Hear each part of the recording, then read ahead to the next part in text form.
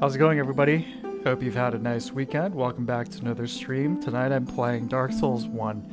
And it's been a long time since I played Dark Souls 1. By a long time, I mean probably about 6 months to a year, which might be the longest stretch for me in a long time. Played this one a lot, and it's the only one I haven't streamed yet, so I'm going to play it. Let's do it. Not really any particular rules of mine for this, other than just enjoying the game, having fun, you know. We'll see if I inadvertently make it a permadeath run, but it's not really what I'm aiming for. We'll see how this goes. Hey Troop, how's it going? We'll watch the intro. In the age of ancients, It's been a while. the world was unformed, shrouded by fog. A land of grey crags, arch trees, and everlasting dragons. The world as we left it at the end of that Demon Souls run. But then there was fire. And with fire came disparity. It's probably my favorite out of all the intros of the games. And cold, life and death. Demon Souls 1 is really good. It's very Of course. foreboding, but Light this is and dark. really great at capturing the game's themes and really cool imagery, cinematography. Hey Simon, how you Then doing? From the dark, they came and found the souls of lords within the flame. Let's transition the music. Oh yeah. No, Troop, I haven't been keeping up with any of these game streams at all. The first of the dead. I've seen some stuff courtesy of you guys and other people like, hey, check this out, but I haven't been checking The witch any about of myself. Izalith and her daughters of chaos. Gwyn, the Lord of Sunlight, and his faithful knights. Oh, they showed Starfield. Interesting. Although apparently not. Furtive pygmy, so easily forgotten. Can't say I'm surprised. What are you? Casual? With the strength of lords. Congrats to your deathless run. Hey, thanks a lot. That was what a rush. That was a really great experience. Gwyn's mighty bullets peeled apart western scales. Witches weaved great firestorms. Nito unleashed a miasma of death and disease. And Seath the Scaleless betrayed his own, and the dragons were no more.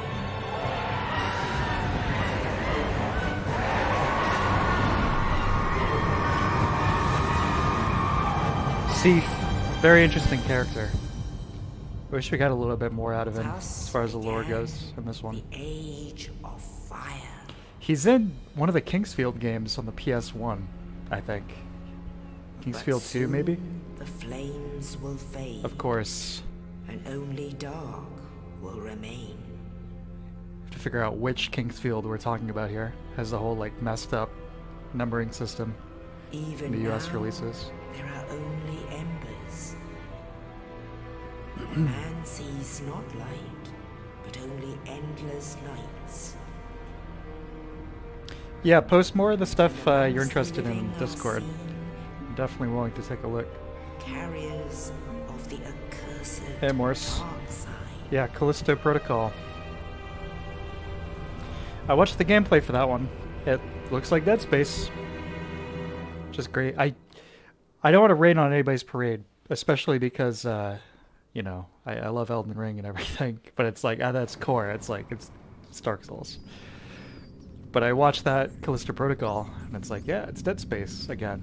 I have to say it looks a lot better, indeed. but that's The fine. dark sign brands the undead. I'm growing increasingly jaded in my my gaming 30s.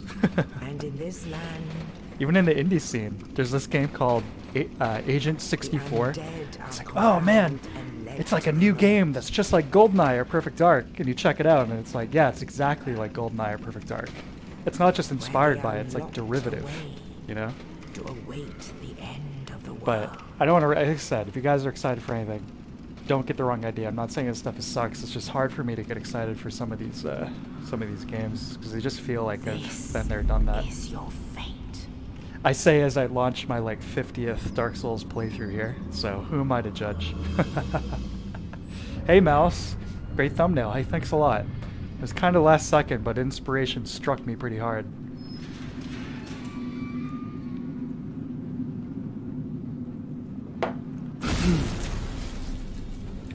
So, version of the game we're playing here is Prepare to Die Edition, PC, the first PC release, of course, with DS Fix, also with the texture pack. It's on the Nexus, very faithful texture pack, as well as some other mods here, like the lettering, which is natively like this gross 720p.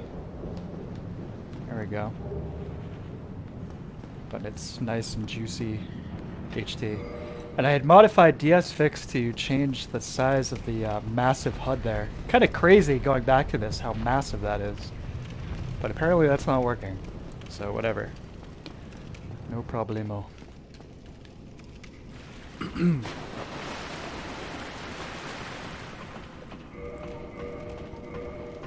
It's all set.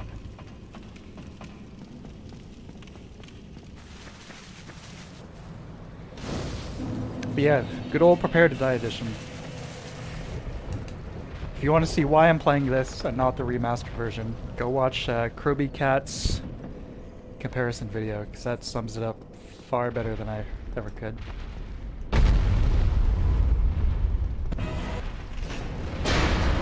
But this is still a great looking game. Like I mentioned the texture pack, but even without that, it still has that nice high contrast shadowy look that I like so much with Demon's Souls.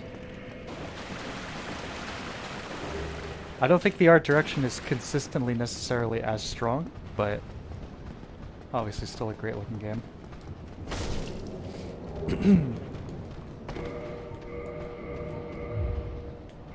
Plank. Straight out of Bloodborne. I forgot what I was gonna say. Okay. In terms of hours into the games, this is probably my second out of this series. It probably would go Dark Souls 3, this, and then Demon's Souls for a sheer amount of hours.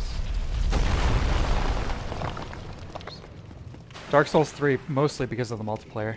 Oh, you. You're no hollow. Thank goodness. I'm done for, I'm afraid. I'll die soon. You ball that sausage, man. You gotta start as deprived. I think that's such a necessity. It makes it so much more fun to find armor and stuff when you're not already starting out in, you know, the super dripped out night set or whatever. Regrettably, I have failed in my mission. But perhaps you can keep the torch lit. There is an old saying in my family. Monsters will Thou who art evolve. undead art chosen. In thine exodus from the undead asylum, maketh pilgrimage to the land of ancient lords. When thou ringeth the bell of awakening, the fate of the undead thou shalt know. Yeah, that font Well, looks now you nice and know. clean. And I can die with hope in my heart. Oh, one more thing. I love the way he delivers this Here, next line. take this. An Estus flask. An undead favorite. Estus Flask. Oh, and this. Now I must bid farewell. I would hate to harm you after death. So go now. And thank you. Elden Ring gave me the same feeling as playing Dark Souls for the first time. That's great. I didn't quite get there for me just because the sheer amount of insane hours I put into these games, but close. Different feelings though. I guess I mentioned that review video, more like old school Zelda type vibes, which is good. What was I gonna say? Oh yeah, I wanted to remark on this composition here, walking in. It's really, really neat. So similar to how we saw him in that intro cutscene there, our savior from above, you know, kind of silhouetted in light. Here we go again. Kind of a similar scene, but now he's the beaten down one. But it's cool. It's a really nice framing there. And it's presented to you in gameplay, not a cutscene. Imagine that. That's a beautiful visual. Now I must bid farewell. I would hate to harm you after death. So go now, and thank you. Gotta earn that drip. Yeah, it's not quite the same because I know where pretty much everything is at this point, but you know, it does feel satisfying. Any new game these guys make, that's gonna be my MO. That's how I played my first character with Elden Ring, and highly recommended. Finding the first set of actual nice armor, not like rotting chainmail, but the Caden set, the one with like the nice. It almost looks like the Faram set from Dark Souls 2, but it's the kind of like navy bluish, like with the emblem and the fur on the shoulders. Really beautiful. Anyway, okay. So because we are playing Prepare to Die Edition, we have to mess about with the frame rate for certain moments. Like this. So we can actually make this drop here on the Asylum Demon. There we go. I'll take it back to 60. Thank you very much.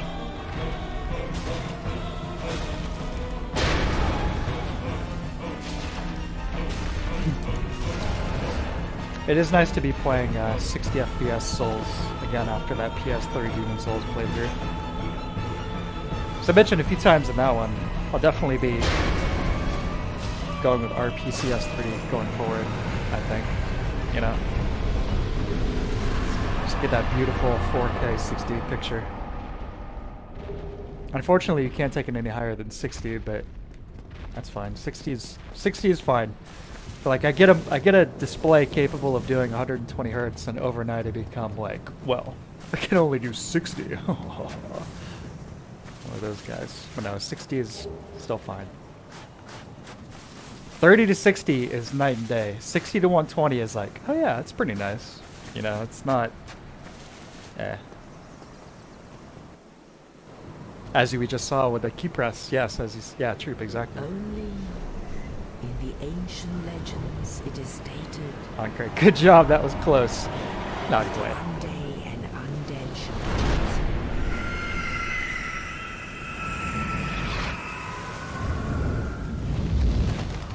to leave the undead asylum in pilgrimage. The mountain range here, I should have taken a longer look. To the land of the ancient That's really lords. beautiful. Lordran. The premise for this game is wonderful. It's obviously a bit more high fantasy than Demon Souls, but there's just something about DS1 that has this essence.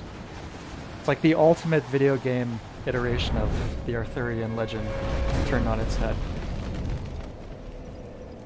Obviously, some stuff like Ocarina of Time and whatnot captures that too, but the way this game handles it is very beautiful.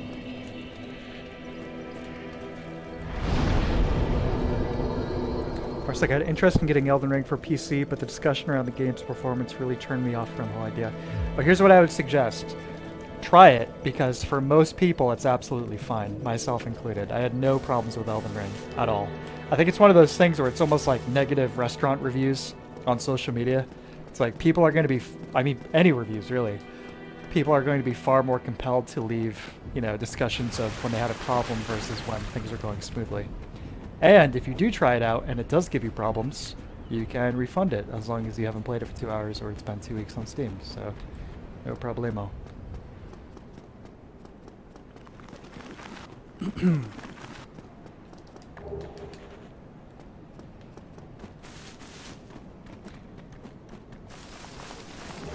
I will say another thing about this TV, and this is the last thing I'll say about it in this stream anyway, this LG C1.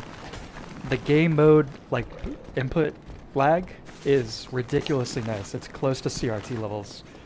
It's like 3 milliseconds, I believe. Which, compared to my last TV, in game mode, was 12. So you can imagine how happy I am with this. It feels so nice. So clutch, so responsive.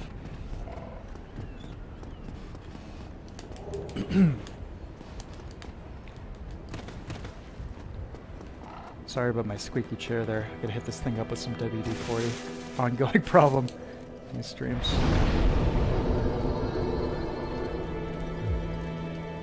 Simon played original DS1 Prepare to Die edition on launch without the unofficial patches on mouse and keyboard while having 24/7 mouse cursor on my screen. Oh my god. Well, it speaks to how quality the game is that you would put up with all that. That's insane. Let's go human. So we can see those fun buns instead of these beef jerky buns. So here's a bug that never got fixed with DS Fix. See how when you sit down and you're going to reverse hollowing, you need to wait for that screen effect to completely display before you do this. Otherwise, the game will glitch out and you won't be able to exit the menu. This menu won't come back up and you'll just be stuck sitting at the bonfire, so you need to Alt F4 to get out of here. Alright. What is the... Yeah, we're gonna take this piece of crap off our back. Actually, so we can still parry with it, I think, so... Yeah, we'll use it for something, maybe. Menu at the Elden Ring restaurant. It's gotta be something to do with fingers. That's like 75% of that game's MO.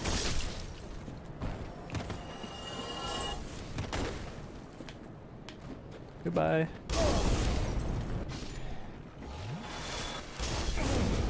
So the club, pretty decent weapon in this game.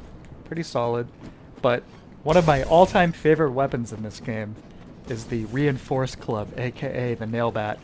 It is so good in Dark Souls 1. It is ridiculous. Not only is it amazing to be beating up all of these like ancient gods and whatnot with, you know, a spiked bat, you know, Louisville Slugger style, but it's legitimately a very good weapon. I'm saying with all these like hammer type things, if you miss, you have some of those recovery frames which suck, but if you're a real Dark Souls pro, you're not going to be missing anyway though, so don't worry about it. Plus having the dedicated jump on R2 without having to do up an R2 and hoping that the game actually recognizes it as a jump attack is very handy. But great for low level runs and builds with low levels of physical stat investment, you know, low strength or dexterity. Perfect. Basically, every time they released a new version of this game over the last decade, I picked it up, and I would do a faith build, and that faith build would use the Reinforced Club. Because the stat requirements are so low, the weight is so low, it's so good.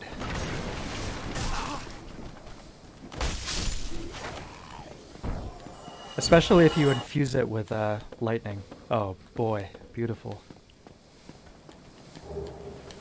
Who knows, maybe we'll use that.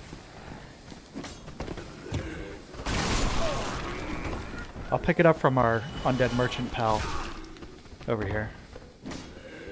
We'll give it a shot.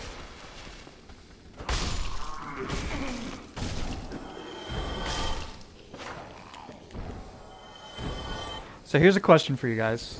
What is your favorite implementation of healing as far as the item usage healing in any of these games? Demon Souls, you can kind of make it easy mode with the grass, just like farm it. Or, you know, if you're a dirty cheater, use the dupe glitch. With this game, it's kind of almost like a modular difficulty setting, because, you know, you've got your base 5, but then, that was janky. You've got your base 5, but if you kindle the bonfires, obviously, you can, you know, multiply.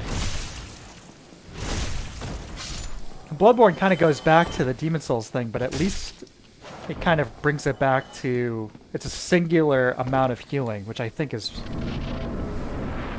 probably better than the Demon Souls system. Dark Souls 2 and 3, it's kind of strange because it's like you're simultaneously increasing your amount of heals and the strength of heals as you play through it. So it's kind of like sticking with, whoops, I don't know. You're just like keeping up with the difficulty, basically.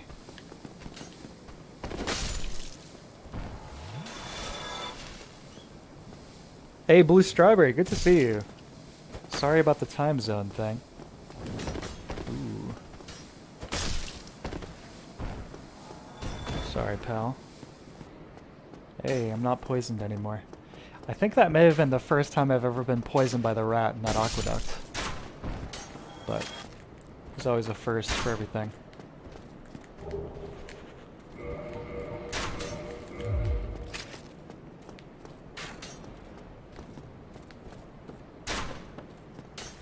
Dark Souls 1, best system.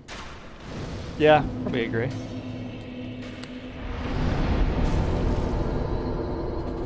Bloodborne's the only one that makes you a vampire. That's true.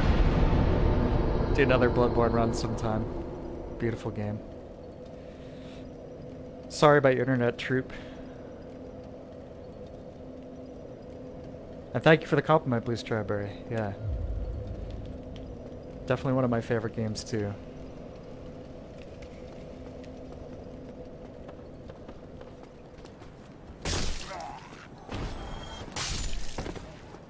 I've played this... I've played basically everything up till Andre. I mean, I've played multiple complete playthroughs, but the stretch from like starting all the way up to Andre might be my most played stretch in any game ever. It's so well paced. This intro section is so good.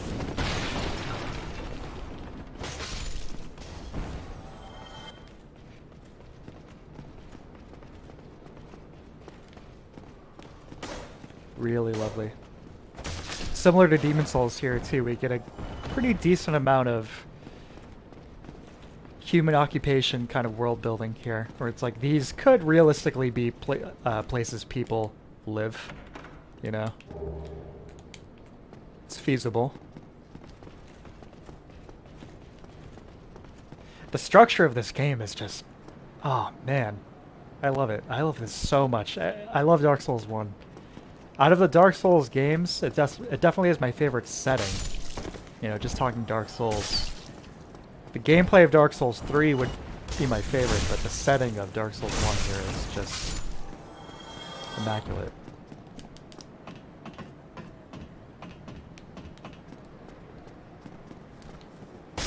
The atmosphere is so good. So rich. Let me kill these guys. We'll take a look around for a sec. We'll do some rubbernecking.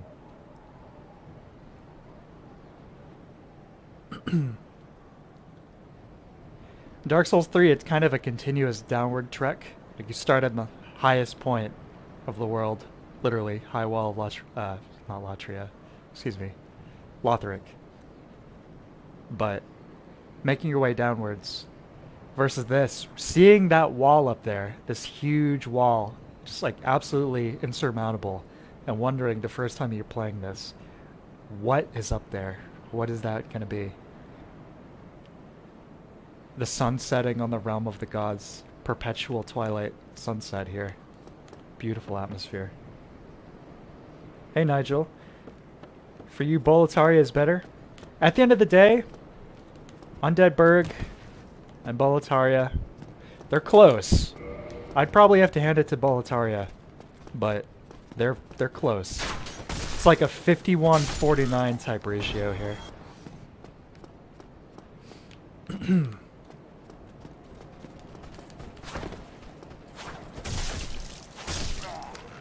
Oh, we need to go talk to the merchant. I forgot about that.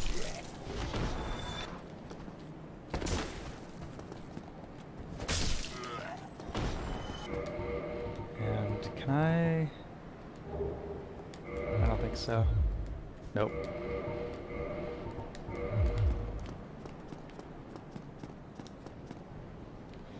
First half of Dark Souls 1, 10 out of 10. Yeah. I agree. I think it's pretty consistent opinion that the second half isn't quite as tight, but I don't think it's bad. You know, I usually do it in Orlando, And then Lost Izalith to get that out of the way. Then maybe Catacombs or Archives. New London runs. Well now, you seem to have your wits about you. Hmm? Then you are a welcome customer. I trade for soul. I usually save Painted World and the DLC stuff for last because I feel like that's among the best quality. Let's see. Yeah, we'll buy our old pal, the Reinforced Club, for a measly 350 souls. Beautiful. Also the best shield in the game, just in terms of overall value. Thank you kindly.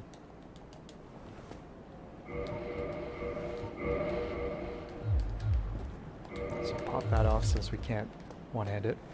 You've gone mad, have you? Why me? Little... Dark Souls 1 Julia? reminds me of Symphony of the Night. Yeah, I can see that. Absolutely. Actually, all the first levels are great. Central Yarnum is fantastic too. Yeah, the second half of Dark Souls 1, it's not, I definitely don't think it's bad, you know. I'm still like, yeah, this is a fantastic game. I think, in terms of interesting level design and detail in the environments, it definitely slips a little bit, but I love the Catacombs and the Tomb of the Giants. That's really awesome. Archives is pretty cool.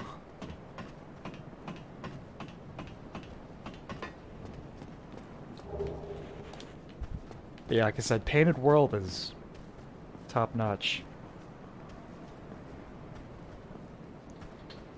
Alright, here we go with the frame rate again. Toggle that to make this jump. And go. You know, usually for some reason I have to like go ham on my toggle key there for it to actually apply a bit. It's been running pretty smoothly here, thankfully.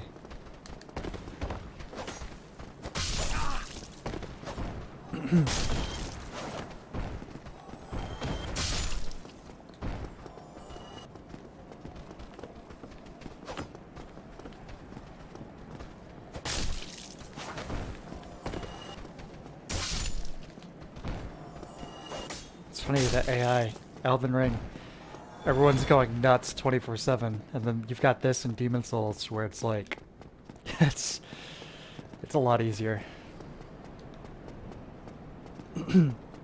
Find it hard to get invested in Dark Souls, huh, Troop?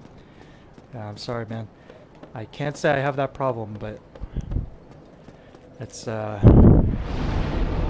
feel you. Let's see. Sure, let's pump some vitality. Well, so why is every enemy so big in more recent releases? I think that's primarily a gameplay thing, to give them greater visibility while you're fighting them and you're locked on. It's like with these guys, your character model can possibly be crowding them a bit, so it's kind of hard to see what's happening. Then the Dark Souls 3 and the newer stuff, they're taller and they're more visible. It's almost like Punch-Out, you know, Little Mac versus everybody in that game. You know, he's like 4 feet tall, everyone else is like 7.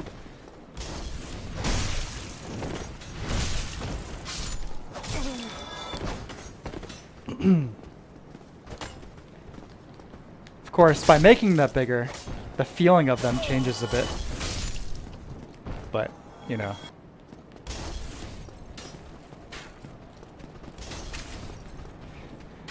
Not the katana, I just wanted the resonance key. Plus, I think it's funny to kill that guy. That's really all there is to it.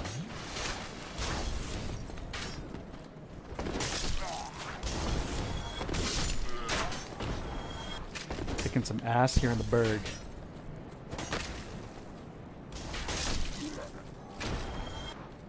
Say more. So what was wrong with the military meme? I don't like jokes about killing people. Real life people. That's all. I don't think that's funny. Something, but the enemies have more range to hit, right? I'm not sure. I think it's probably pretty close.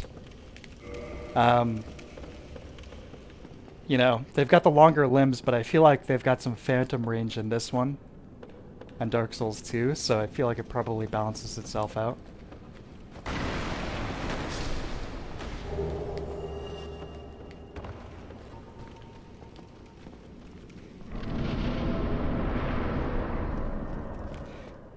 Now, unlike the Asylum Demon earlier, I don't think it's possible to actually see the Tourist Demon chilling on that balcony up there before you approach. Although we can take another look here in a second, make sure of that. Also, here's a big texture problem that has never been fixed. Not even Dark Souls Remastered. You see that big seam there? Come on, guys. Come on, Miyazaki.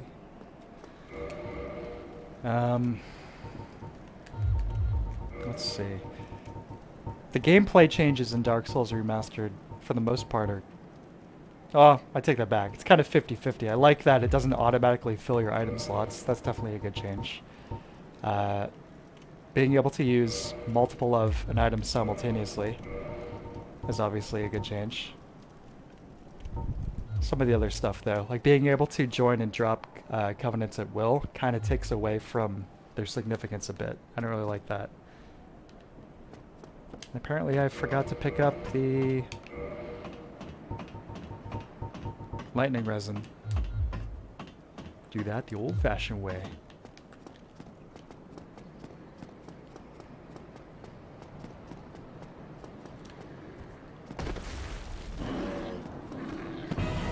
Oh, I forgot to look. Take a close look. I'm pretty sure you can't see him. I'd be willing to bet. 99% sure you can't actually see him. Frame rate. There we go.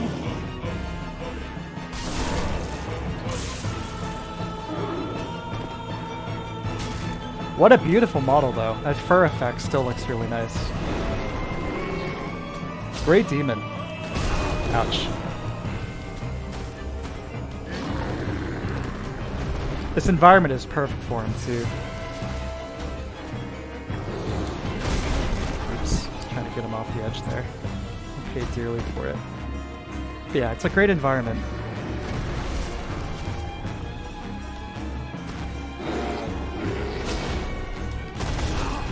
I'm getting squashed by this guy. Alright. I can't lose the Taurus Demon. Maybe it would be appropriate for a casual playthrough, but can't be having that.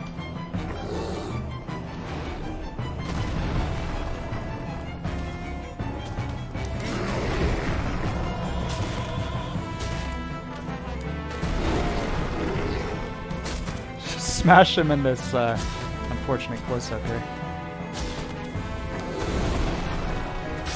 There you go.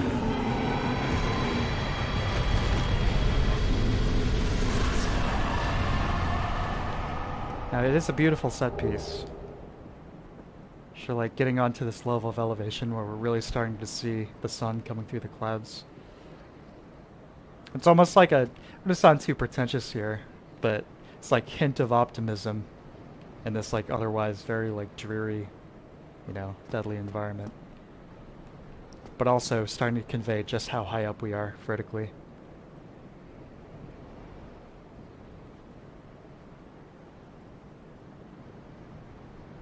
Really beautiful.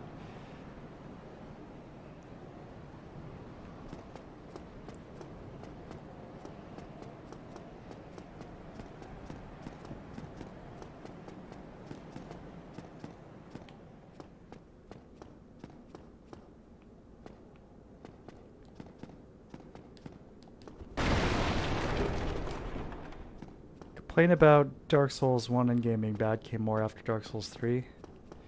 I don't know. I seem to recall people complaining about Lost Hyzalith at least prior to that. The lighting, I would say, overall is worse in the remaster. I would suggest definitely checking out that Croby Cat video. I mean, even poor Solaire here, like his help, it's a combination of the lighting and then some strange decisions made with some of the textures, specifically the armor textures, where they're like completely blown out. They lose a lot of detail. Like they just took them into Photoshop and cranked the contrast to max and called it a day. The textures you can restore with a mod on the Nexus, which literally it's just taking the textures from this version and popping them back in remastered, but the lighting you can't fix.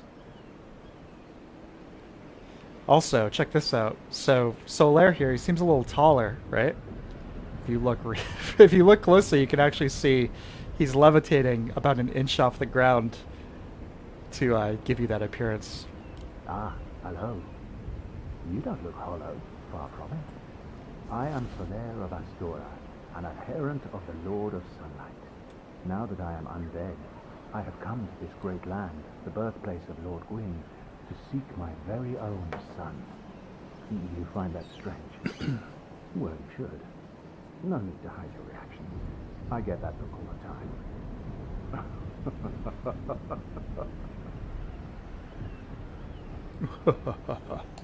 Oh, aha. So I didn't scare you. The best I have NPC. a proposition, if you have a moment. It's a nice touch too that his voiceover is EQ'd a bit. You know, like he sounds like he's talking to the inside of a helmet. The way I see it, our fates appear to be intertwined. In a land brimming with hollows, could that really be mere chance? Look at these lats. So what do you say? My God, Dark Souls 1 guy is ripped. Lonely journey. This is the default body. I didn't even give him the upper, you know, top heavy or whatever. Like the Arnold build. He's just naturally this huge. Look at that. He's in the Undead Asylum, just doing flies all day. This pleases me greatly. Well then, take this. We are amidst strange beings in a strange land. The flow of time itself is convoluted, with heroes centuries old phasing in and out. The very fabric wavers, and relations shift and obscure. There's no telling how much longer your world and mine will remain in contact. But use this to summon one another as spirits, cross the gaps between the worlds, and engage in jolly cooperation. Of course, we are not the only ones engaged in this, but I am a warrior of the sun. Spot my summon signature easily by its brilliant aura. If you miss it, you must be blind. Good one, Solaire. It's even more funny we beat this one guy in Sense Fortress. yes, exactly. Oh, crap. Okay, as long as I don't click outside of the game, it won't mess up the focus. I can scroll back up in the chat here. Hey, Timothy.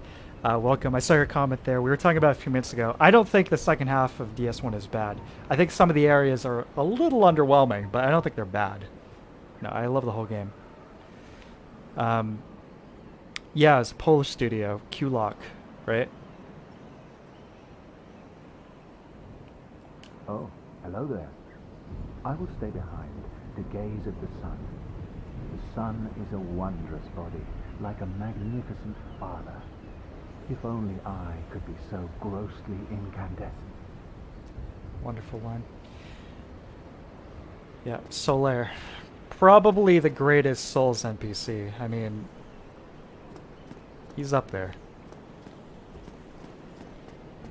Yes, this does have Priscilla. Our old pal the dragon is back, although he's a complete joke compared to what he was in Demon Souls. Not that I mind. Given how insane that last run was. I can't believe I got hit by that blue dragon twice at the end of Boletaria there. Boletaria Palace. That was sketch. That was insanely scary. Twice! And both times it only was like half my life bar. Probably would have been killed had I not been pumping vitality, but I mean that was pretty hairy.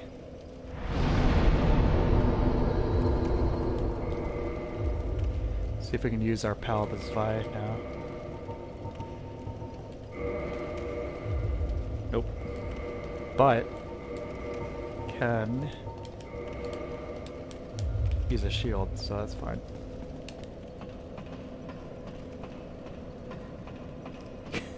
You guys going on about your favorite waifus, huh? Let's try getting a real job. Some of the weird pop in here too. Let's see. The weird barrels. Never mind. Grab the claymore.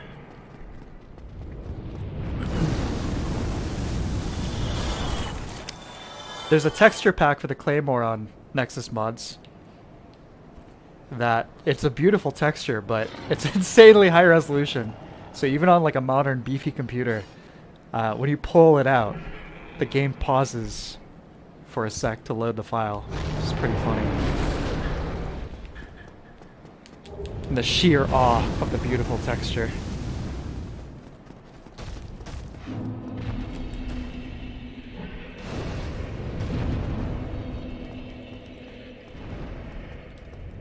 But the remaster, it added the grass moving in the wind, so that was worth it, right? Maiden in Black will always be the cutest for me, Bonfire Chen. Oh my god, you guys. Yeah, I mean, I definitely prefer being able to level up at any bonfire, but in terms of the home-based ladies, Maiden in Black is definitely number one. Followed by the Dark Souls 3 Firekeeper. She's good.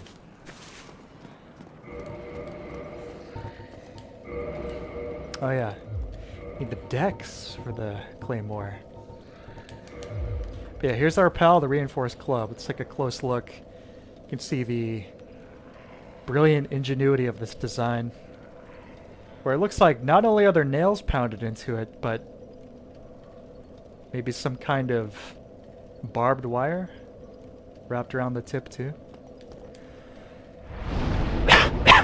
Excuse me. Also, by the way, I first played this when I was like 11 or something. I believe this was the first RPG I ever played, so getting as far as the dragon was like the best thing to me. Well, congratulations, because I first played this when I was 21, and getting to the dragon was the next best thing to me.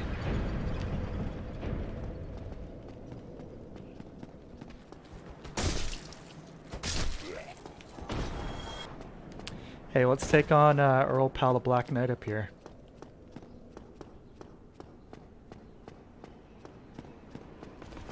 And in Black voice acting. I'd really like to know the story behind getting that voice actress. You know, she's... I don't know where... She sounds maybe, you know, former Eastern Bloc or whatever. But why, you know, why her? Was that specifically something they had in mind for the Maiden in Black? Or was it just that, you know, she was one of the people that came in and auditioned and... like, oh yeah, this is great. Because obviously she is. It's iconic. Oh god. Should probably focus.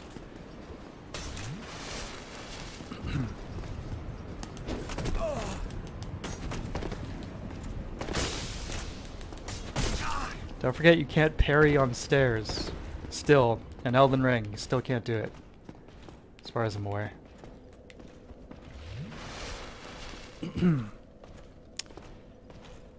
And then, of course, they brought her back for Bloodborne. Basically the same role. Obviously a different character, but kind of the same thing. Her performance is basically the same thing.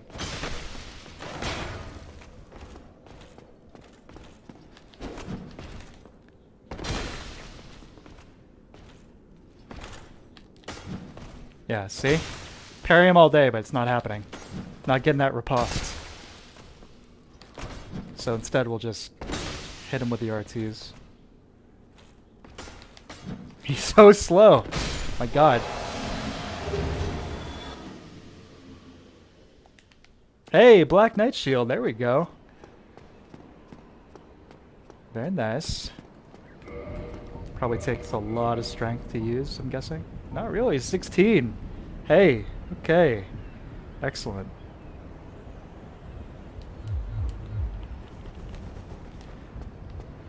Quality shield. This right here is a nice gank spot for invasions. Drop down here. Pwn him with a falling attack.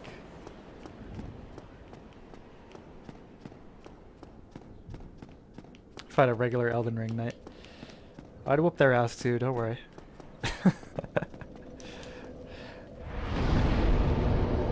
It's like Elden Ring, everyone's breakfast consists of Wheaties and meth.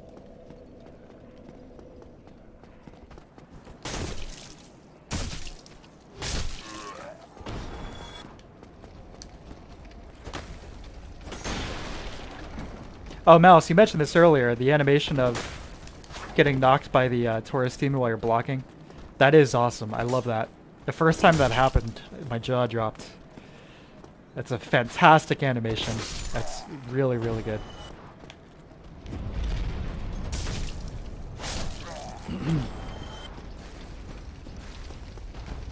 Timothy. Yeah, jump attacks are the secret sauce in Elden Ring. They're kind of OP, honestly. I mean, for most enemies in the game. Just keep hitting them with jumping R2s and you'll smoke 75% of enemies in that game.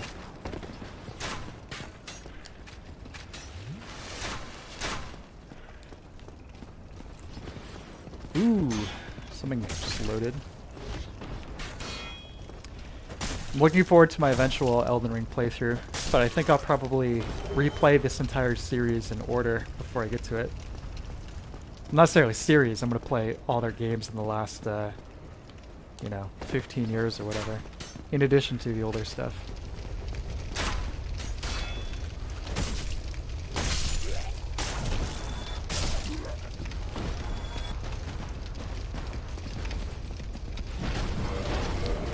Right, the alluring skull. I think what is happening? A very underused item in this game. I don't think most people appreciate the things you can do with it. Like this, for example.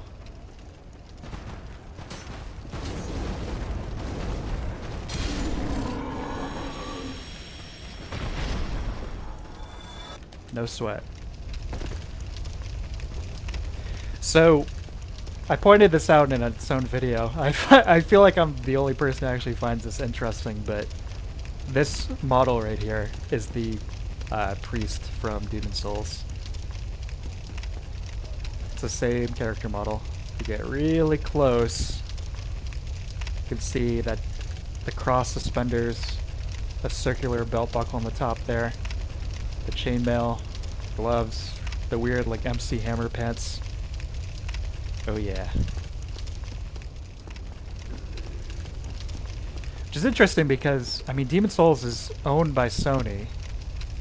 I think I might have mentioned this in the video. It's owned by Sony, but I think that would mean they don't actually have permission to use this character model.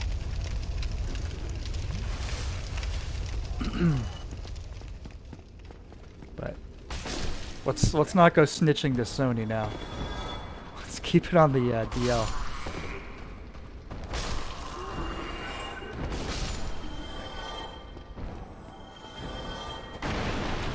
I find the combat in these games very boring. Well, I'm sure you're not alone, but I don't think you're in the majority there. But it's all good. I mean, I love them. I love the pacing of all of them. I love the slower, more methodical combat of the older games. I love the more frantic stuff from Bloodborne forward. I love it all.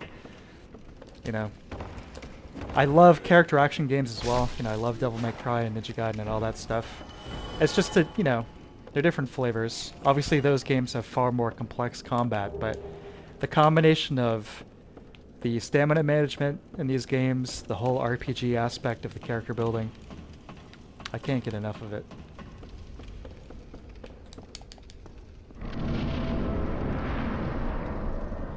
Yeah, Priest Blue Mine.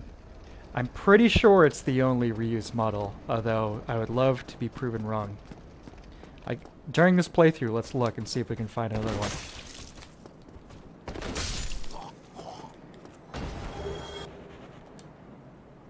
From also used some assets from Halo 3. And Demon Souls? What assets did they use from Halo 3? I mean, this would be like breaking news. This would be a big story in the Souls community. Or maybe I'm just like out of the loop. Yeah, what did they use from Halo 3?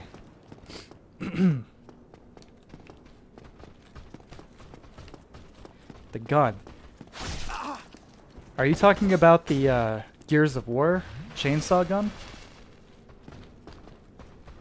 So yeah, that's in the files for Demon Souls. I don't know why. I know about that.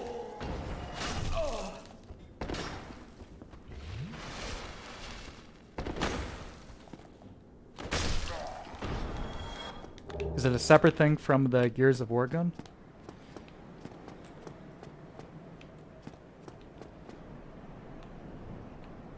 I always like this little walkway here. This might be one of the few moments in the series where you can actually hear birds. I guess outside of Elden Ring. But as far as the Souls games go, nice little touch. But life goes on. Nice little chirps there in the distance.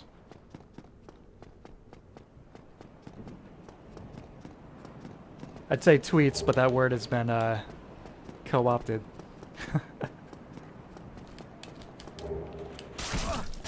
Ooh, he's looking at the chat. You got the best of me, pal. Gonna make that mistake twice. But I got really tired of the dodge, punish combat in ER. Replayed ES1, enjoy it greatly. It's definitely a very different approach to the combat. Travox, show me the parry. You missed me when I parried the Black Knight like 8 times in a row earlier, killing the Black Knight over there in that stairway. Yeah, the Heineken texture in Dark Souls 2. That's a funny one. Yeah, there's really no justification for that. That's somebody just like saying, hey, nobody's gonna see this anyway. You missed it. Well, I'll show you some more parrying. Here you go.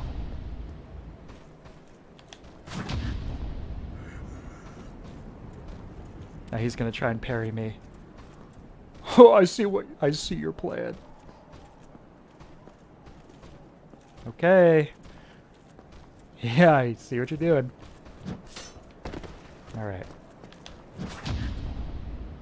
Had enough yet? Just go home.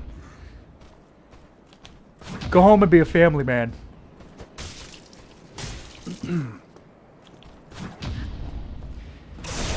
There you go.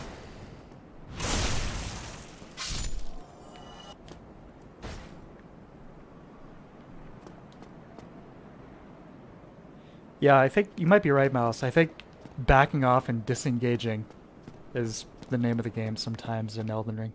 I think that's what they're looking for. Probably the same guy who made that I Want Much Money. Yeah, maybe. Guy's just like totally jaded and fed up at From Software. He's got connections to the guy who owns the company or something, so he can't get fired. Heineken Covenant. I joined that one.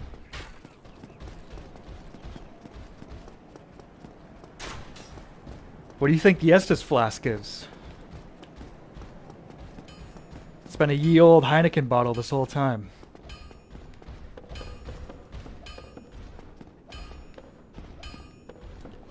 I remember like, wow, God, it was quite a few years ago now. Living in an apartment with several other people. I was playing this and I was, you know, sitting here at the bonfire checking my phone or whatever. A friend of mine, a roommate of mine, had a friend over. And they were just like talking in the kitchen, you know, making small talk. And there was this long pause. And then his friend was like, sounds like somebody's doing some smithing.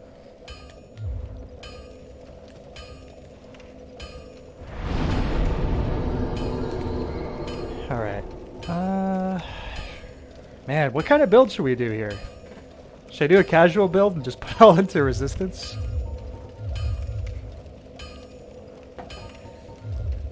It's useful for Blighttown, I think, right? Does that actually affect? Yeah, poison resist. Yeah, there it is, right over there. All right.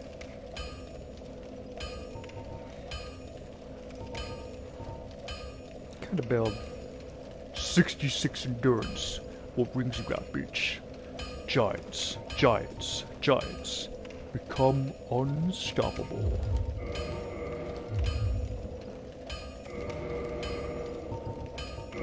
Yeah, let's become unstoppable. Let's do it.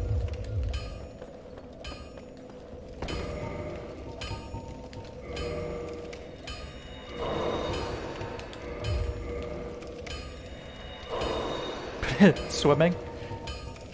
Remember to uninvest in the pistol stat, because the game gives it to you as a freebie anyway.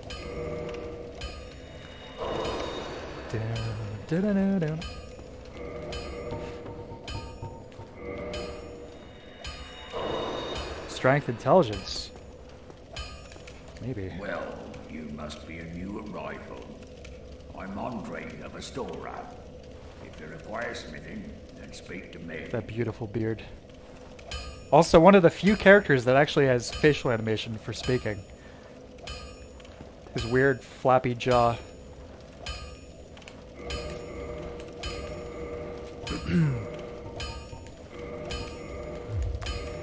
Let's pump some souls, grab some Titanite, and crush some stuff with this Vihunda. Yeah, like I mentioned earlier, being able to use multiple of an item is definitely convenient. Great Club plus 15. You know, I've never done a Great Club build in Dark Souls 1. Dark Souls 2, yes. Not Dark Souls 1.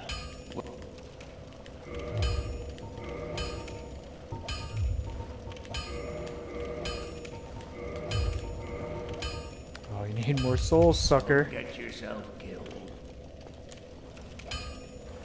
Yeah, he's just working on that S-stock forever.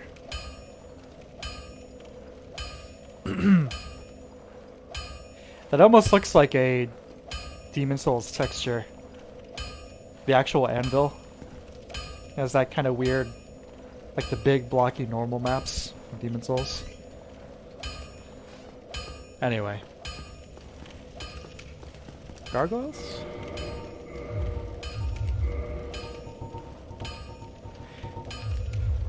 Leave it up to you guys. What should I do next? Gargoyles or head into the woods for some woodsy action?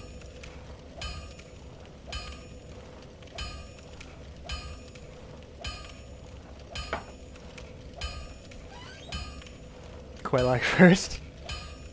Could do that. Probably already know, but Andre is supposed to be more important. Oh, I sure do. But it's a cool bit of trivia.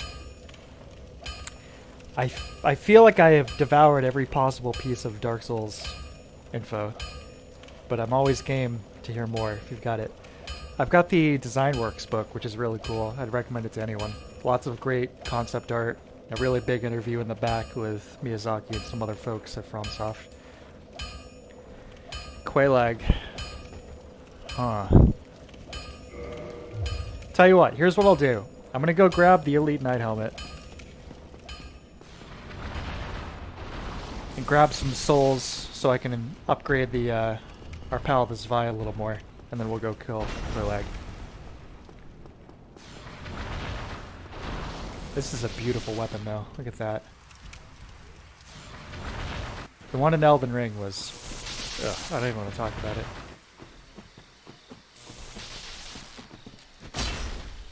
Yeah. Oh, this Vi.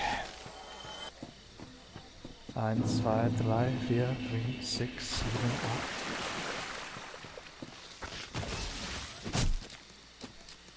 8. Also, by poning these guys, you can grab some, whatever the poison antidote item is. Blossom something. Should be helpful down in Blight Town.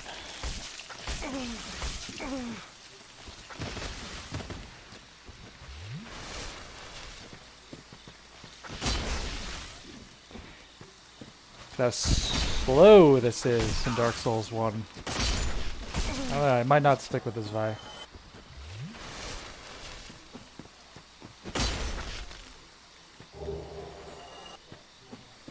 I find myself becoming more and more partial to the speedy weapons in these games.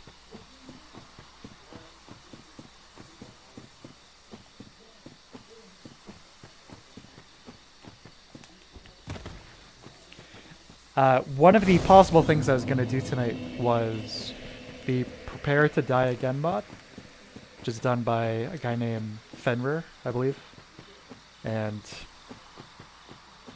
That's a great mod. If you're looking for a big shake-up of the gameplay, story progression, and stuff, it's really good. It's very faithful to the original game. Whoa!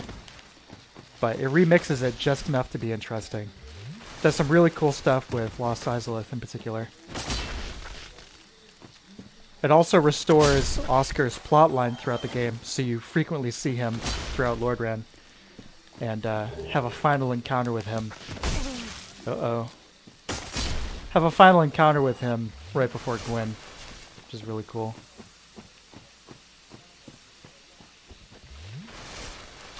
I actually contributed a little bit to the newest version of the mod. I did some item descriptions for it. So, all the same, I'd recommend it, not just because I did that. Yeah, let's take out the butterfly while we're down here, actually. Let's do it. I don't want to quit out to the title screen to de-aggro anything, because I feel like that's cheating, but maybe just hang up at the top here and see if I can de-aggro the big stone boys. Sun Purda again is real good, better than Daughters of Ashes. I agree, 100%.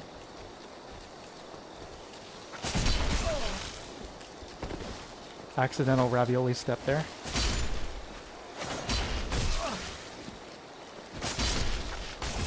Uh-oh.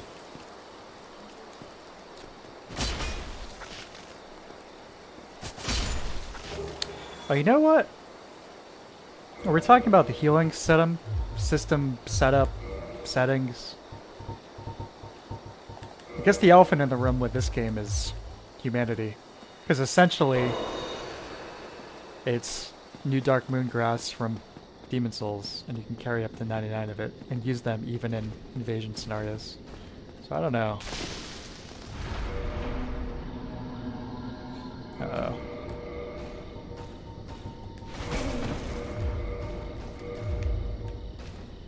Uh-oh. Whoops. Shield.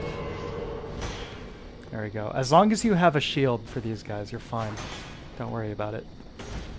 We just gotta let Beatrice here pwn him. There we go.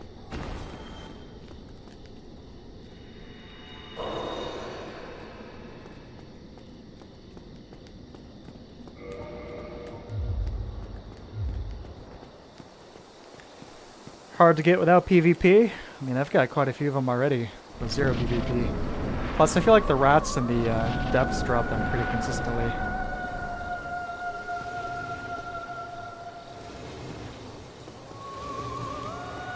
For melee build, you really gotta bring Beatrice out here, unless you want to spend all day fighting this big butterfly.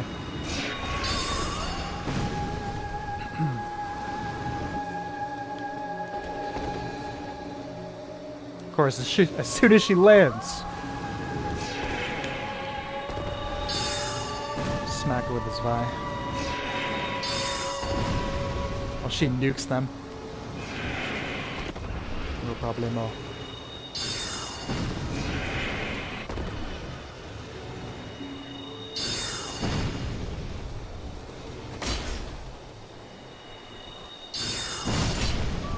Later. Best boss in the game. I definitely like the presentation and the music. It's a shame it's so easy, but very cool atmosphere. I didn't point it out, but you can see it sitting up on the balcony there as they're coming up the stairs, just sitting and waiting. Always summon Beatrice too, pretty much the only NPC I summon. She is very, very good. It basically comes down to her and Tarkus for MVP summons. Solaire, he doesn't really help you too much in Ornstein and Smo. Maybe for drawing aggro, but he's not really doing too much damage, I think, to justify it, considering the boost to their health bars. Oh yeah, let's just use a bone. Oh wait, I haven't grabbed. I did grab the armor. Sorry, I'm so scatterbrained right now. There we go. That's the look, although we're still fat rolling. Yeah, let's use that. Yeah, Beatrice trashes the Moonlight Butterfly. Tarkus destroys the Iron Golem, like comically.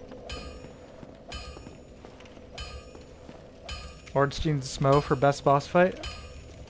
Maybe. Maybe.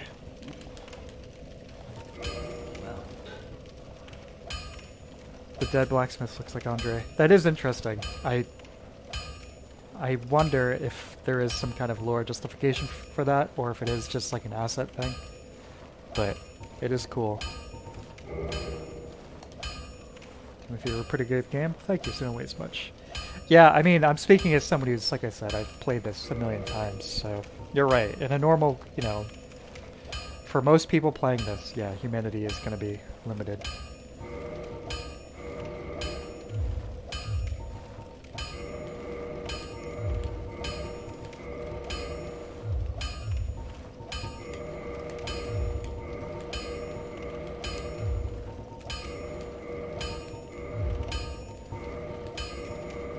There we go. +5's Vi. Like the set boss fight? Do you mean Sif, the big wolf? Because that's definitely a highlight too. The 3 kings. Actually, it's 4 kings. Although, actually, technically it's 5 kings. They're called the 4 kings, but you usually fight 5 kings, funnily enough. Let's go talk to our pal, Youngin Knight.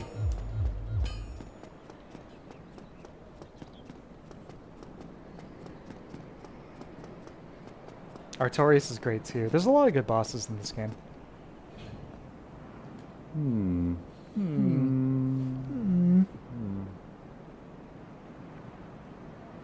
Oh, Seath. Yeah, Seath is cool. Oh, forgive me. I was absorbed in thought. I am Siegmeyer of Katarina.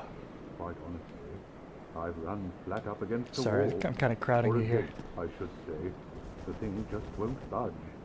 No matter how long I wait. And oh, have I waited. So here I sit, in quite a pickle, weighing my options, so to speak.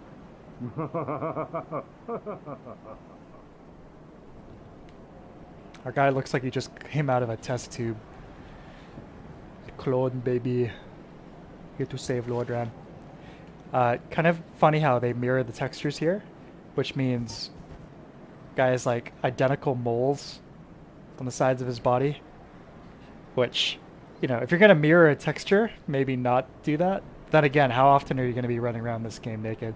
It just goes even more to make the guy look like he came out of a clone chamber or something, you know. Still closed. But these are very, very minor nitpicks. Obviously, I love this game. So I love the little detail here of the river flowing beneath these trees. Nice little touch. This game and Dark Souls 2, out of the Souls games, are really the only ones where you get moments of natural beauty without any kind of apocalyptic vibe, where it's just like, as I mentioned earlier, you've got those birds chirping and everything, these beautiful green trees. So good. Yeah, the 4 kings look incredible. The fact that you don't have any kind of other objects in the scene to judge their distance gives a really awesome effect when they come flying towards you and you're running towards them. It's extremely uncanny. You know, you have no frame of reference for their distance or their size, so it almost looks like they're enlarging on your screen rather than just getting closer. It's a very, very cool effect. Vin Diesel doesn't like how you insult his baby. I live my life quarter hollowing at a time.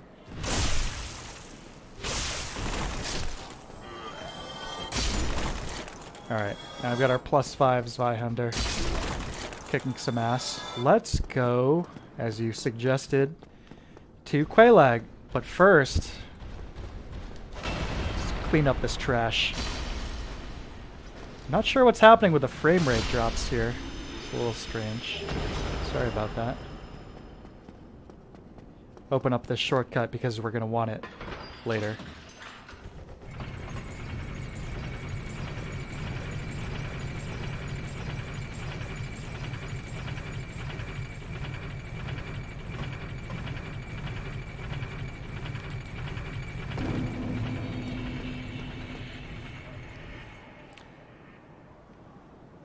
Right. Yeah, we won't get back to the asylum just yet. Let's just enjoy the treasures. Yeah, they do have faces. I wish the Morning Star was a more compelling weapon. I mean, like pretty much everything else in this game, for PvE, it'll take you through it. But the bleed should be quite a bit higher, in my opinion. Too beefy for my computer. Yeah. That's for sure.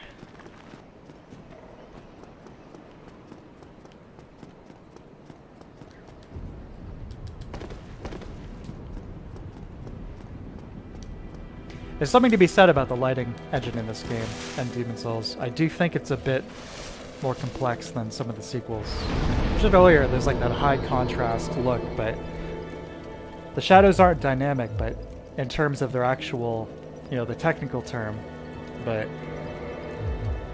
overall I think they're largely more taxing on your average display. And I think going forward with the other games, they decided to invest the resources of the whatever platform we're playing it on into other aspects like higher model complexity and texture resolution versus the post-processing effects.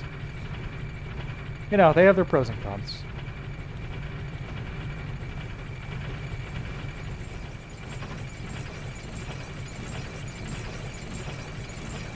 My first playthrough of the game, I had more trouble with Anor Londo archers than any bosses. Never much trouble with Ornstein's Mo. That's the trouble with Taurus, yeah.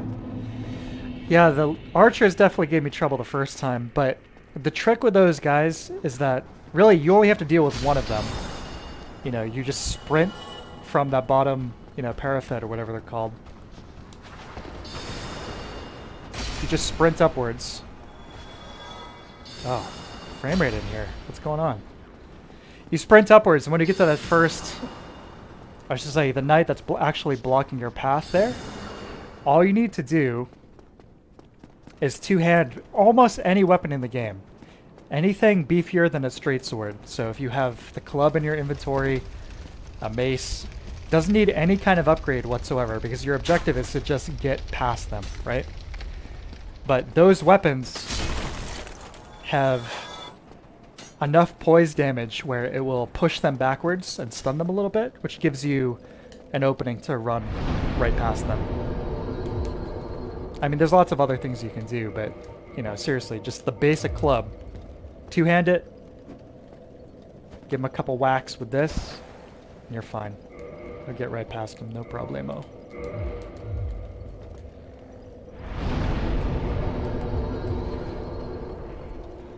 I think next, yeah, probably put some points in endurance.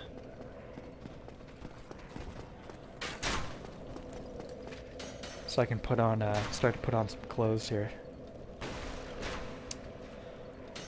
And I'm wondering if I need to game the dragon a little bit, but let's see. See if I can get him to show up here.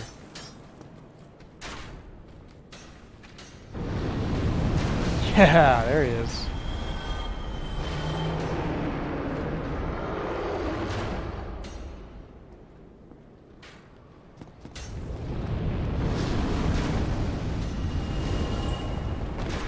Ouch.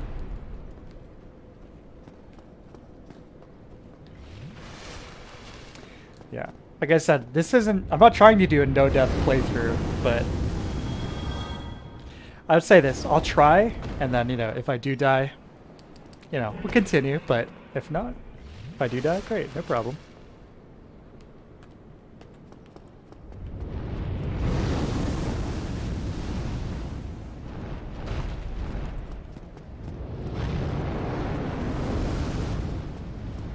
There we go. No sweat. Oh, okay. The flashbacks. Yeah. I feel you, man. I always thought this room was a little strange.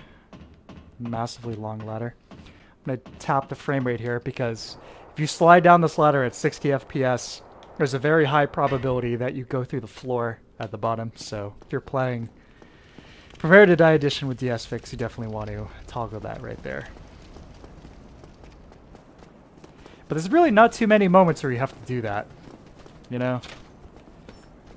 The ladder, if you want to get the headshot on the Asylum Demon and the Taurus Demon.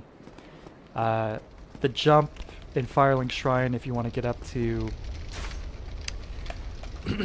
excuse me, if you want to get up to the Asylum teleport. Ooh. Ooh.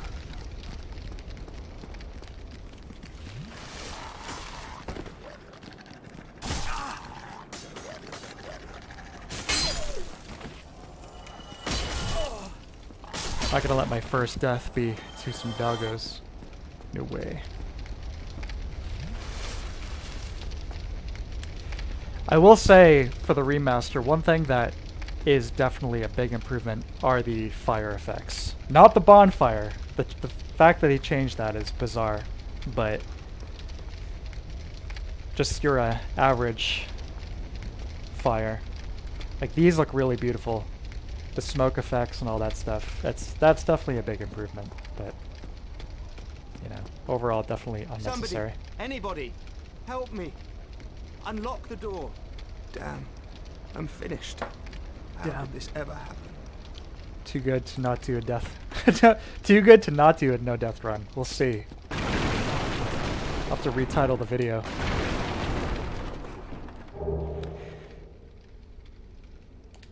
So I believe the implication here is that this guy... Brilliant. You opened the door for me. I'll let him talk. Thank you. I'm saved. I thought I might never escape. I am Griggs of Vinheim, a sorcerer of the school. I am much obliged for your assistance. Thanks to you, I may now resume my travels. I was going to say that Griggs is a phony here. He's not actually from the Vinheim school, given that you find a corpse here with a sorcerer set. Although that begs the question, why does he also have a sorcerer set on? Like, was this guy carrying more than one? You know, 2 sets of laundry, perhaps? Clean set, dirty set? Who knows? Oh, hello. I'm fine. I will rest a while, then return to Firelink Shrine. I have my sorcery, and I will be more cautious next time. Besides, I have an important task at hand. Yeah, the lava, sure. Although, Izalith in the remaster is one of the several areas where the ambient audio doesn't loop correctly. So you've got the nice, you know, ambient audio in the original. And it's supposed to loop every so often and be seamless, but in the remaster there's like a 3-second gap where the audio just goes like silent for a sec.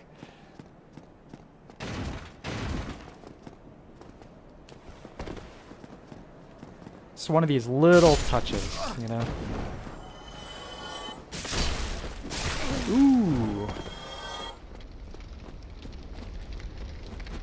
Not today, son.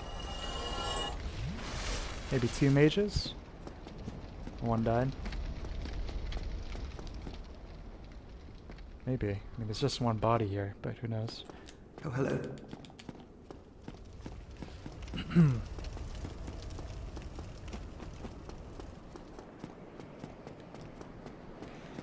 Grab the black leather set down here.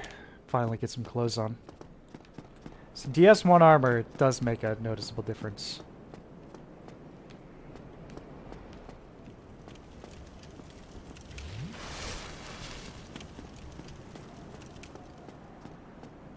And naked is painful.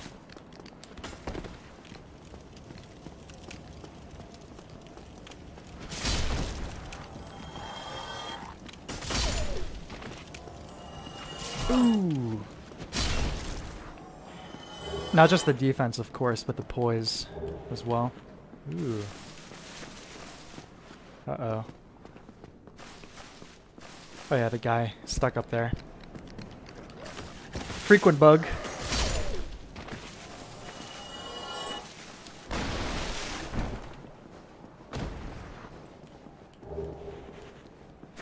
spells in Demon Souls are also better.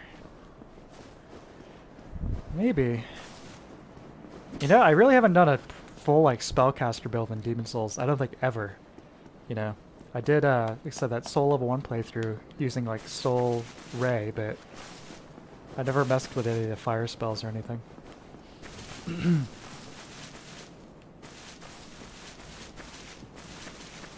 Where is that?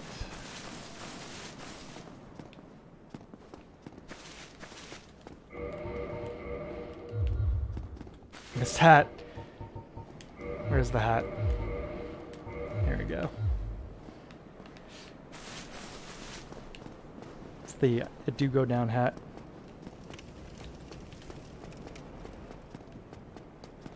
Yeah, where is the black leather set?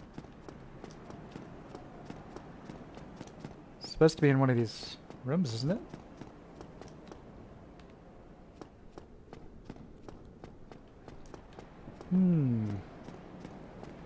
Does armor make a difference in Elden Ring?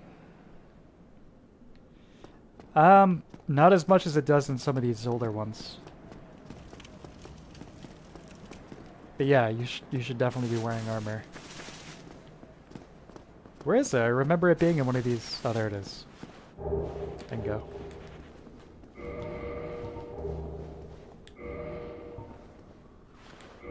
See how much of this we can put on.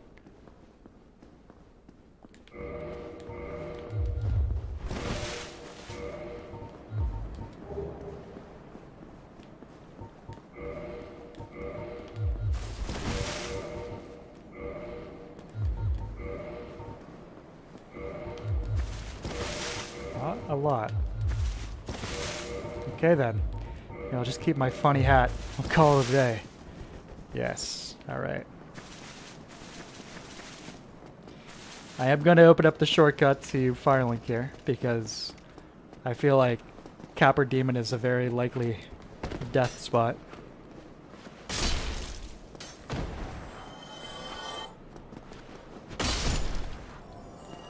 Equip load in DS1. I think, you know, I'm down with the idea of having armor be, you know, heavy and having to, you know, make that choice. Especially considering how OP Poise is in this one. But maybe a little strict. It's one of the changes Prepare to Die Again makes, where it brings up fast roll from 25% to 50% equip load, which I think is pretty reasonable. You still have your senses about you. And why won't you buy some of my Tura, tools? hola, buenas. How you doing, man? Welcome.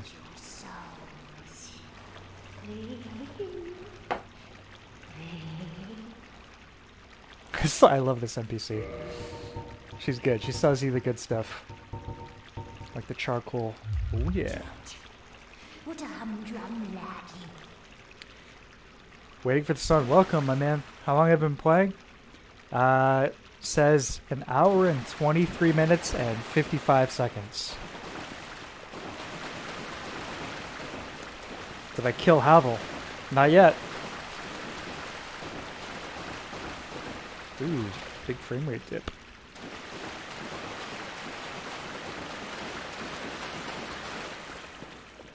Alright, what am I doing? Yeah, let's go take a seat at... Wrong way. Go take a seat at Firelink and then we'll head down into the depths.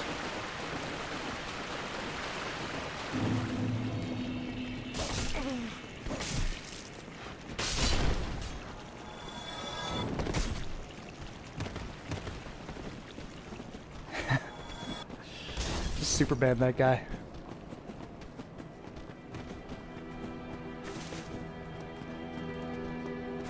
Yeah, thank goodness we're not playing online, right?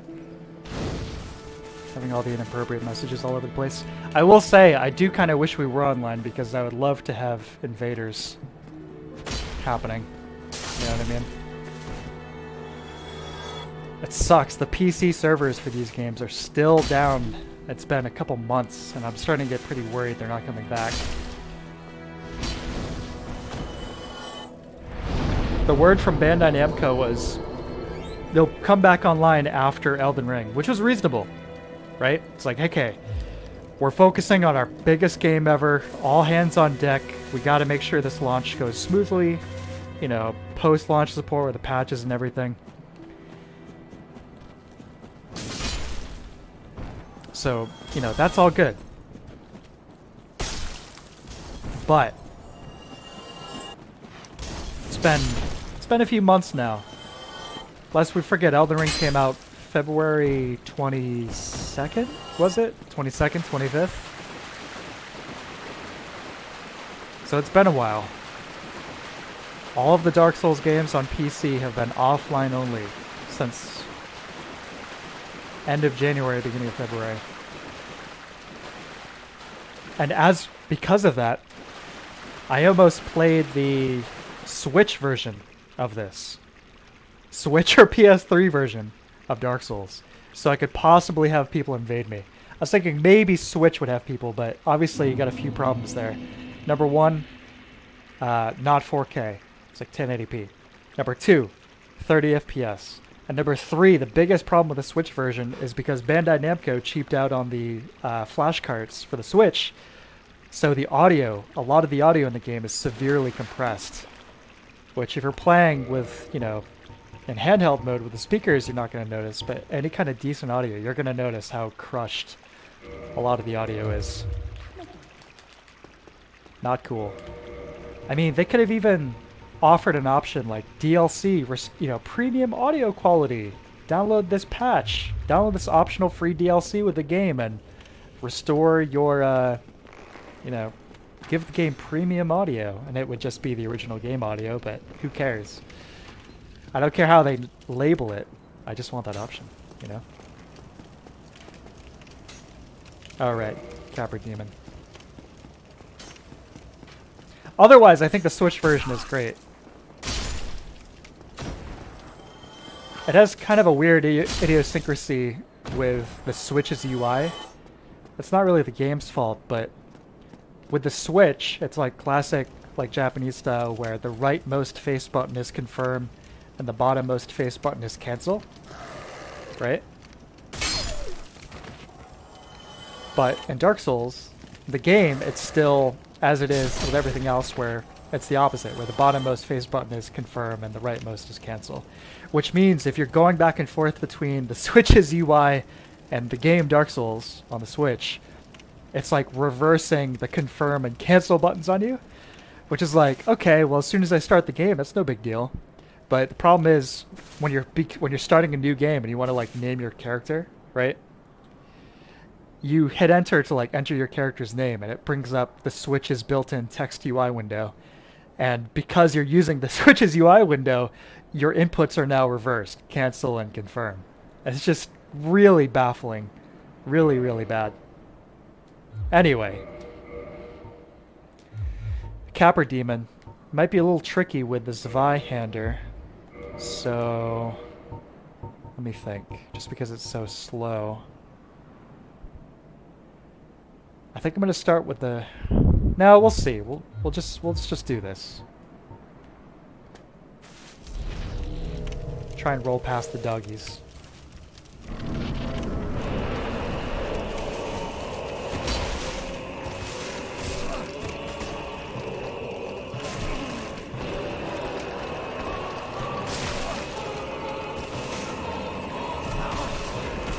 Uh-oh. Oh, yeah.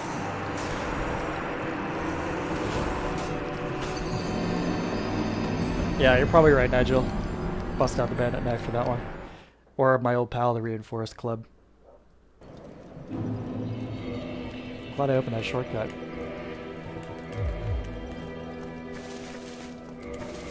Shield and bandit knife? Yeah, we'll try that actually. Oh, I can't because I've got... My guy doesn't know how to use dexterity.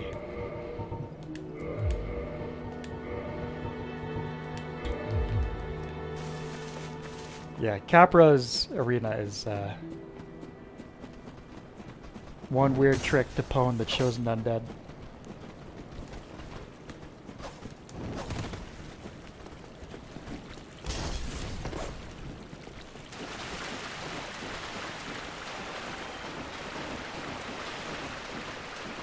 Yoshida, the CEO of Sony itself.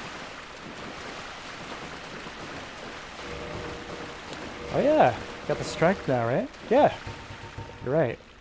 62 stability. Give me some of that. Yeah. And we can light our spike bat on fire.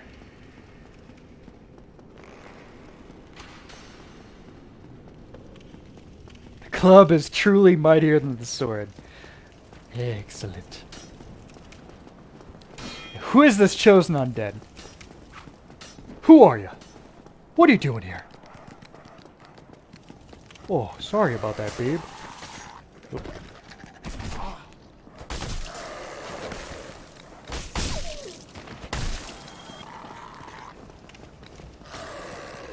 All right.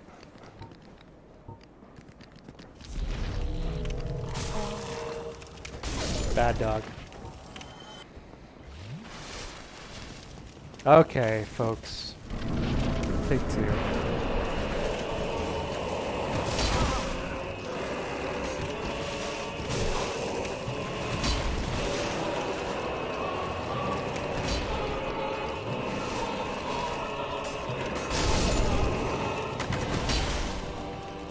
Thank you. Our pal Capra. Yeah, the Black Knight Shield. Check this out. Is that all you got? Yeah, that classic Dark Souls 1 male pain noise. Very suggestive. Oh.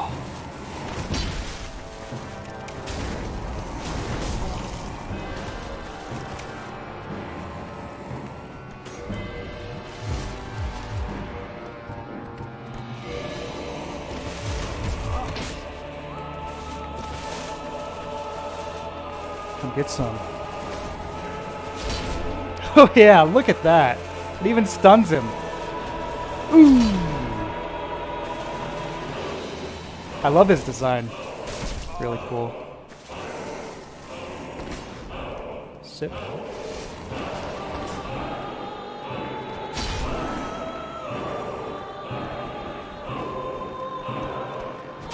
It's ridiculously powerful. Oh my god. Reinforced club's one of the best weapons for solo level run. Yeah, I would imagine so. Favorite club, one of my favorite weapons in the game. The large club. I do love the reinforced club quite a bit. One of my all-time favorites. Can't handle all my swag. I mean, look at this hat. I'm looking pretty good. Master take out Ornstein at Smo. Yeah, it's gonna be brutal. That's gonna be rated R, that fight, because of how I'm gonna handle them. Just absolute massacre.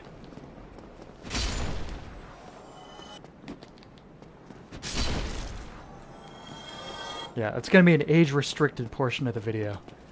Oh, it's going to be nasty, filthy.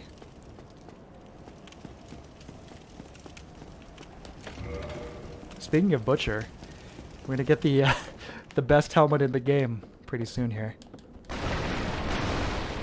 The sack.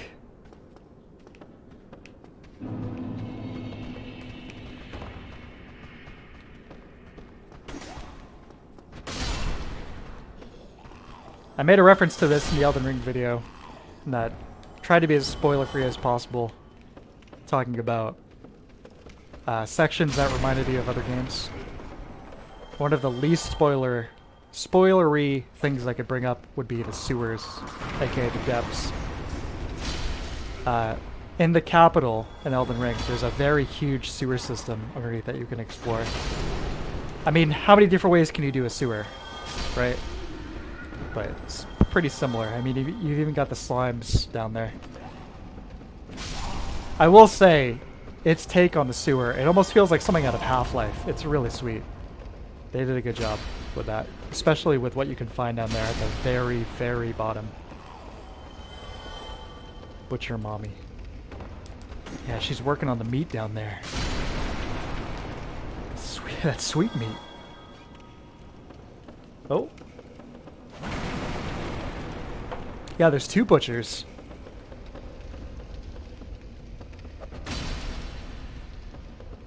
Although they're both ladies, according to Miyazaki.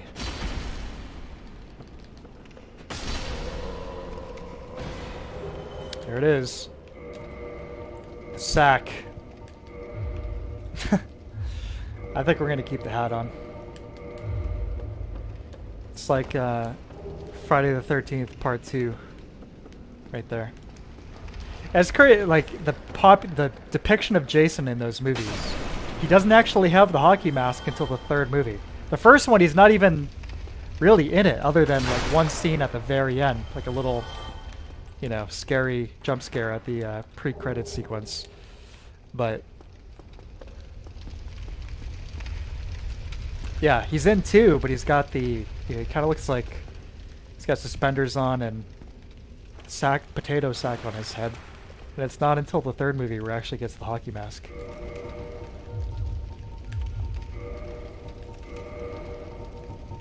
Just so you know.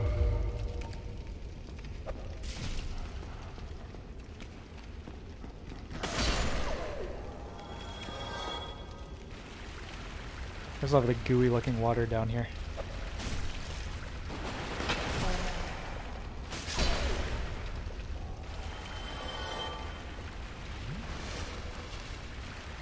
Haven't seen any of those films, I know that. Yeah, it's pretty common knowledge. I apologize.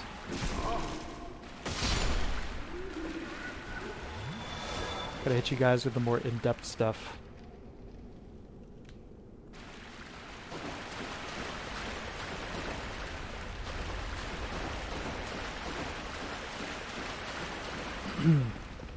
I was going to, you know, it's like a month or two ago, we did have a Friday the 13th, and I was going to stream one of them for that on the Discord for movie night, but even the best one of those movies, which would be number 6 in my opinion, still isn't that great.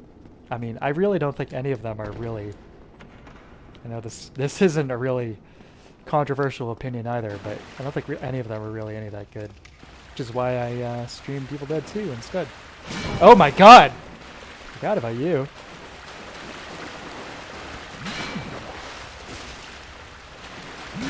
Uh-oh, trapped.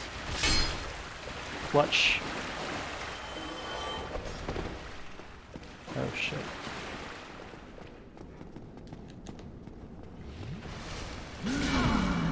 Camera was going nuts there for a sec.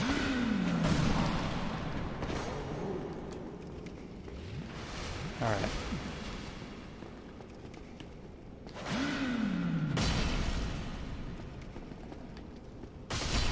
Good night.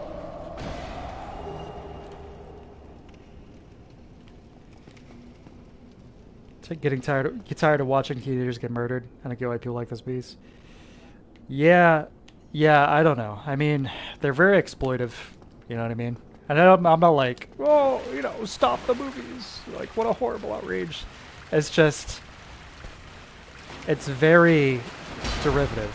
Whereas something like Halloween was really successful.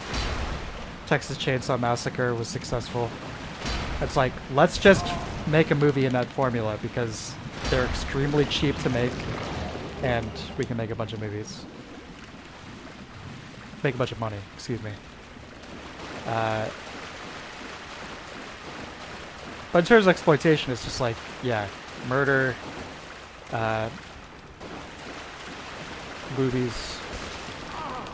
There you go.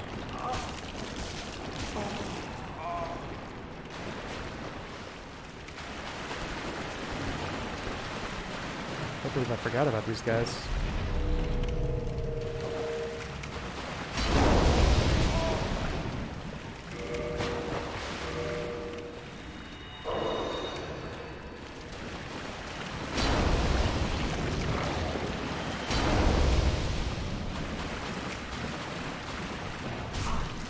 I do like we're talking about the fire effects earlier. The weapon buff flames still look beautiful. That looks fantastic. That looks really good.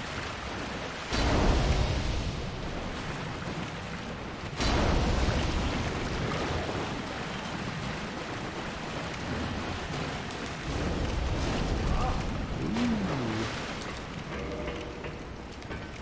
Careful now.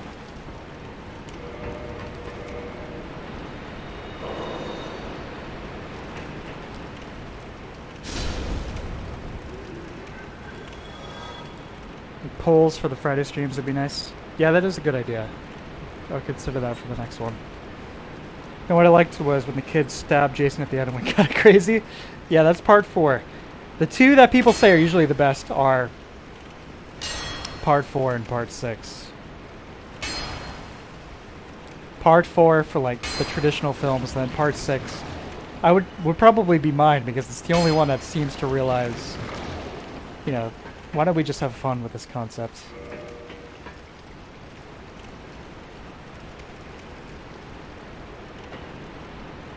Another sack to keep. Right.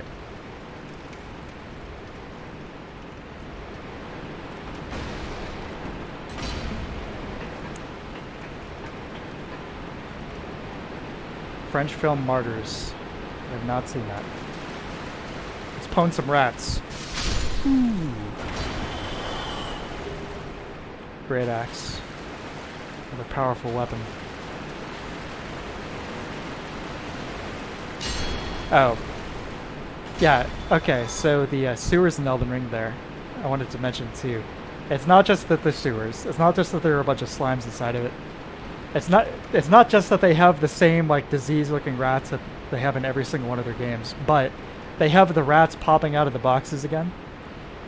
And it's one of those things where it's like, is this supposed to be a reference? Or... I don't know.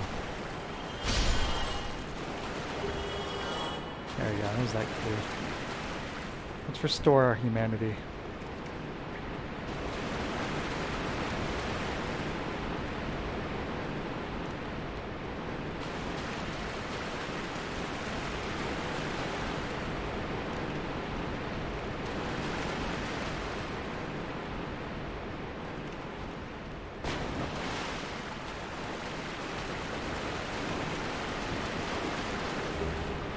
Yeah, it's gotta be a reference. I mean,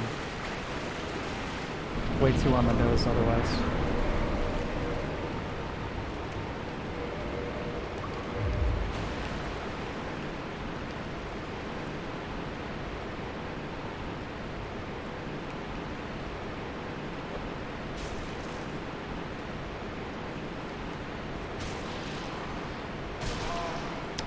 Yeah, I don't know about this Vi.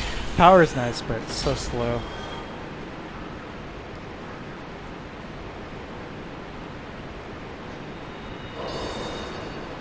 Oh, we got sicko mode rats.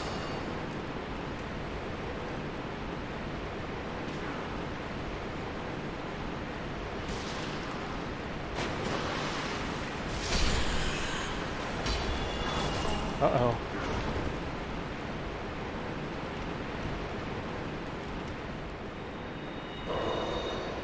Dark Souls Remastered a reference to Dark Souls? You may notice some similarities.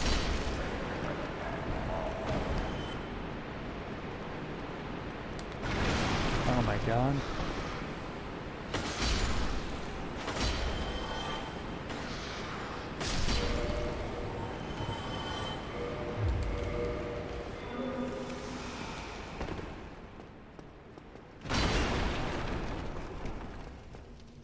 Yeah, we need some Estus. Back in DS3, I thought such moments were references, but after Elden Ring, I started thinking they just reuse ideas quite heavily. Yeah, I'm starting to get a little worried about that. I'm really hoping that Elden Ring is just kind of like a celebration of everything that's come before, and we're gonna move. You know, we're gonna really do something new here on out. But I guess we'll see.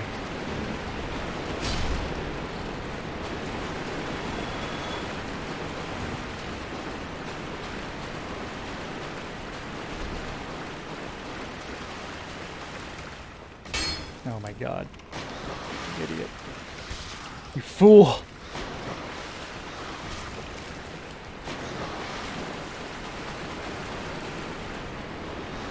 Oh no! Oh, back to Firelink we go. It's alright. At least we've got the key now.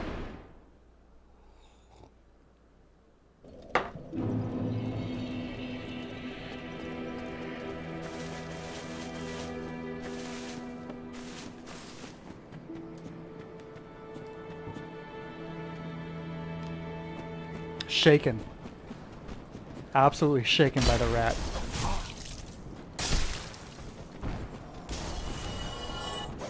Yeah, I think after I leave the depths, I'm gonna switch gears and get rid of this Vi. It's too slow for me these days. Oh my god. I'm not getting killed by you jabronis. Oh no.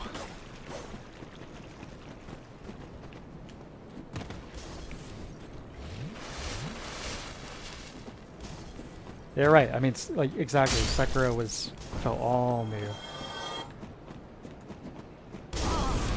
One thing with Elden Ring that I was expecting, and I believe in some of the like first material regarding the game, talking about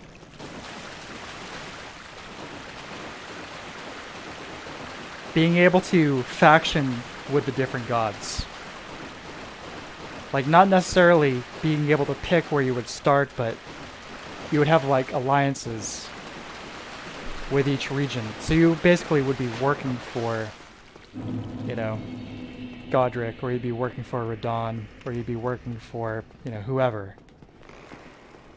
And I'm not sure if that was just a translation thing, or if it's like every one of their other games where it had some major changes, you know, throughout development. But that sounded like a really cool idea.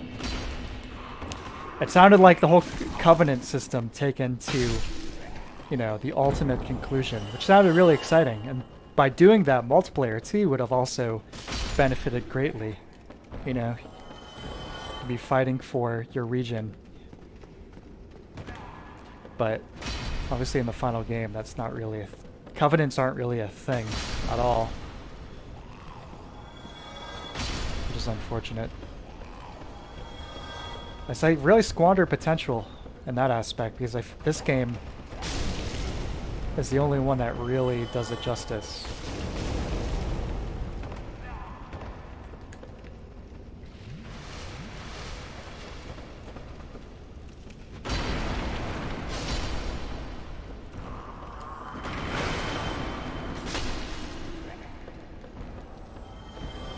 Yeah, I gotta keep my distance. I'm starting to rush. Playing a little sloppy.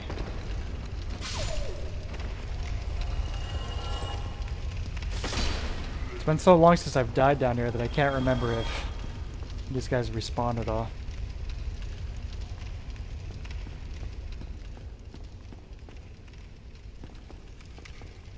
I don't think so.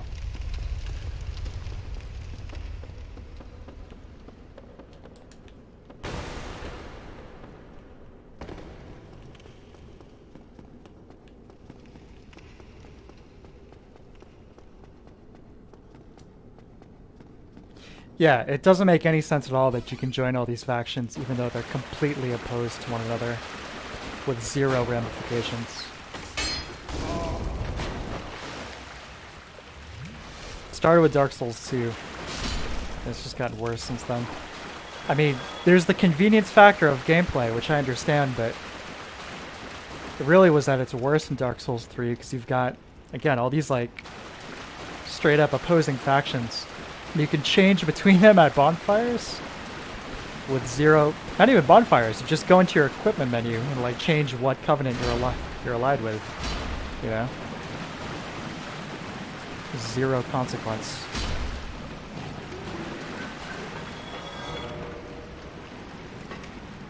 Alright, we got this bonfire now. So that's handy. No more firelink runs. Dropping the pit with the big rat. I will, but I want my I want all my humanity I dropped. And I might have just, you know that glitch I talked about earlier? Oh, good. I was worried I just I just did it. Unfortunately not. Okay.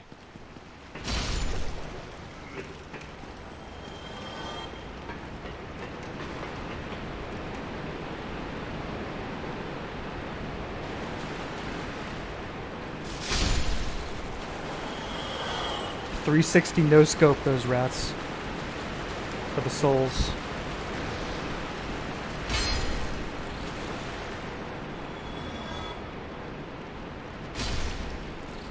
I do think it's cool how some of them try and back off and lure you towards their buddies.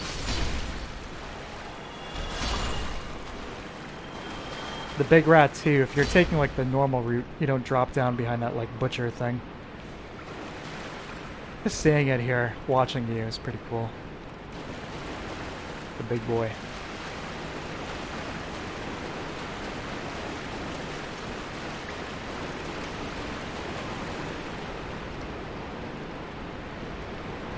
Iron Pineapple Blend does not respawn. It's good.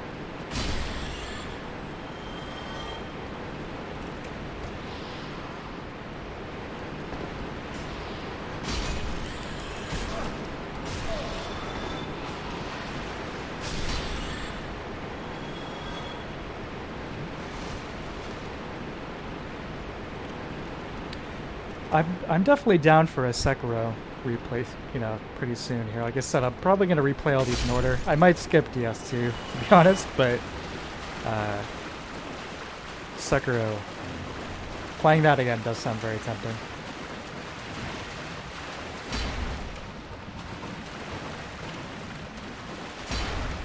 Come on. I really don't want to waste that resin. I want that for Blighttown.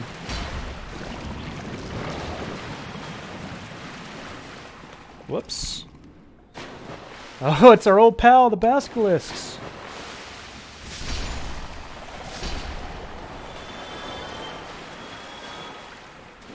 Another From staple. Basilisks and patches.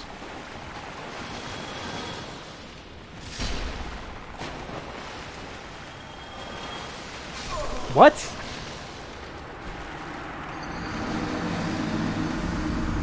Man, I didn't even get the bar. You see that? This is instantaneous. Oh my god. Oh boy. This really is a casual playthrough.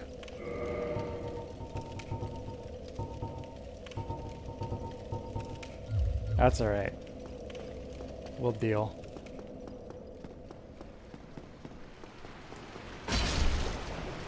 Yeah, rip humanities. That's alright.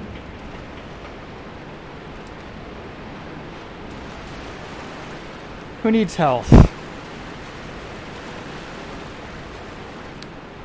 Does anyone remember playing the pre-patch version of Dark Souls 1 where you could get consecutively cursed and your health bar would get consecutively lower?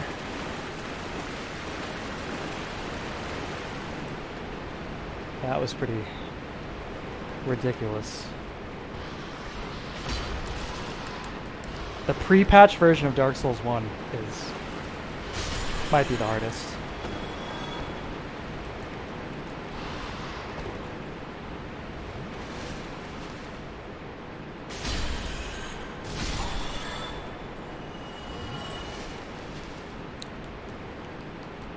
Just don't get hit.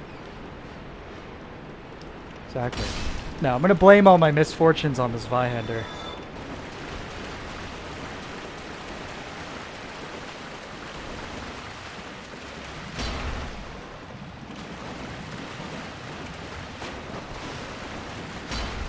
Definitely popping out something smaller after this. Yes, my DSP moment. I mean, really though. I was like insta cursed. There was no meter. I had no time.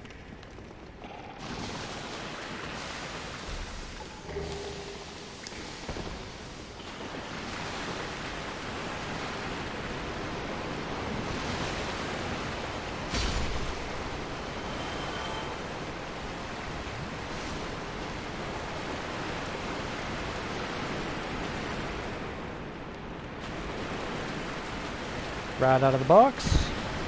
No? Right over there. Okay.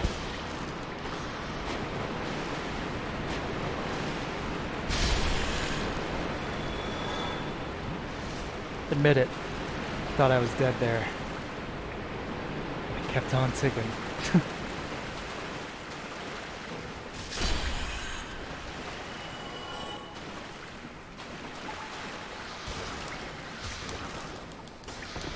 Baby rat. Putting in work. I'll have my revenge. Alright. Let's open the door here.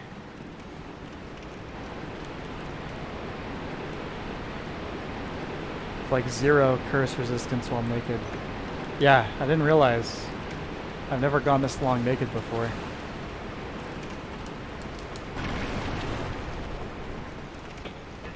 But Depths is pretty much over now. We just gotta kill the boss. The Deacon Dragon. Should I run upstairs and buy a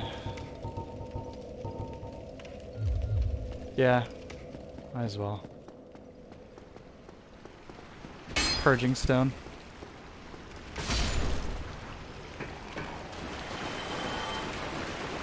Let me go decurse and then maybe put some clothes on.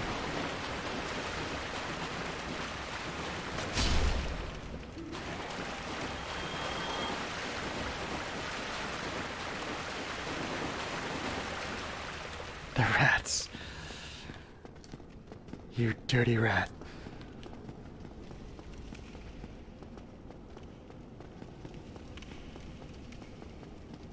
Kojima?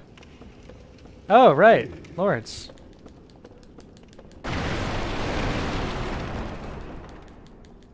Excuse me, not Lawrence. What am I saying? Sorry. Oh, I skip his dialogue. Oh, hello there. I'm fine, thanks to you. The nicest guy in all of Souls. Just don't tell him where you got the pyromancy. Spare him.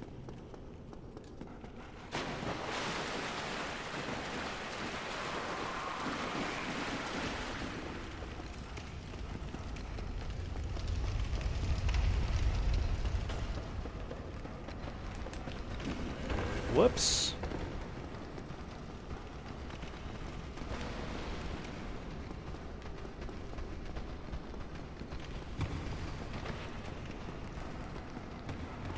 Not being able to teleport made this game feel like a real journey. I agree.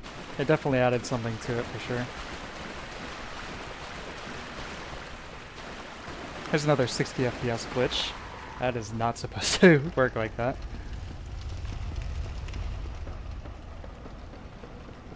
There we go.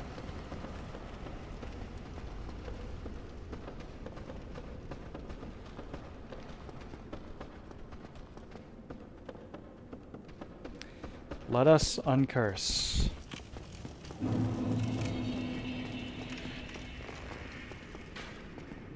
Yeah, don't be nice. Same thing with Onion Bro. You're better off to just not talk to anyone and leave them be. They're happy and content. 6,000 is the price.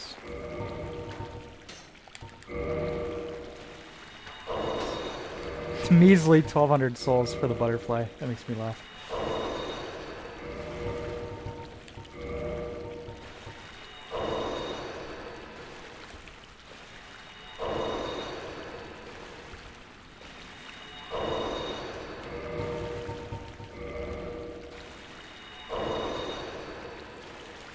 Okay. Give me that.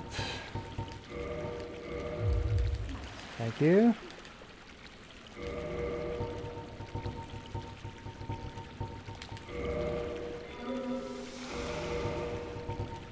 Bone. Excellent. Okay, sorry about that little detour there. Embarrassing, pathetic detour. Let's go back to human mood.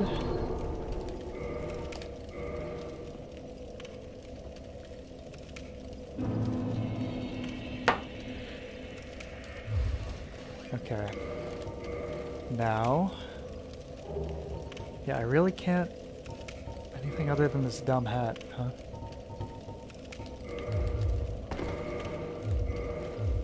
Maybe just some pants. Okay, wizard pants? No. Hey, I'll take that. Ninja hood. Not to be confused with the shadow helm, which is the actual ninja hood. You voted for Sack, huh? Alright. Got 2 of them after all.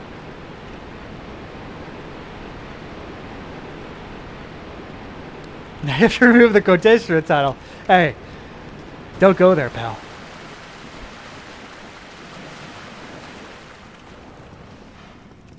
I mean, this is the casual experience in the depths. Like I said, it has been a little while since I've played Dark Souls, so give me a break, okay?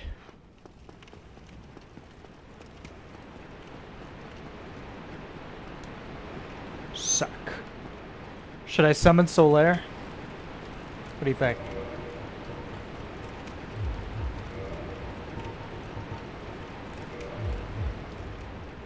Massively boost the HP of the Gaping Dragon.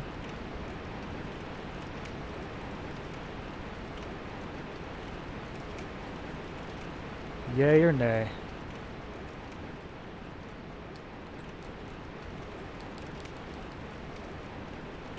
Yeah, okay. Beginning to doubt the no death run. What am I at now? 2, 3? What happened? I was killed by... I was cursed. What happened before that? Something awful happened before that. Look at him with his medium endurance. His fat roll. Oh! I'm coming! Alright, great cutscene here. Really good. Succinct, cool. Really nice.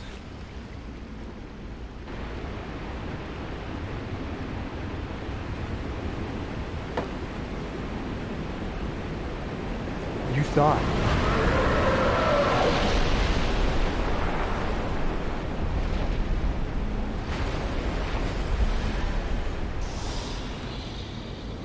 Great music too in this fight. One of the iconic moments of Dark Souls here. Oh my god!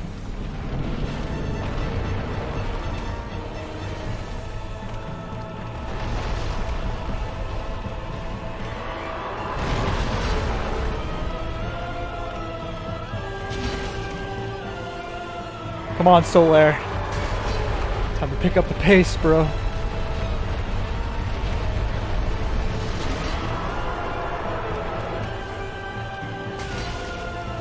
Lordran, we haven't talked to him at all. You guys said Quelac first, so I didn't go anywhere near the gargoyles. Although I should have. That ring of favor of protection would definitely be helpful right about now.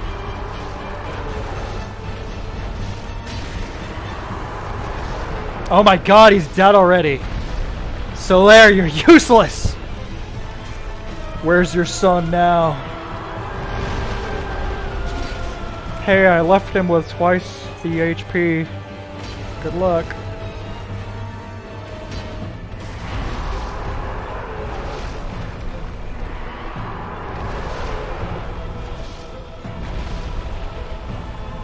Sorry, we don't need Solaire.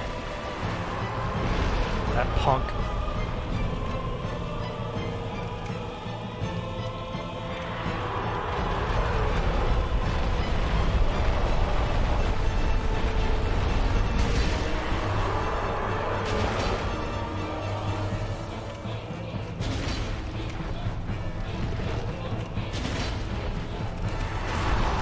Man, the recovery on this thing goes by.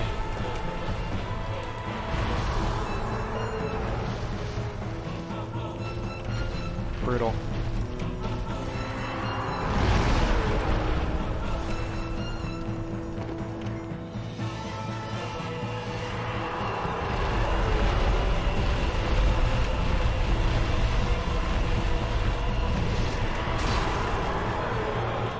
You really gotta make sure you've got those.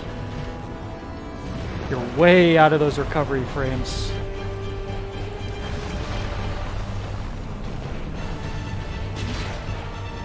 Come on, give me that tail weapon, which I won't use.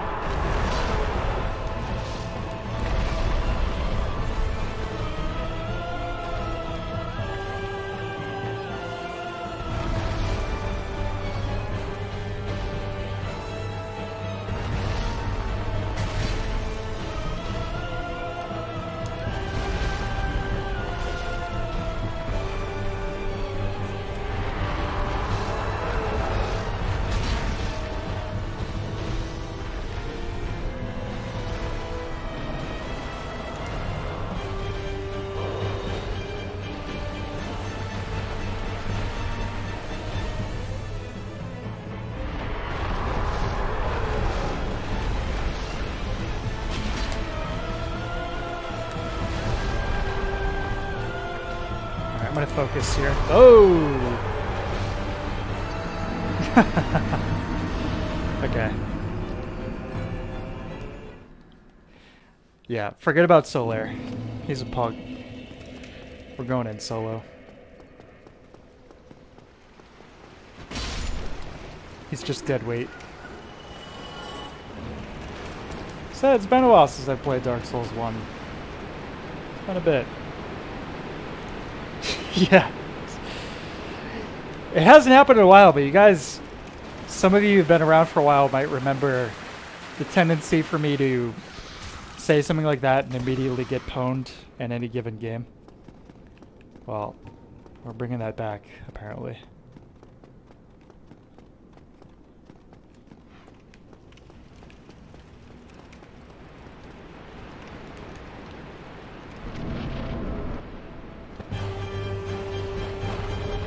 Okay, here we go.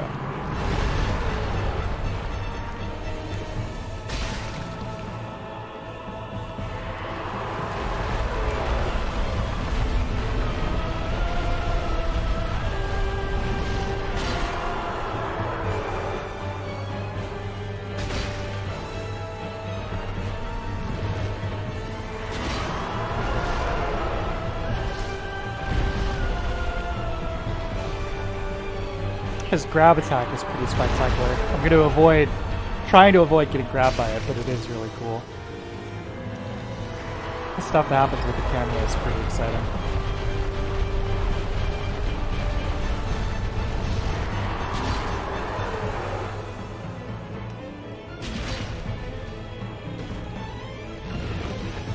Oh shit.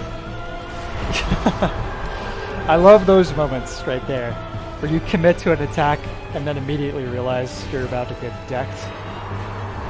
Love that. There's nothing you can do. There's no animation canceling.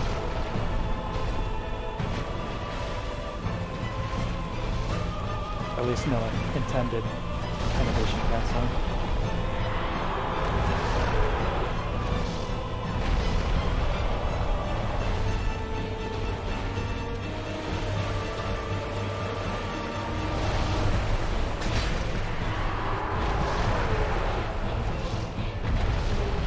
Hey, Warrior Starter Kit, one of the worst armor sets in the game, just in terms of its weight to defense and especially poise ratio, is basically non-existent.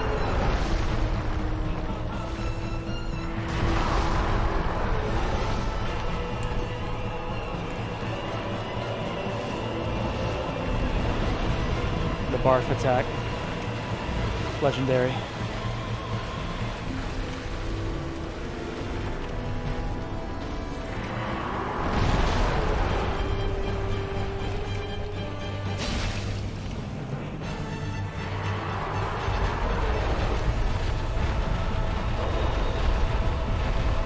Capes.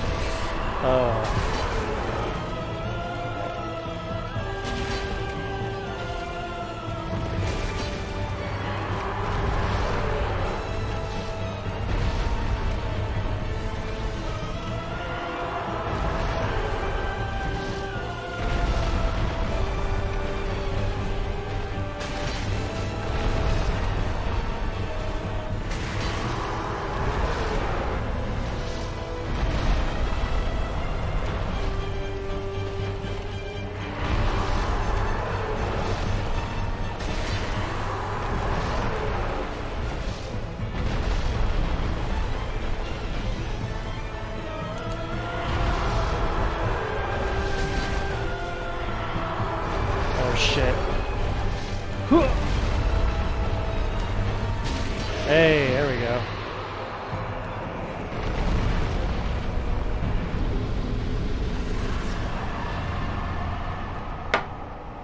Excellent.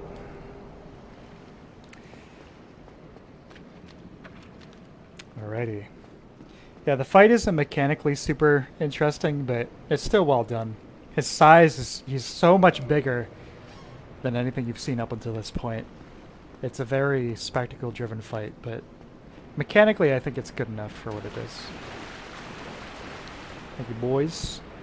Yeah, the whole concept of the Gaping Dragon is that it's stuck down here, you know, it's like beneath the earth. Just feeding perpetually. And it's evolved in a way where to get the food that it's able to get is of so low quality. It's just like the table scraps and morsels, essentially. That it's taking the food, it's evolved to take the food directly into its stomach rather than actually eat it, hence its design. Yeah, let's get out of here. Let's put some points into endurance so we can put some actual clothes on.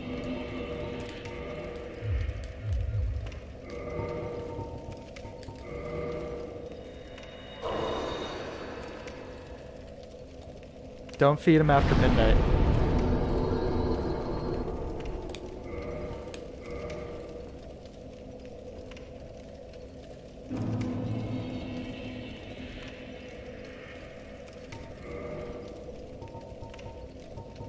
Put 1 into vitality just so I can get that nice round 20. Oh yeah. There we go. Let's see.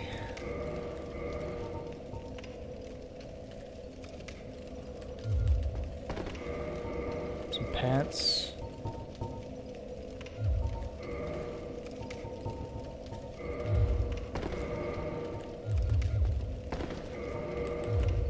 I'll check with this Vi. Not sure if evolution works like this. Well, in this universe, that's how it happened with the Gaping Dragon. Alright. I'm gonna take a quick 2-minute break. I'll be right back.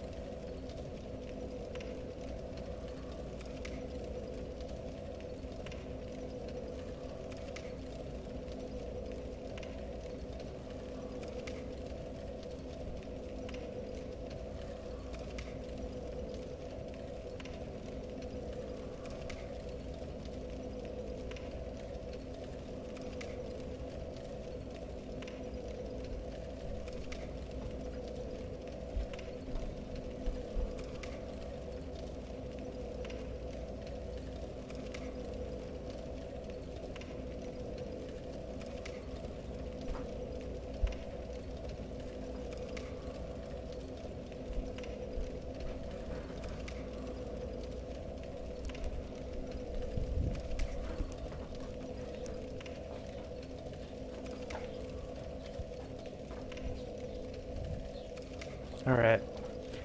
Back. Yeah, kind of regretting the Zweihander choice here, but we'll roll with it.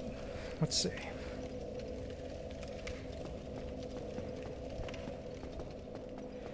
We'll use it at least for Quelaag.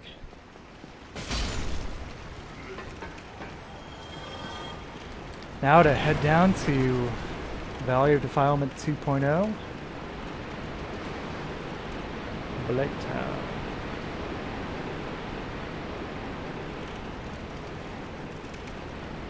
Not before stopping at one of my favorite NPCs.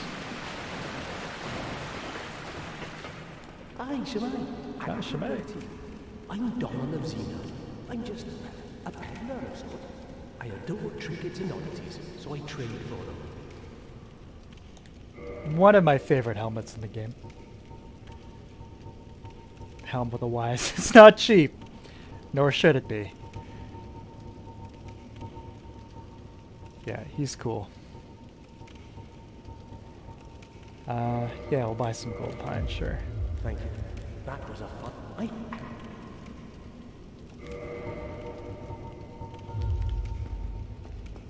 Save that for Quelaag. Check out the color palette shift here. Ready? Post-processing, go! All of a sudden green. It's kind of funny, you can go... There's a few moments like this in the games. There's like a single step you can take, and it just radically... It's like somebody switching like their reshade profile.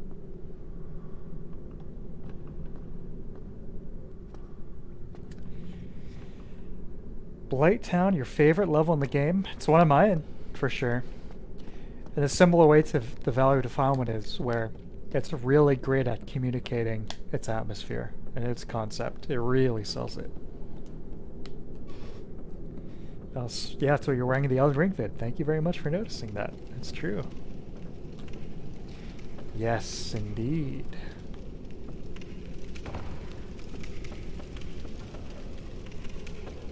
Blight Town vision. It's the stench.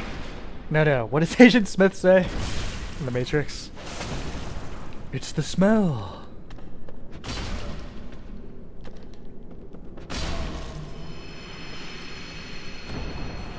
I do think Valley of Defilement is the king of all the swamp areas in the game. I think it basically goes in pretty much descending order along with the sequels. Valley being the best, then this being the second best. And then, the Gutter, Black Gulch, Dark Souls 2. Pretty much the same thing again, except a little more sterile. Not quite as interesting lore. And then Fair and Keep. I've said this like a million times. Fair and Keep and DS3 just going through the motions.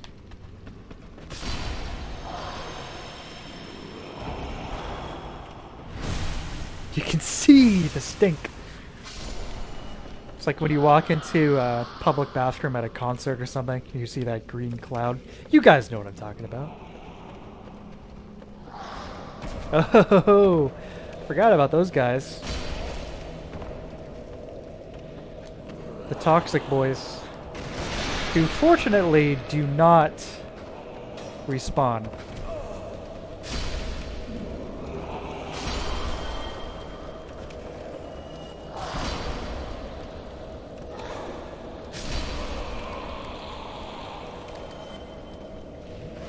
Sick.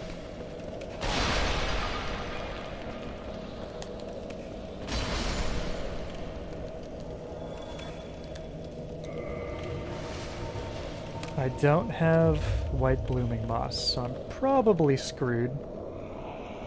Yeah, I'm toast. Let me just use the bone so I can avoid the imminent death.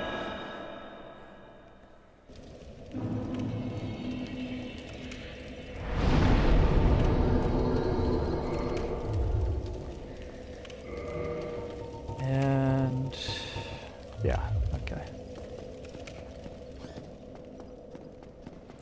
The inability to roll.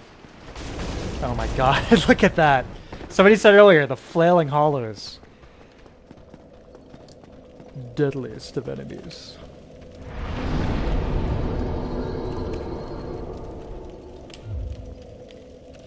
Yeah, not being able to roll in the valley. It's frustrating, but it's one of these things where it's like, it's almost like, how do I put this without sounding like a total hipster D-bag? It fits the vibe of that entire level. The whole, it's just like absolutely despair, illness, sickness, death. Like it fits. It feels right. Evil place to invade. I agree. I wish I could be invaded right now. Man. Bandai Namco, get these servers back online. Come on. Tim, yeah, the journey is really cool. From all the way down from Firelink to Blighttown. There's definitely something to be said for that. For me, the Valley of Defilement is like the absolute epitome of despair in a video game. While simultaneously being this kind of like at peace with that concept. It's kind of hard to verbalize.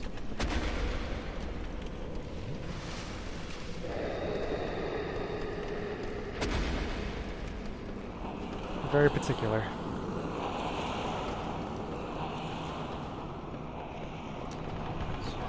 Especially while you're in the midst of all this glorious action here.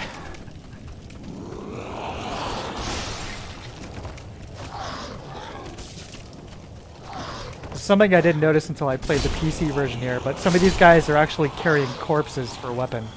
You can see that guy. He's swinging a torso at you, basically. He's gripping it by the exposed spine. Really cool design there.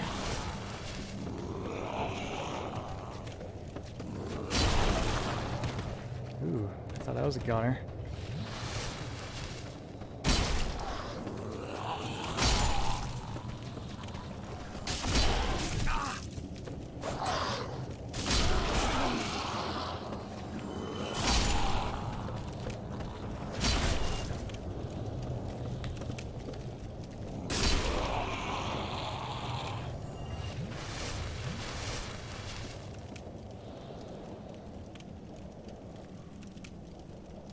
Philosophical aspects in Demon Souls are a strong plus.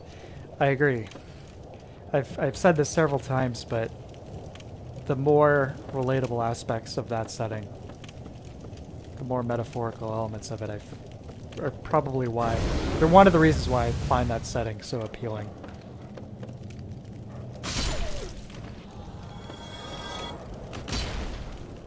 It's like the trials, tribulations, wants, desires of sins of humanity make up the world of Demon Souls.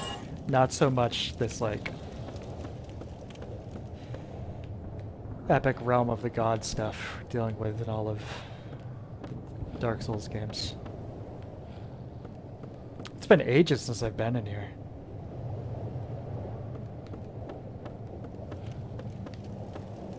I can actually remember the route. This really is going to be a casual run.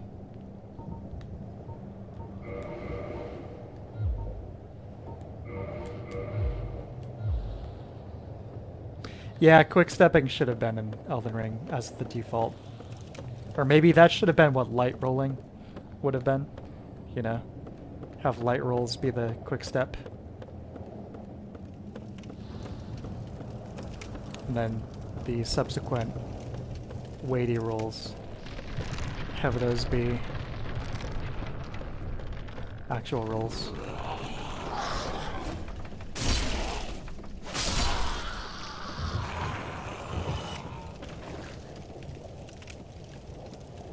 Forgot about that twisty bridge there.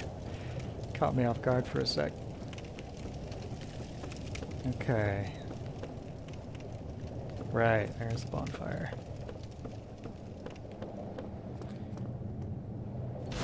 It's been so long since I've gone down here the normal route. Not use the master key.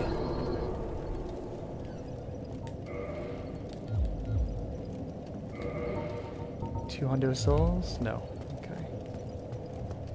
Skybox getting I guess it's just a matter of everything else being applied here, but kind of a sunset effect. Kinda neat.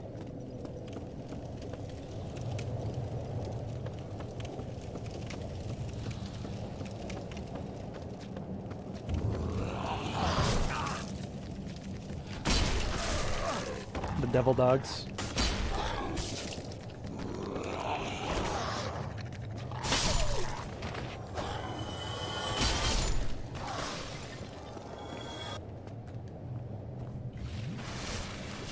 Yeah, Bloodborne, Bloodborne, Bloodborne. Why do we not have Bloodborne on PC yet? Come on, Sony. We don't want God of War. We don't need Last of Us Part. However many times it's been remade now. Just give us Bloodborne.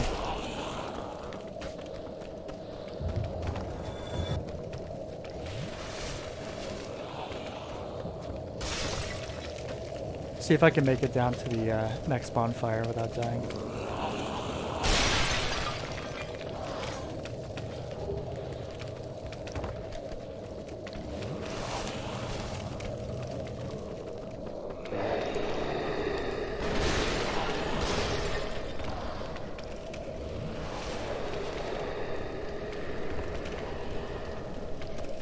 Time we roll. It's a bit video gaming. I agree. Worked well enough here, but it would have been nice in Elden Ring. Ah, joke's on you. I'm already toxic.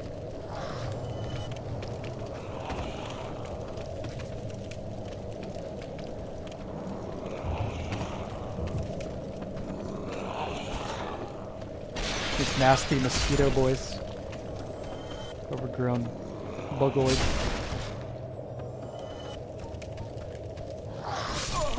Oh, yeah, he got me.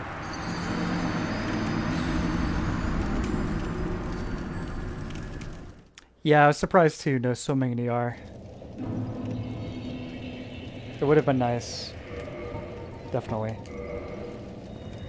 You don't have to go full Breath of the Wild, but some more traversal mechanics would have been nice. Some climbing, boat. You like drop a rope off the side of a cliff, climb down it. Just stuff like that. It's a big world, but it's all still pretty curated in terms of moving between the sections.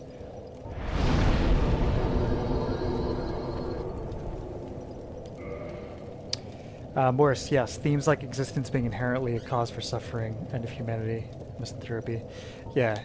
It's touching on some concepts that I think are inherently more relatable than the stuff in Dark Souls.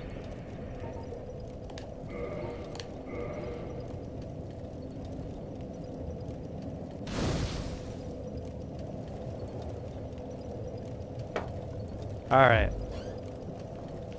Let's take care of this.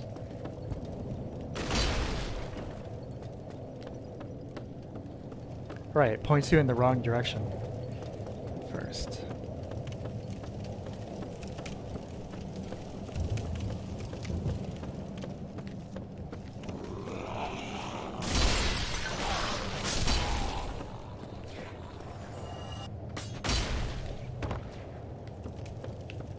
When I went up to buy the Purging Stone, I probably also could have upgraded my weapon again.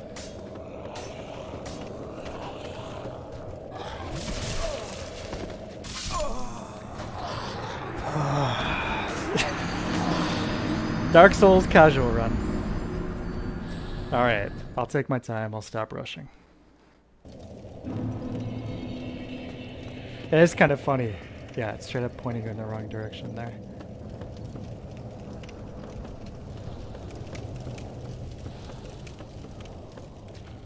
Bow and arrow, helpful here. Take out the blue dart guys.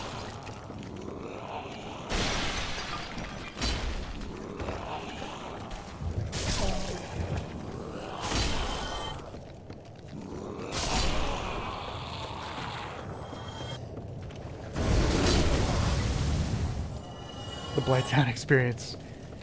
That's a little embarrassing, honestly. After just doing a no-death Demon Souls run, getting pwned in Blighttown. Oh boy.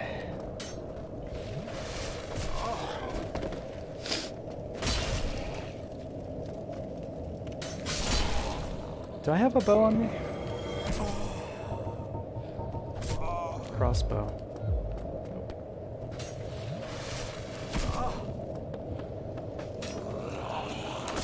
favorite Bloodborne weapon, it's gotta be the Holy Moonlight Sword. The best implementation of any Moonlight Greatsword in any of these games.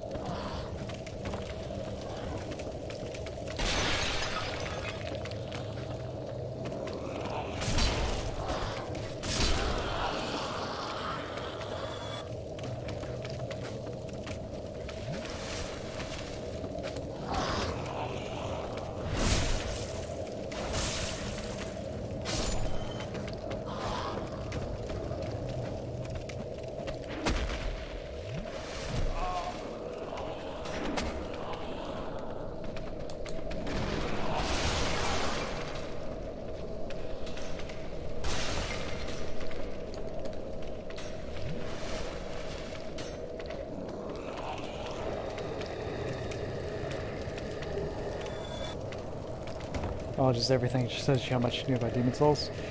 Well, the sad part is I knew everything about this game, but it's been a while since I've seriously played it. So, you don't use it, you lose it. Just like everything else, I suppose.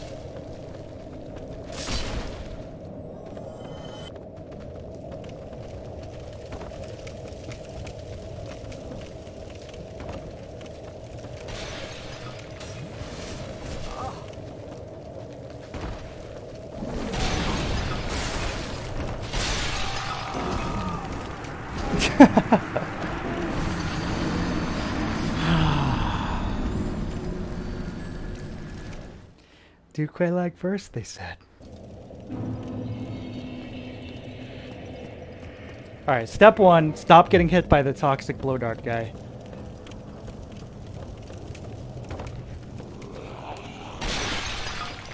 Had enough.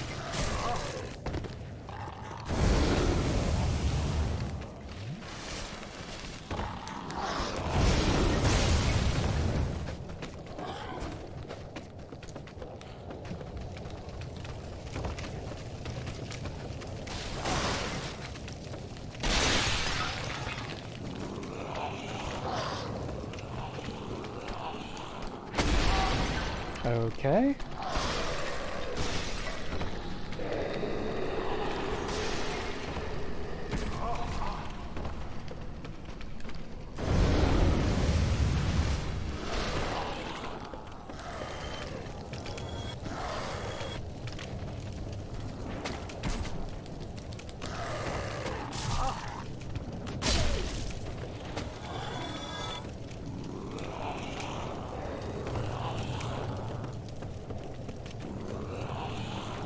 Another Mr. Blow Dart coming up here on the left.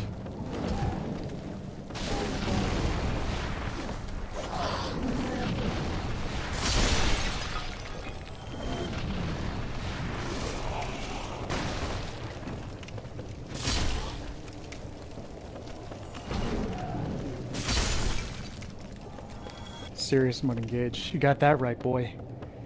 The soul of Permachad has been found.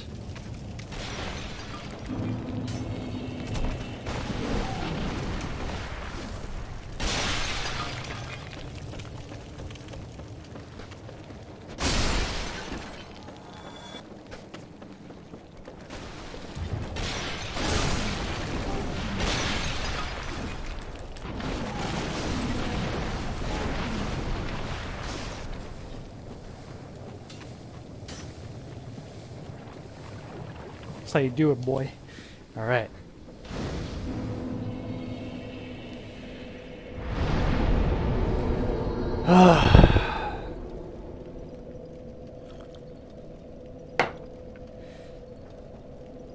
Yeah, all the trick weapons are great. BB. Sexual groans, you don't like those? Oh. Fire-based attacks? That'd be a fun idea. Hey, how's this for a challenge run? For every boss, you can only use the things they are the most resistant to.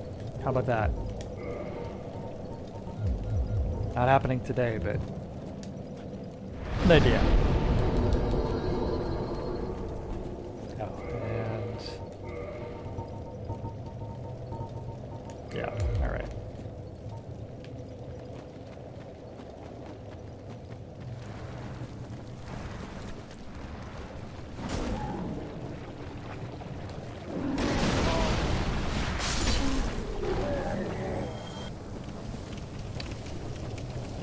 I'd stop and admire the sights, but I think we've spent enough time down here. She's completely immune to fire. Well, that makes sense, doesn't it?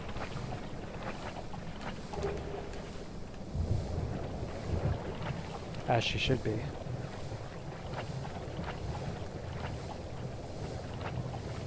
No!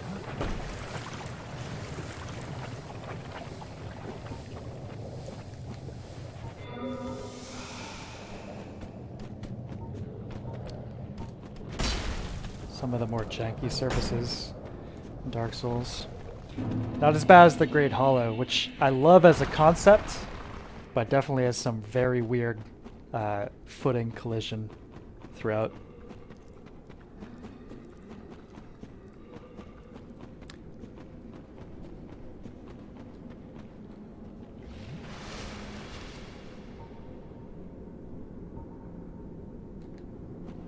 All right, Quelaag. Let's go.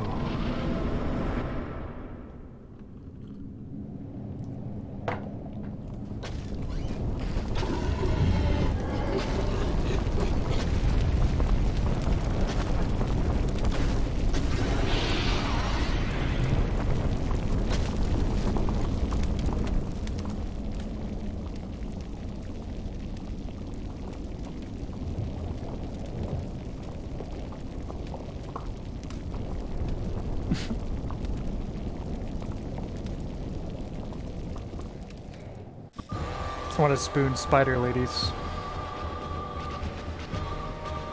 Yeah, where the heck is Spoon anyway? I don't think Spoon's super into souls. Ooh.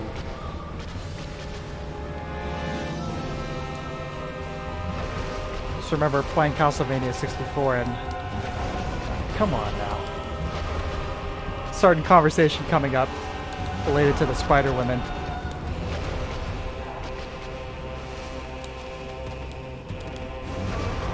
Okay.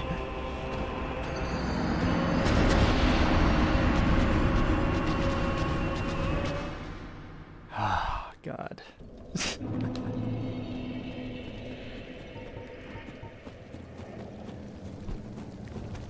Round 2 will be it.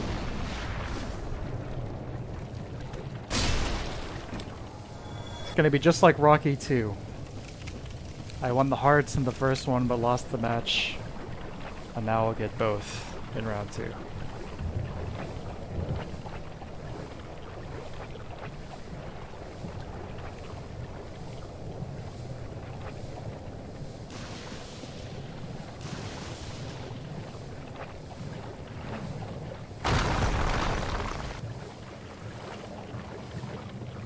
So like a couple years ago I was playing DS1 so often that I could do this in my sleep. So it's a bit humbling to having all these deaths now. Yeah, I'll wait to apply the gold pine resin until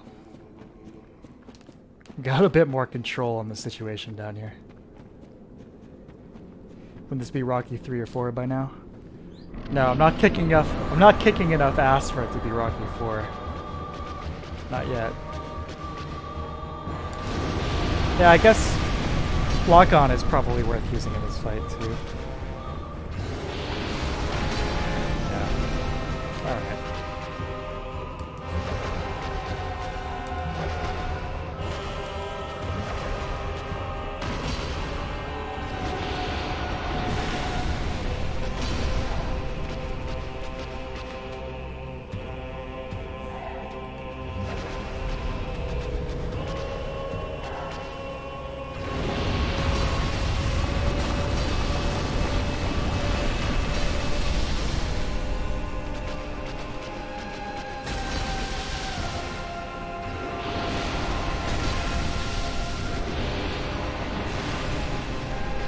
Surrounded by fire.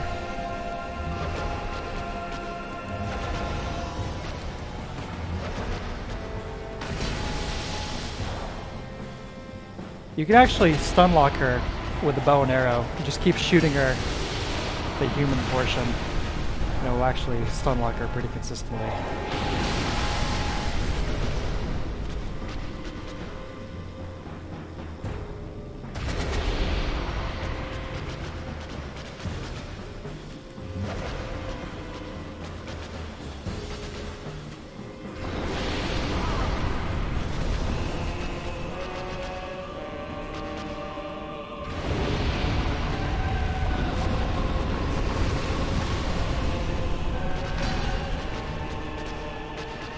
Surprised we haven't seen the big fire AoE yet.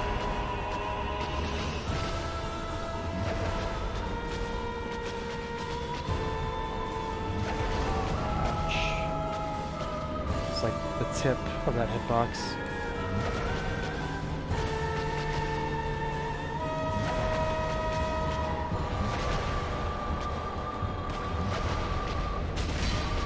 There it is.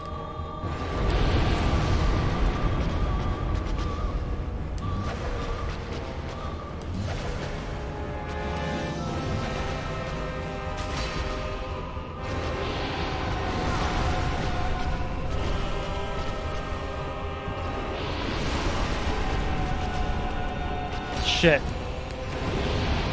That was close. That would have gone right there. What Souls games do I have the most hours? Dark Souls 3. Probably Dark Souls 3, this, and then Demon Souls. Although, lately, Demon Souls may have eclipsed Dark Souls 1.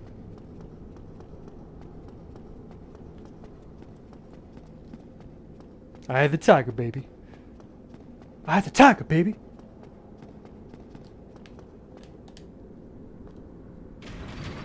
Yeah, stay close, rotate is the strat. You don't want to get too close, like get in between the legs, and then your movement gets kind of messed up because just gets some like big collision on those legs there. But yeah, just stay. Basically, do what I just did.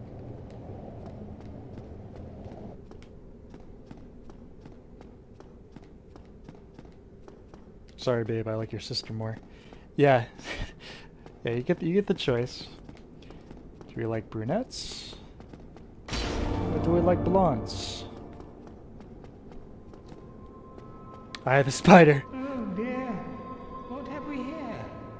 Are you a new servant? But you have no eggs. Ah, no matter. Go along and have audience with our fair lady. It's the eye of the spider. The thrill of the bite. Egg boy. Another one of the weird mechanics of Dark Souls 1. Getting infested with the egg. And like gradually over time becoming full egghead. And then your kick animation gets replaced with doing a headbutt in which your head egg opens and a maggot pops out and bites your enemy. Pretty cool.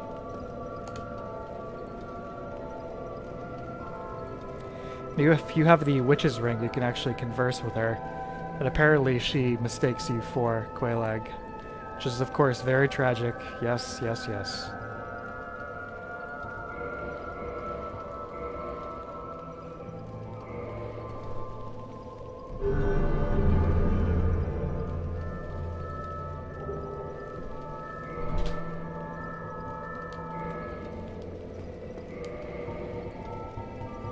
It's a shame you can't infect other players with the parasite. That would be cool.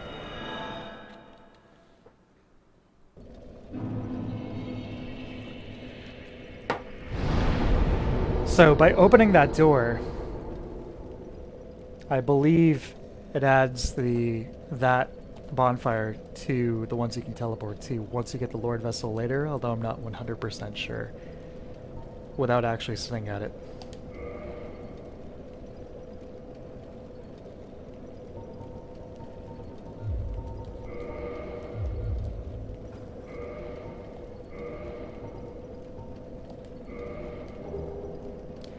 Okay. Put my cool hat back on.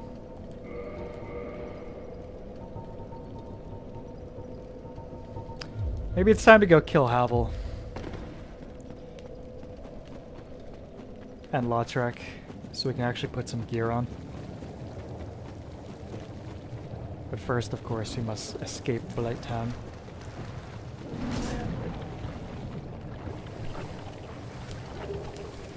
My screen is getting awfully dark. I think I might have Flux turned on. I thought I had turned it off, but maybe not.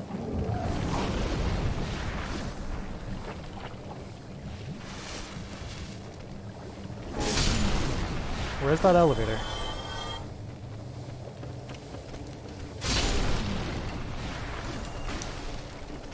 Can't remember. Past the little bonfire cave or back there?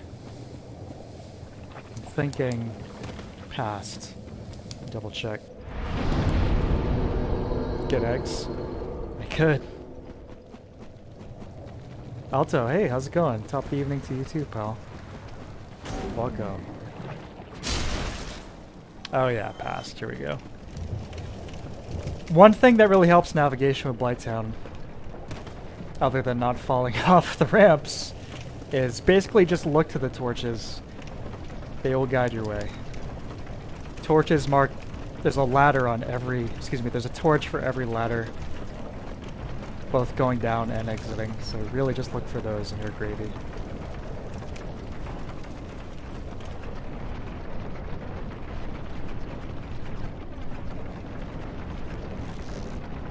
Also, if you look closely, you can see the little doggos running inside these giant wheels. And if you look closely, it's hard to see, but you can see me fall to my death. Alright, cool.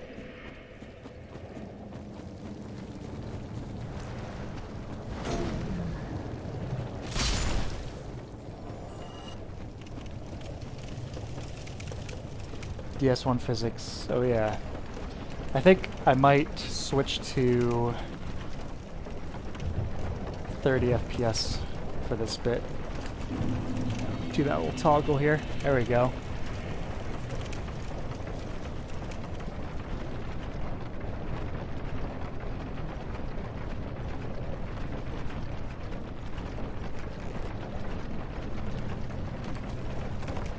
Excellent.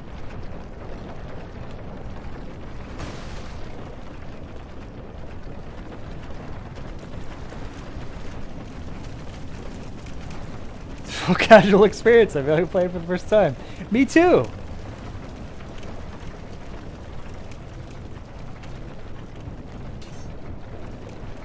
I'm blaming it all on this Zweihander.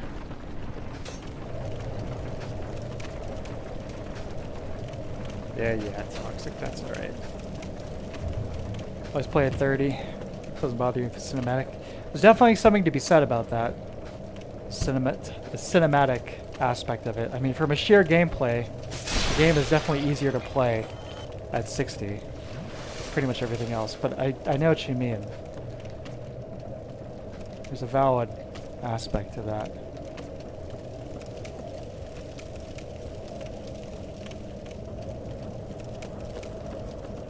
Don't forget the key.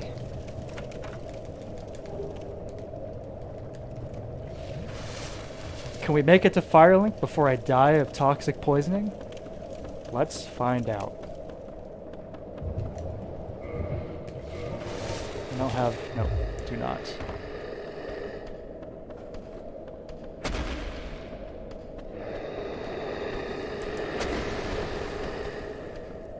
You guys want to take any bets if I can make it? Oh, it's going to be close. I do have the humanities, though.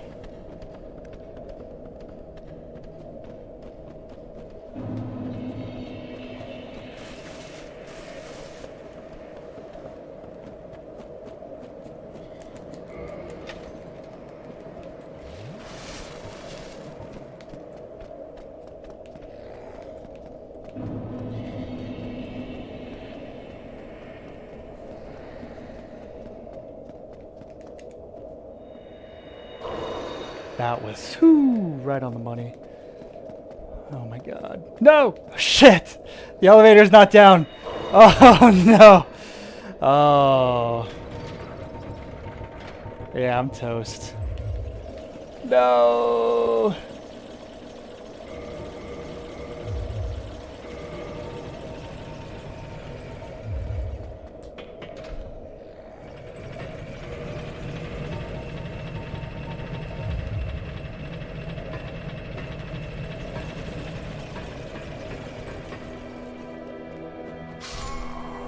That was a good effort.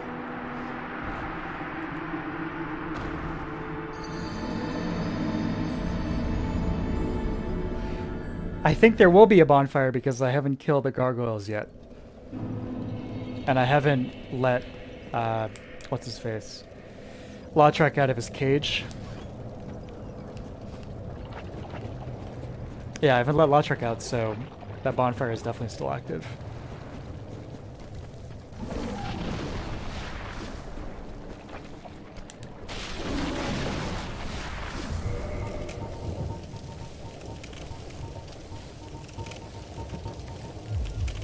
This is truly the casual experience. Good God.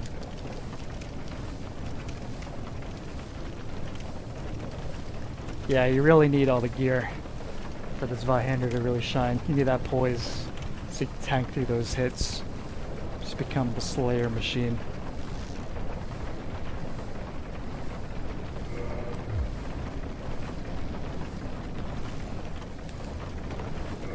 How about this?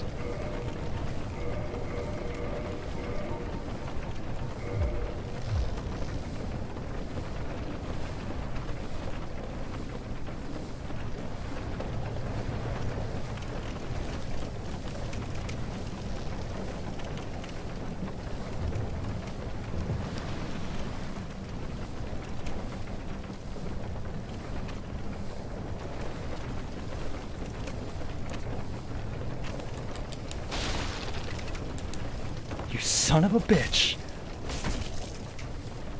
Oh! His buddy.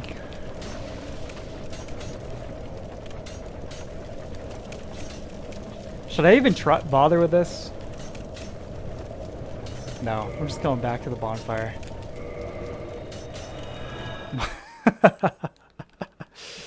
This must be very frustrating to watch. I apologize.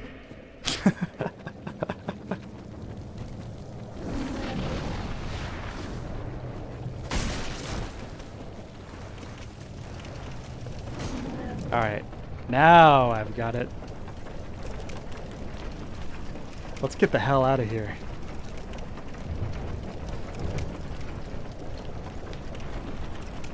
There we go.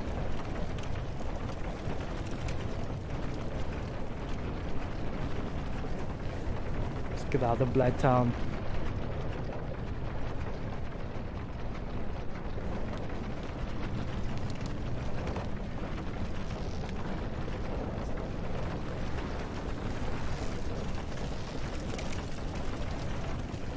Don't worry, I'm having fun.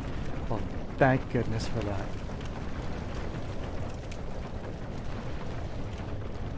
Isn't that what video games are all about? No, it's all good. Okay. It's one of these things where you just have to get into gamer mode. You know what I mean? Can't be leaning back in your chair. You gotta sit up straight. Kick some ass. Okay. Once we get out of Blighttown, it's gonna be smooth sailing. See, I was thinking going either with curved sword or Zweihander, and I wish I had gone with the curved sword, honestly. Ugh.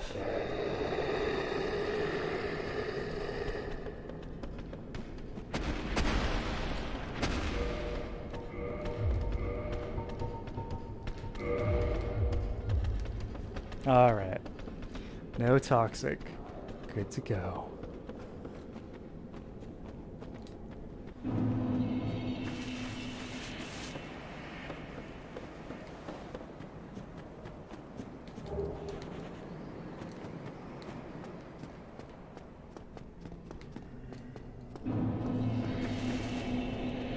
Yeah, New Londo is looking pretty green right now thanks to Flux. It's like another difficulty modifier, how hard it is to see everything.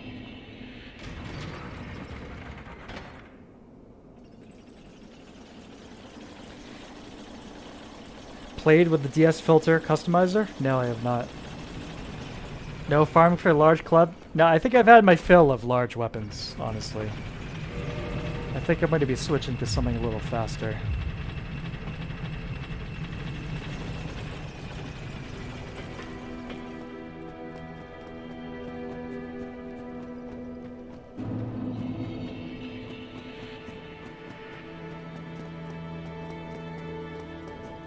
See? Still alive.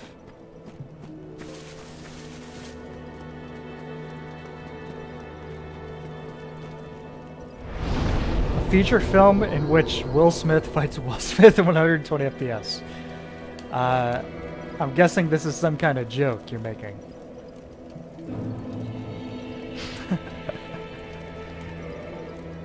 Casual? Yeah, you can delete that question mark.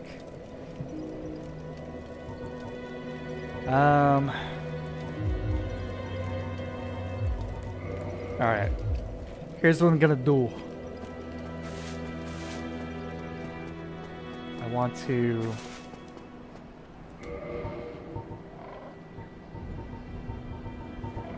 I'm gonna favor protection.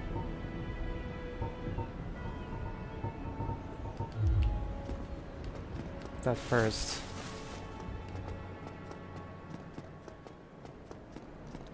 Okay, it's our pals. The way of white boys. Those jokers. Well, what is it?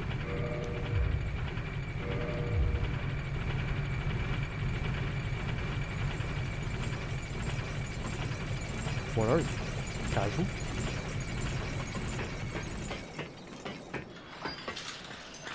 Paladins. Yes. Oh my god. You guys see how much better I was doing when I was rocking the club and the shield? Not the Chad face like in Demon Souls. Well, of course not. Look at this guy. He doesn't deserve a Chad face like that. I'll be back with Dark Souls 1, don't you worry. This isn't the end of Dark Souls 1. And next time I play it on here, I'll be whooping some ass. Proper Chad style.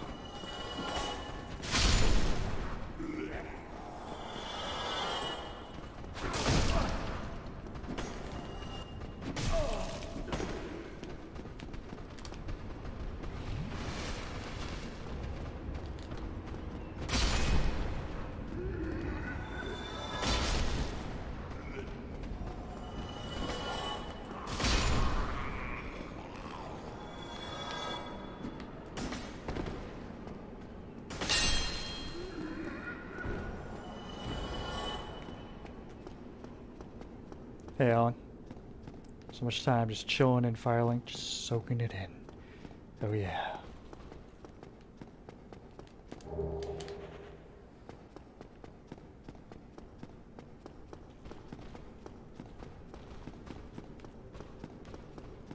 Oh wait.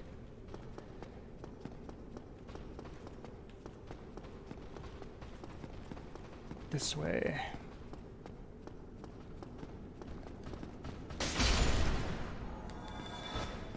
Delete that health bar.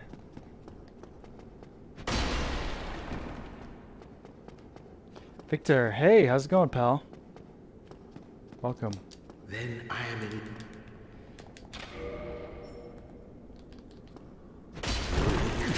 no choice. I was once grateful to you. But if this is our fate, so be it. So be it! Uh-oh. Oh, what's the matter? Weapon got stuck on the wall? Too bad.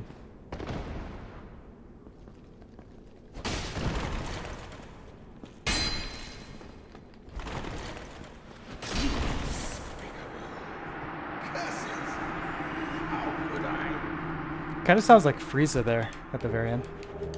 There's our ring. The most OP ring in the game.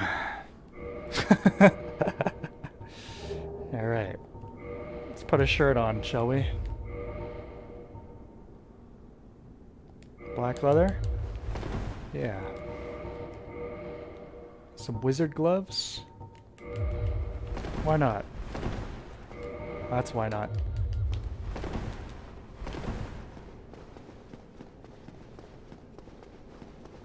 Should I just kill the gargoyles while I'm up here? Why not?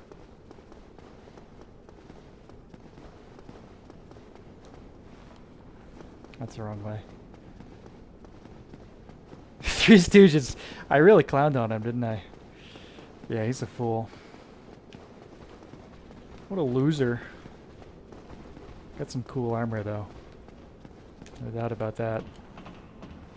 I think you didn't attack him through the door with the jump attack once jokingly I was not able to get the ring. Interesting. Does it, like, knock him out of the room or something? Solaire, you've proven your worthlessness. You don't get to fight the gargoyles.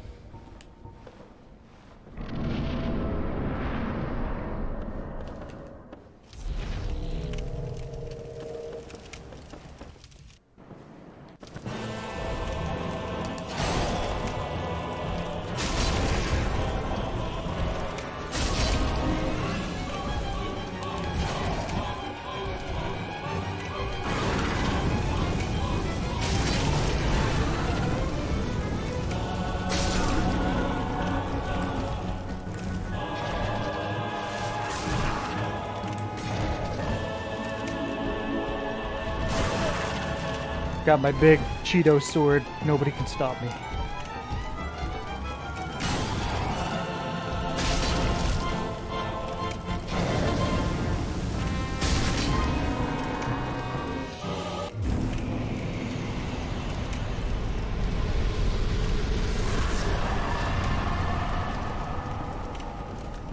Power up the beast cannon. Fire.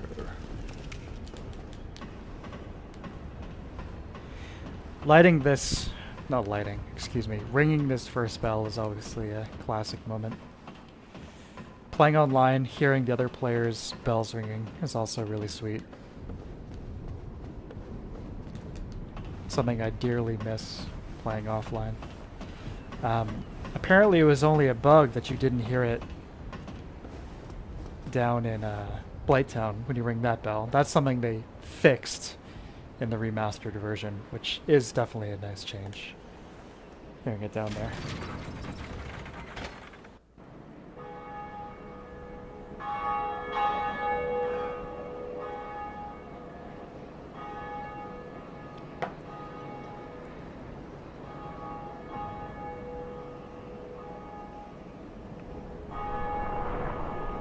Both bells have rung. You ever beat DS1 with a Dex build? I think it's quite a bit easier. In fact, I would say we would already be fighting Ornstein and Smo if I was running a Dex build. I would put money on that.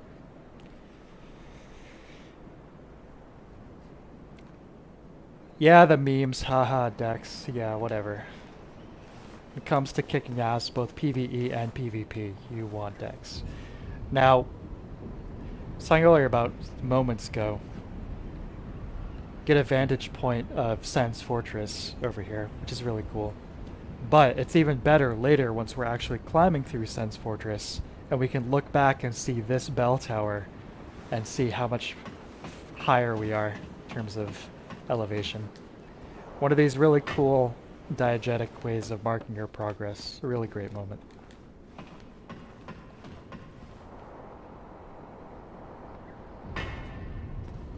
Of course, our pal here. The best gesture in the game. Thou art welcome. Yes. Well, what is it? Are you cool yet?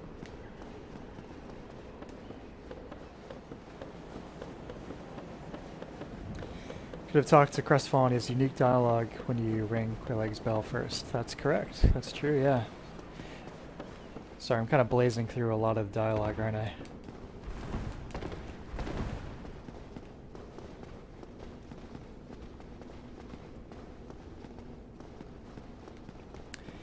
I've never really messed with the Uchikatanas too much in these games. A little bit in DS3 with some low-level invasions, but I usually like to go with curved swords for the dex weapons. Or like the baller swag sword, you know. You know how it is. Hard to find something I don't know, yeah. I love this game.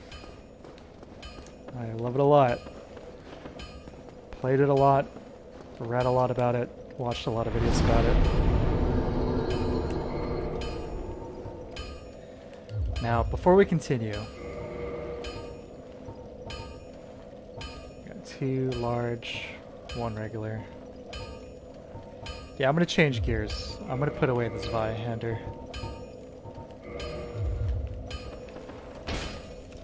Claymore. Yeah, I think we're going with the Claymore. My all-time favorite weapon across all of these games. Gotta be the Claymore. Nice compromise between the big Vi and something faster. And only in Dark Souls 1, for some reason, do you get this R1, R2 combo. Look at this. Beautiful. In Dark Souls 3, instead of naturally swinging around with the body momentum there, he, like, pulls back instead of the rotation. It looks really awkward. I don't know what they were thinking. This is the only game that he does it in. Your main character, I mean to say. I just really enjoy that. Magnificent, you won't.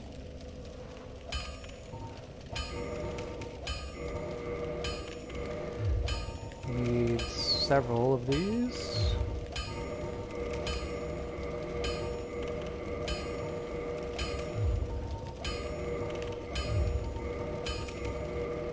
Bingo. And then modify up to this. I just did it with this Vi, didn't I? Damn it! That's alright. We got the options.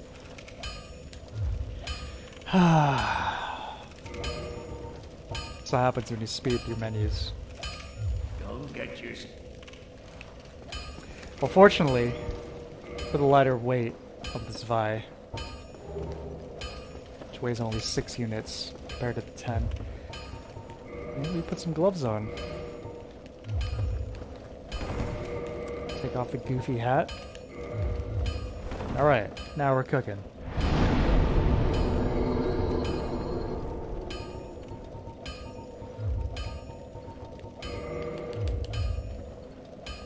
What'd you miss? Nothing. Ready to kick some ass in Sun's Fortress.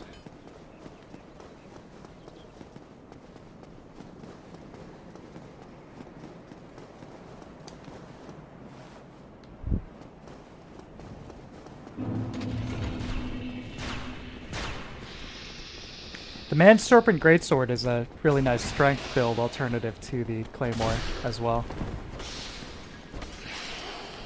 Try and use the traps against these guys. Who is Sen? That's a great question. Kind of thing you think would get elaborated on, but never does.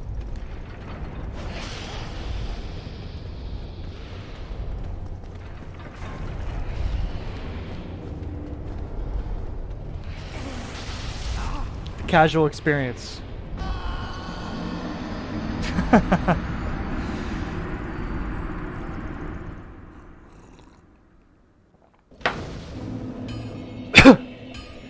Alright, I gotta disable flux. I can barely see the screen at this point.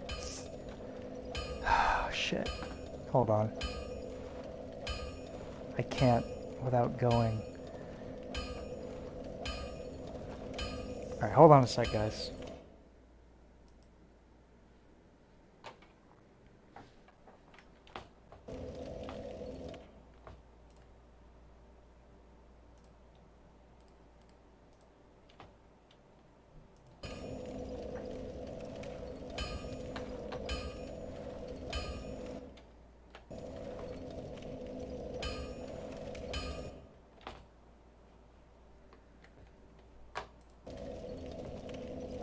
There we go.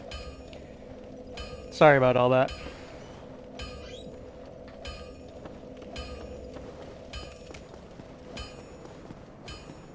Now I can actually see the screen again. Flux was at like maximum capacity. My color temperature of my screen here was set to something like 2500K, something. Now I can see. And yes, I'm using display capture because Prepare to Die Edition does not play nice with OBS.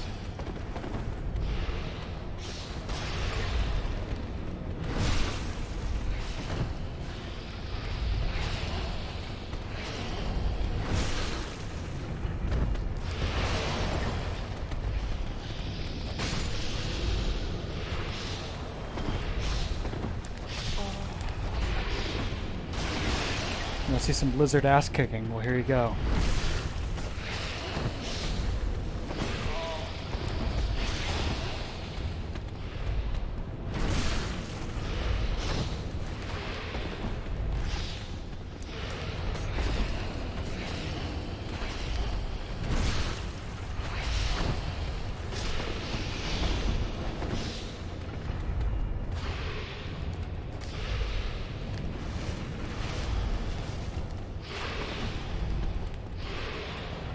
See, the backstab mechanic, just way too OP in Dark Souls 1. That was, if they were going to change one thing in the remaster, I was really hoping they were going to dial this back, but no.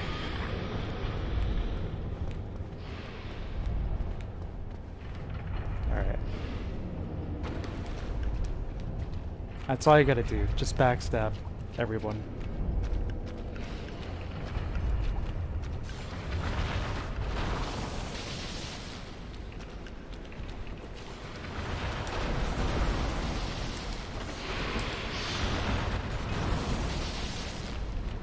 Where is the ladder?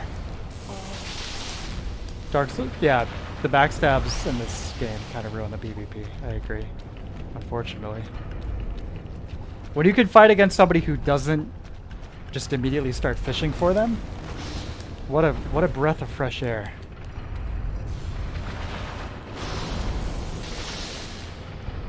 I think Dark Souls 2 has the best PvP overall. It's a good balance between the speed of one, being able to really punish Estus flasks and all that. Not having backstabs be so ludicrously OP.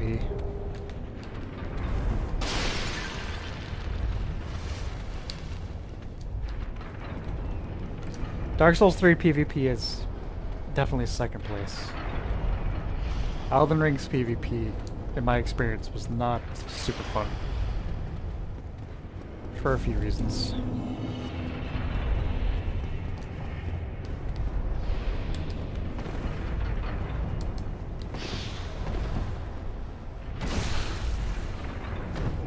Yeah, soul memory sucks for sure. That was a bizarre concept. I don't know what they were thinking.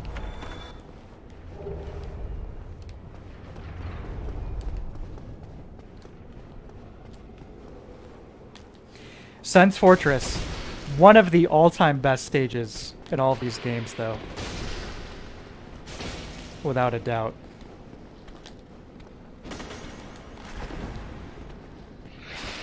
Full of all these fun traps, which at first are so intimidating and scary and get you killed over and over and over again. But then, you start to realize, wait a minute, I can use all these traps against the enemies. And then you realize, wait a minute, I can use these traps against other players in PvP. And oh my god, the fun to be had in here is just so good.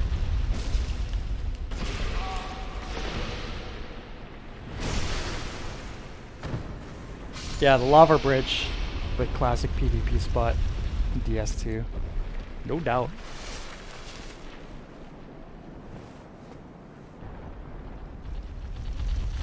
Indiana Jones. There you go.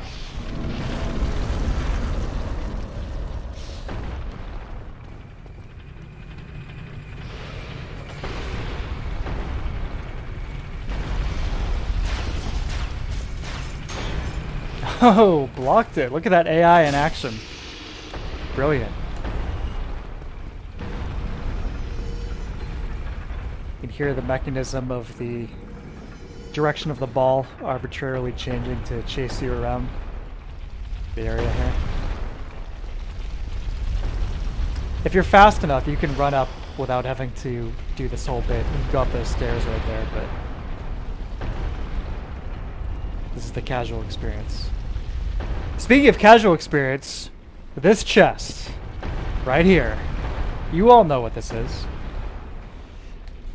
A few times when I'm showing people this game for the first time now, I've never once warned anyone about this chest. Getting eaten by this chest, it's essential. It's a rite of passage for playing Dark Souls. You have to get eaten by this mimic.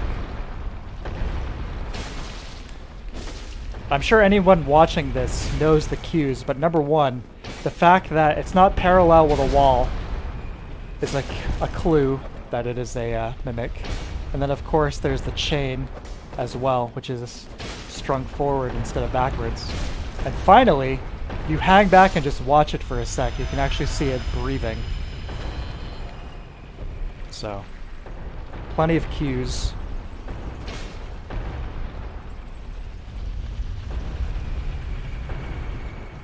No longer a casual run. Oh yeah, I forgot about that. I want that spear. Yeah, I'm gonna go back down and grab that spear.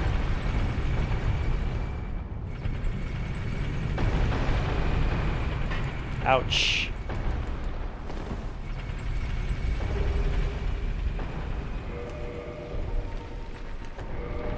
Plenty of humanity again. The chain does not move. I've never seen anyone not fall for this mimic. I mean, I'm pretty sure it's the first one most players are going to encounter by design, right? I miss levels like Sense and FromSoft games, some of a strong theme with visuals and mechanics. I agree, this is one of the best levels they've ever done. The first playthrough I killed Latorius with that spear. It is a great weapon. I mean, look at this. Going the wrong direction here. There it is. See, 221 to 288. Obviously, you need to take into account the double reduction in damage. It's like when you have infused weapons in these games, the stat is kind of lying to you. I mean, it's not lying to you, but in terms of how it's actually affecting an enemy. The mechanics are basically, with pure physical damage, it's like, yeah, it's 221 and then the enemy's defenses. But with something like that lightning spear, it's 144 and 144, and both of those have to go through the defense check for the enemies, so it's not truly the same level of damage. And anyway, for most new players at this point, it is definitely a godsend to grab. Also, I know I'm talking my ear off here, but this moment right here, the first window you see, maybe the only window you see before you reach the top of Sen's Fortress, thematically is really cool. Coming through. A glimpse of daylight. A little bit of hope, just like the sunlight earlier. Right after the tourist demon.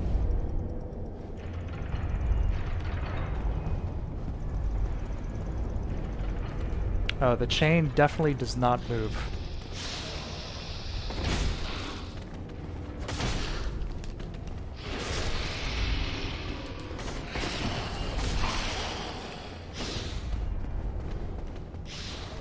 You gotta watch out for getting sniped by lightning lizard woman back there.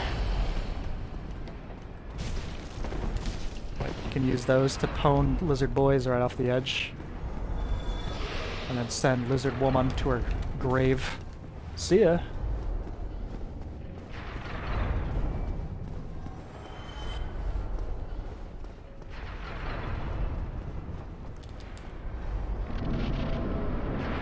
It has to move. Nope, sorry.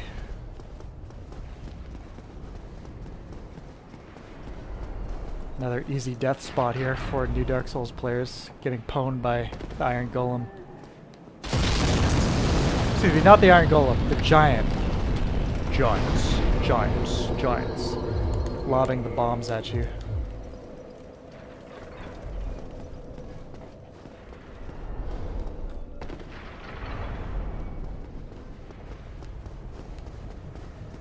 Oh, you know what?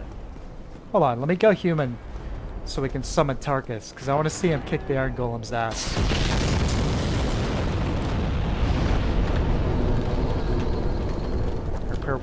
Prepare to Die edition. Let that fog go away. There you go.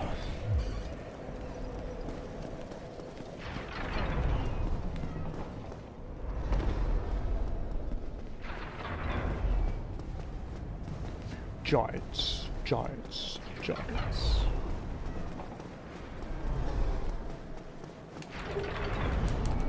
More large Titanite. Now I'm feeling good with a Claymore. Much more comfortable with this weapon.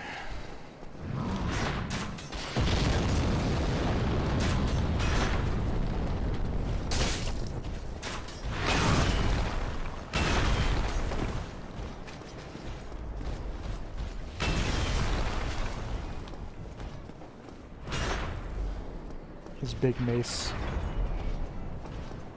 These guys are kind of like the precursor to the Cathedral Knights, DS3.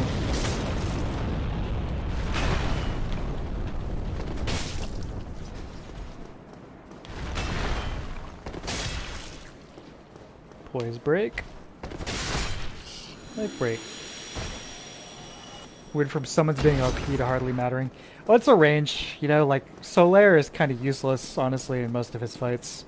But then you've got Tarkus and, what's-her-face, the Witch, earlier, who are definitely OP. Prince Ricard here is a definitely frequent death spot. He's got his cool Elite Knight armor on, though. He will parry you. Speaking of parries, I should probably get back to that myself here. Oh!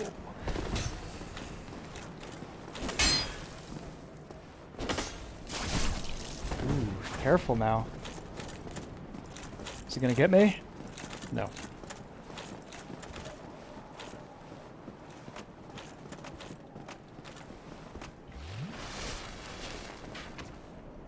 His bow. Oh, I'm gonna get you. Yeah, I'll pull that Black Knight stuff. Oh yeah. Now, oh, look at this sexy warrior. Now we're ready for action.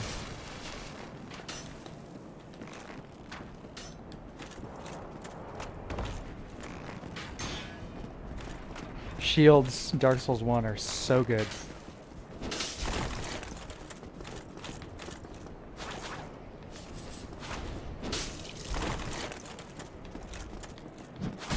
Ouch.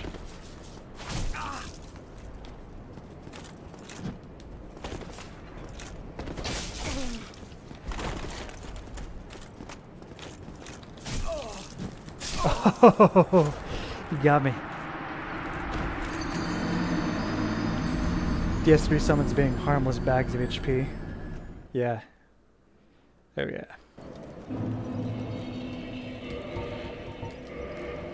Killed by Ricard. How embarrassing.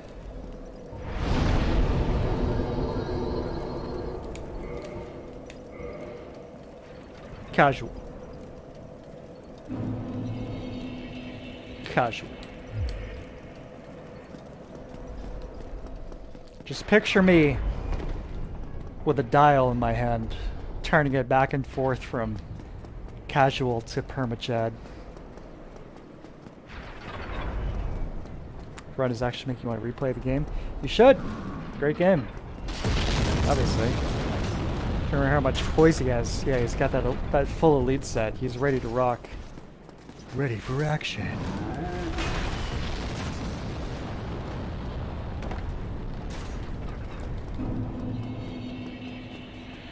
We'll just unlock him with a claymore, sure.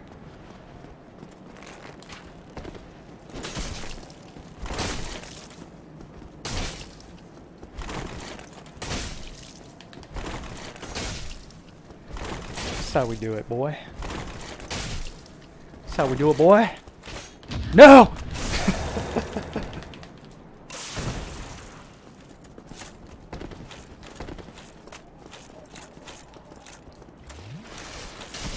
Card's like, I'm not taking this shit no more. Oh my god!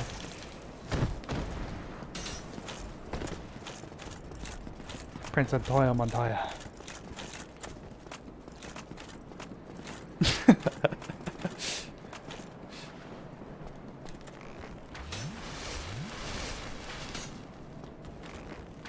Alright, punk. Let's rock.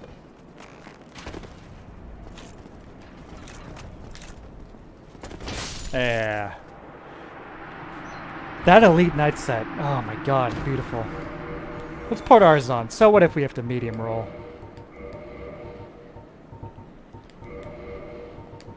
Yeah. Now this is casual. No, I love this set. Anytime I'm doing basically any playthrough, Dark Souls 1, you gotta wear the Elite Knight set.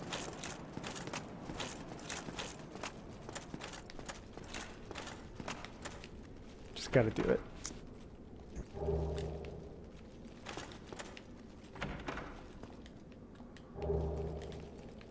Look at that. Beautiful. Beautiful. Look how sluggish we're moving now. Ugh. Ugh. Yeah, the armor clank is really nice.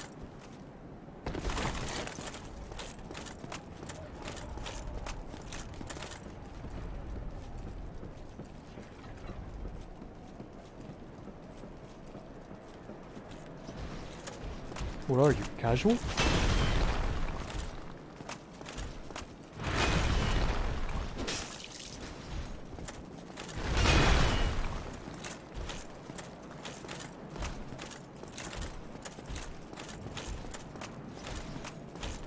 If you're wearing big, heavy armor, you should be hearing big, heavy noises.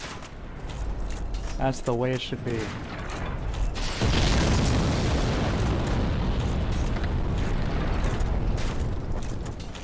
You want that poise? It's gonna sound like that poise.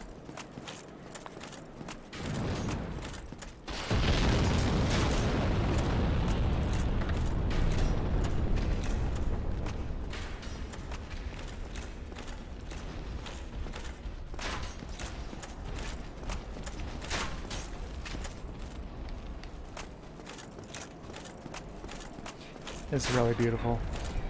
I mentioned that DesignWorks book earlier, talking about the Elite Knight set. They were like so happy with the fluted Knight set. The same designer, I apologize, but I forget her name, designed both the fluted set and then this set. And they were like, how, it's going to be so hard to top the fluted set. But they were all very happy with the Elite set, how that came out. Personally, between the two, I would, it's a tough call. The fluted set from Demon Souls is so classic, but the Elite Knight set, Dark Souls 1 here, is very, very beautiful. Also, the Black Iron set, courtesy of our friend Iron Tarkus here, who is about to open a can of whoop-ass. First, let's take out the giant, though, so we don't have to worry about the bombs.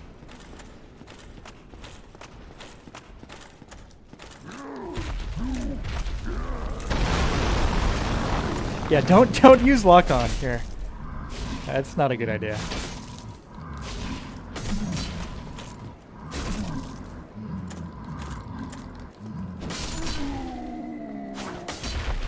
Yeah, no sweat. Good job, Tarkus. All right, I'm gonna let him solo the Iron Giant. Ready?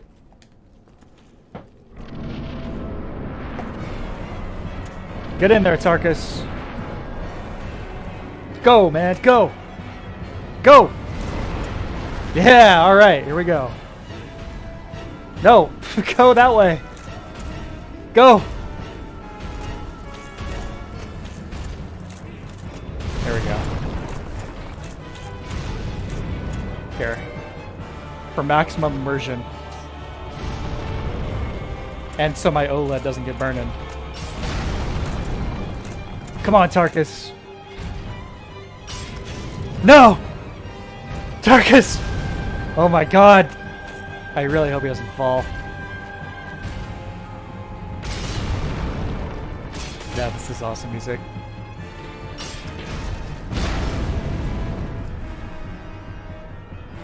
Get him, Tarkus.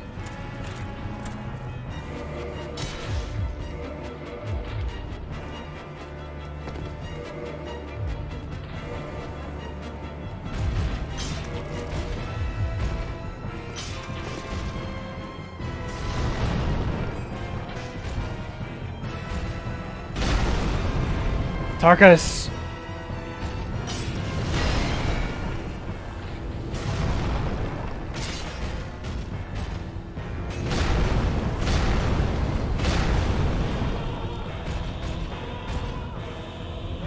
Uh-oh. Second grab. Tarkus is still at it. He's got more gas left in the tank.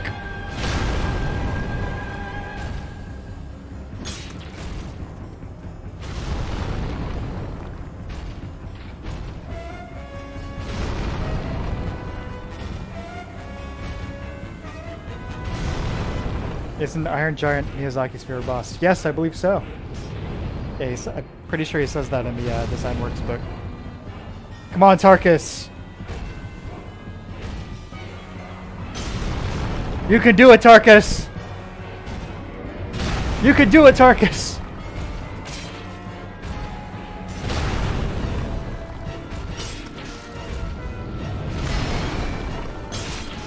Oh!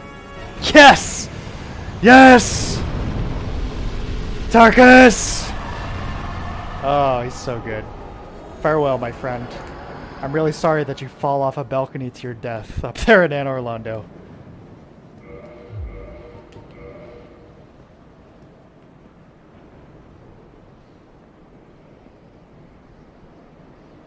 Mimic tier flashbacks. Ain't that the truth, partner? Let's get the hell out of here.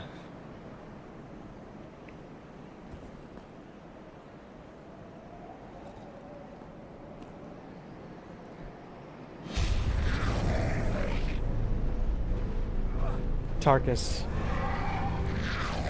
One of the strongest warriors to ever walk Lordran.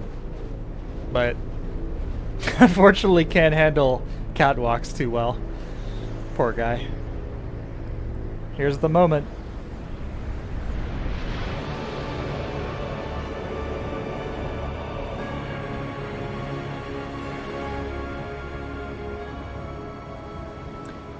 So they've gone back to this well several times now, but it's never been as impactful as it was right there.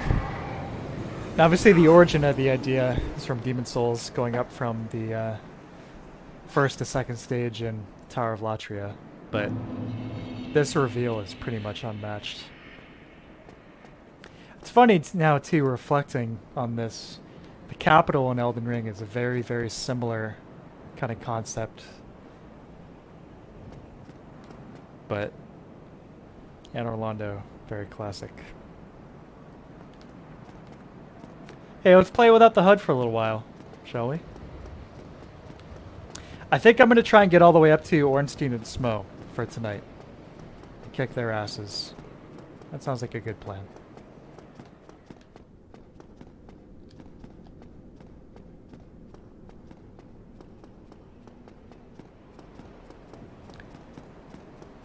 Duke's Archives looming above.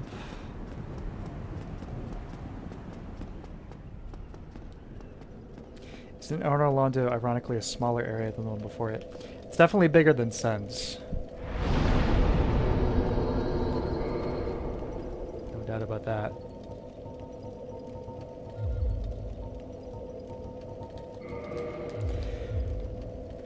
The brass set. One of my all-time favorite sets in these games. Especially the helmet. I love mixing the helmet with some of the cloth sets too for like paladin builds. I really, really like that helmet a lot. Well, you are a rare visitor. Welcome to the lost city of Anor Londo, chosen undead. If you seek Lord Gwyn's old keep, exit here and head straight yonder. If you are the chosen one, a revelation shall visit thee. What follows thereafter depends upon you. What is it? What am I? Well, I am the keeper of the bonfire. If not for me, what beacon would there be in this lost city? a gatekeeper, and a guide. That is my calling. Taking out the illusion of Guinevere and having to fight her. It's really cool. Strawberry, you should be able to explore lower sections of Anor Londo houses and such. That would have been really sweet. That's like the tragedy of all of the Souls games. Things cut short by development, you know. We were talking about Lost Izalith earlier, and that's one they've admitted to. Like, yeah, we didn't have enough time to properly do it. But you're right. Being able to explore this entire thing, how insane would that be?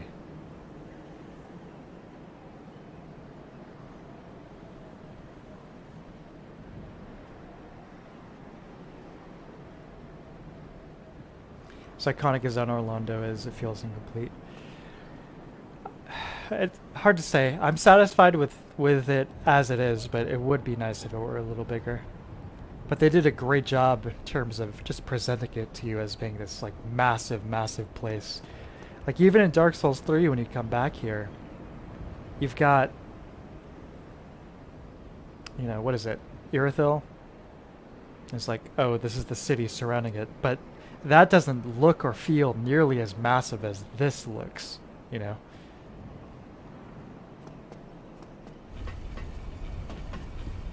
Lendel. You definitely get to explore a lot more of Lendel than you do in Orlando. Lots of streets, moving through certain buildings. There are plenty you can't enter, too, but overall, plenty to explore. With Elden Ring, like I said in the video, the review video, there's still quite a bit about the lore that I'm not sure about, but what's up with... There's so many doors in Lendel that are like sealed, almost like with wax or something, you know? I wonder why that is.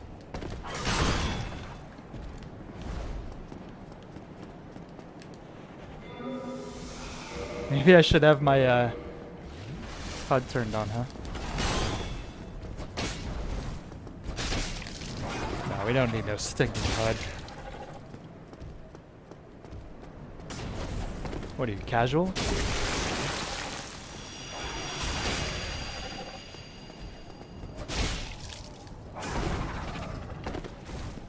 I mentioned at the very start of the stream, I'm pretty annoyed that DSFix apparently forgot my HUD adjustments because I had the HUD way settled back. Way smaller, 50% transparent. Not so insanely obtrusive as it is natively.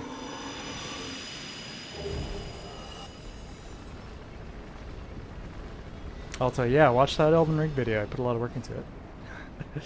Karate Kid put the wax on, but died after that stuff. Poor guy.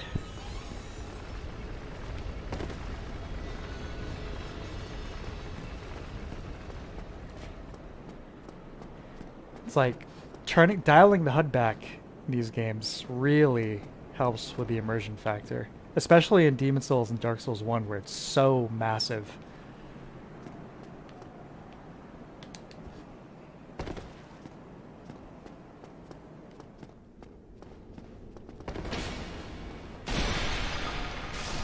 Yeah, those combos with the Claymore, I love it. Dark Souls 1 Claymore, look at this. Beautiful.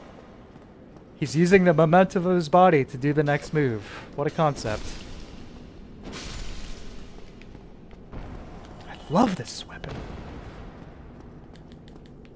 Alright, settle down. Get a little excited about the Claymore.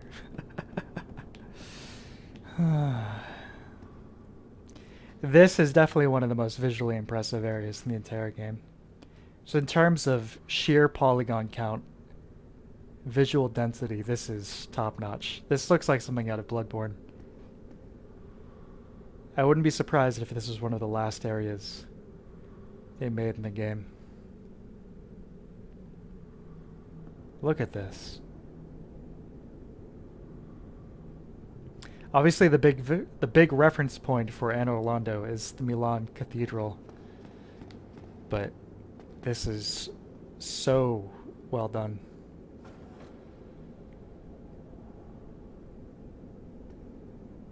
Look at the lighting of all those little columns.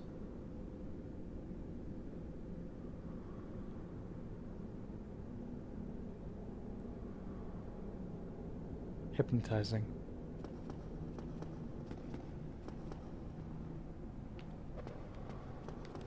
Now, it's one of the most treacherous areas in the game.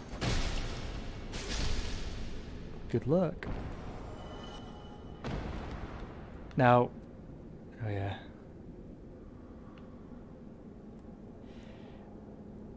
There are these sections in Demon's Souls and Dark Souls 1 where you get to see these ragdolls fall these like great distances. One that comes to mind in Demon's Souls and Boletaria, as you're going up the first wall section and you come out on the outside for a sec. There's like that wooden platform. There's one soldier out there. And you drop him, how he falls all the way down the wall and down the hills, and basically all the way down to the river underneath the bridge. Of course, one major flaw with this section, and again, not something that was fixed in the remake, is that zero sound for that. Like, come on. Dropping this massive chandelier in this huge hall. That should be a massive sound, and yet silent. I really don't get that. I almost wonder if that was a bug that was not fixed in the remaster.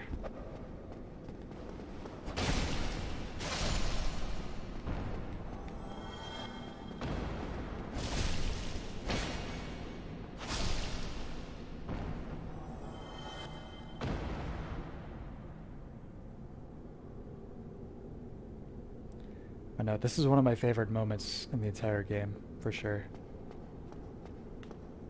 The floor texture down there, too, works perfectly for this. I mentioned earlier about the Four Kings fight not having any kind of visual reference for distance. You know, so it gives this really uncanny effect as they come racing towards you. But that floor texture there does a fantastic job of helping sell the depth of this room, in addition to just being aesthetically really nice. Sneeze the first time here, fall to your death.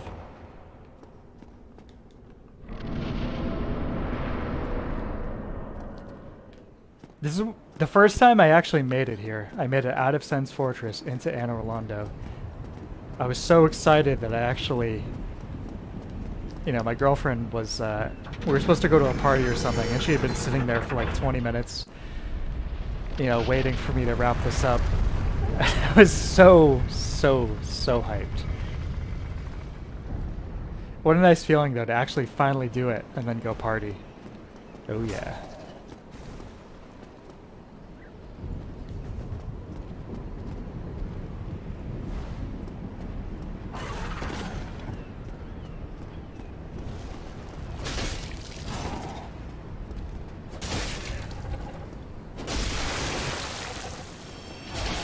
I'm feeling in the groove with the Claymore.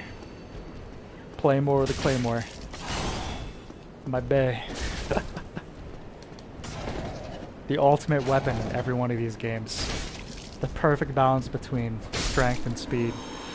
The ultimate moveset. The best weapon in the game. He chose to stop studying the blade to go party. Only because I had mastered the blade. Yeah, and then right here.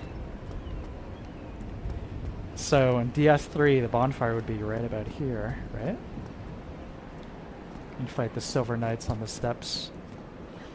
I definitely like this iteration a lot more than the DS3 one. I felt that was kind of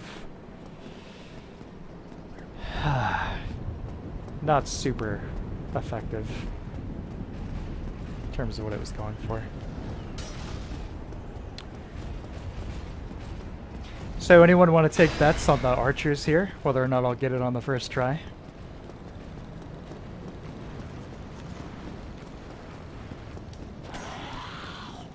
I don't even have the HUD on.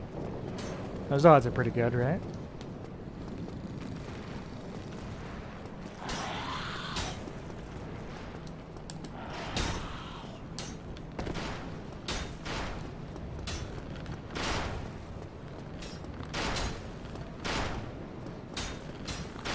So by this point, you're safe from the second archer over there. So you just gotta worry about the first guy here.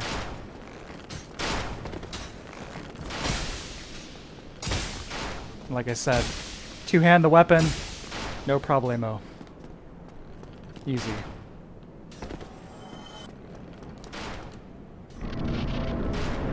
The archers are easy. Got that right. Yeah, the giant blacksmith moment was cool. You're right about that. Oh, there you are. There you are. You've been quiet these days. Yeah. Smooth summoning out there. Anytime you see my brilliantly shining signature, do not hesitate to call it. My brilliantly shining left me signature. quite an impression. I would relish a chance to assist you. I would relish an opportunity for you to actually assist me too, Solar. I love you, but... You really are fond of chatting with me, aren't you? If I didn't know better, I'd think you had feelings for me. Oh no, dear me, pretend you didn't hear that. How did Solar get here? Same way you did, I would imagine.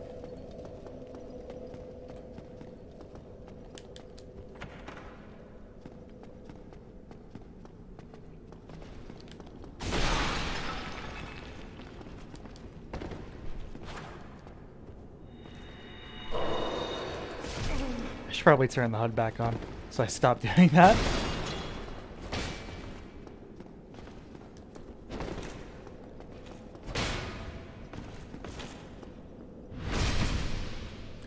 I didn't know any better. I just saw you have feelings for me.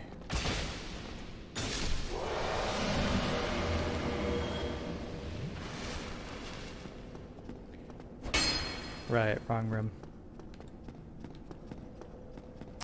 Yes, let's talk about the sexual orientations of video game characters. That is always a lucrative and productive topic.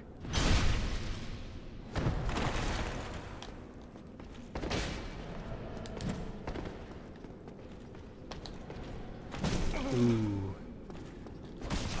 Okay, pal.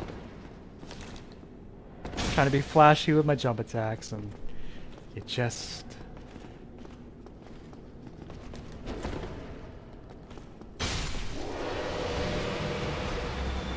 Need more classic Scottish weaponry? Well, what would you suggest? What are they missing? Here we see all of Gwyn's joints laid out.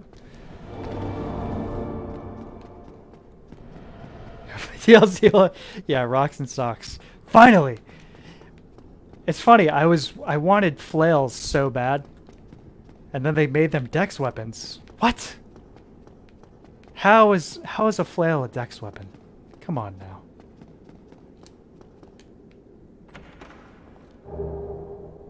Here we go, Havel set. The most fashionable heavy armor of them all. So good.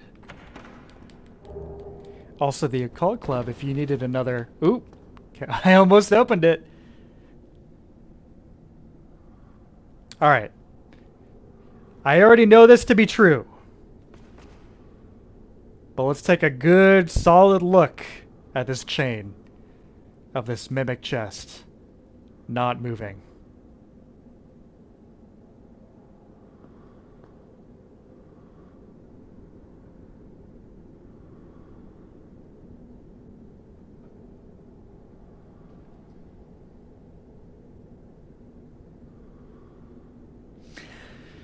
What does Sonic say? I am waiting. Or Duke, what are you waiting for? Christmas?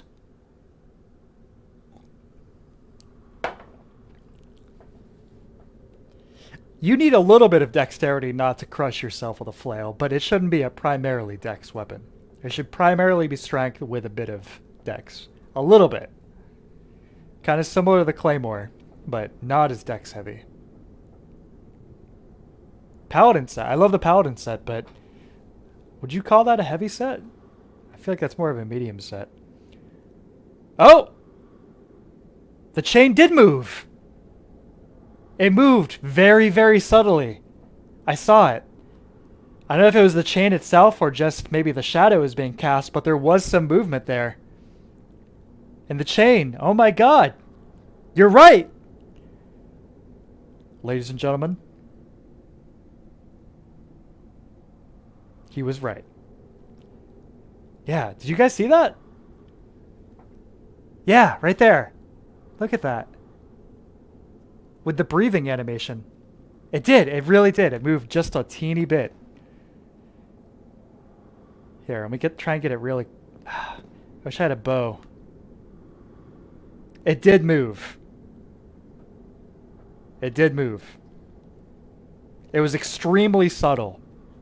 Extremely subtle.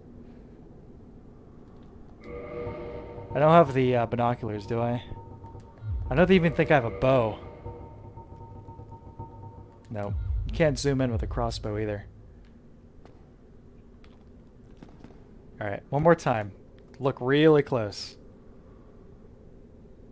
I'll say when. Right there. It's moving so subtly that it's probably not even visible with the YouTube compression. But when it breathes, the chest, which is a far more obvious visual tell, it opens up just a little bit. The chest, you know, you can see the teeth when it breathes. The chain does move just a hair. I'm talking like a pixel. Okay? Anyway, that's enough of that.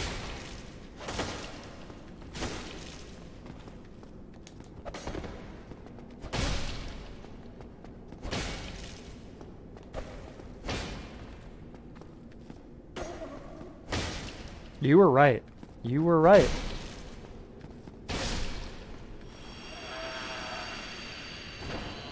It's so subtle.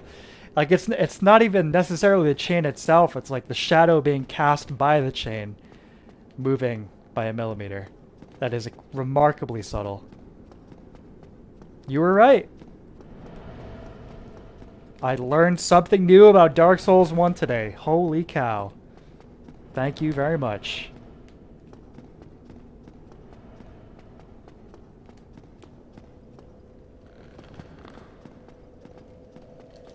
You crazy bastard.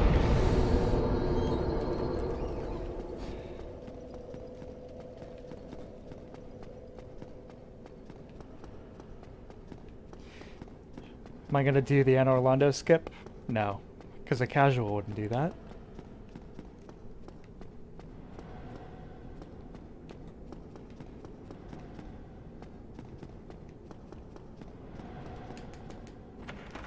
You go explore all these rooms.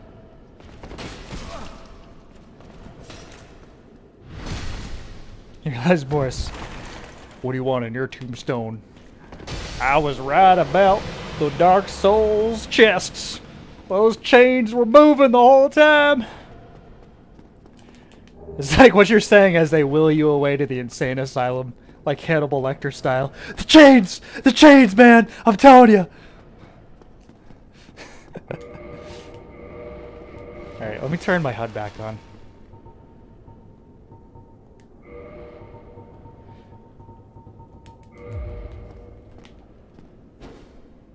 Oh my god.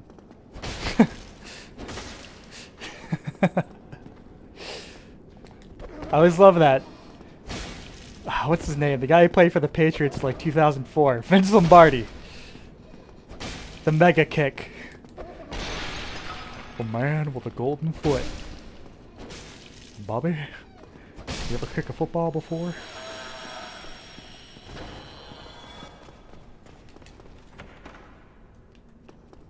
The bedroom. This is nice. Look at this. Ah, man, we're not online. We can't leave any messages. Every playthrough I make of this game, I always leave a message that says boss ahead in front of this painting. Because, I mean, look at this guy. Can't we get that armor set? Look at him. Beautiful. No, this is a cool room. I believe that is the same source painting from the old monk's room in Demon Souls. One of the paintings. That's all scratched out. similar to the girl with the hoop, but I'm pretty sure that is one of the same source paintings. And of course, this is concept art. This is a screenshot of the game. All these silly little details. This is a cool room, though.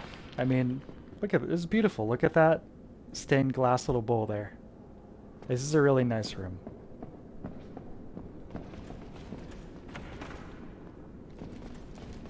Silver Knight waiting to gank you on the other side of this door.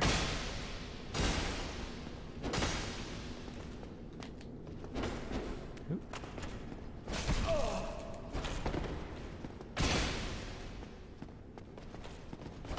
I think I was playing better with the HUD off, honestly.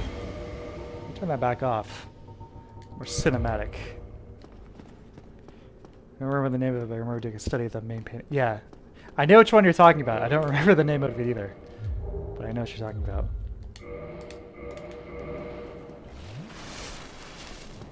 There's another room we go through that has concept art of the giants. And that one's really funny because you can actually see a little like reference character in the art. You know, that's supposed to be like a reference point for the artist to how much bigger these guys are supposed to be versus the player character. So we'll see it in a sec.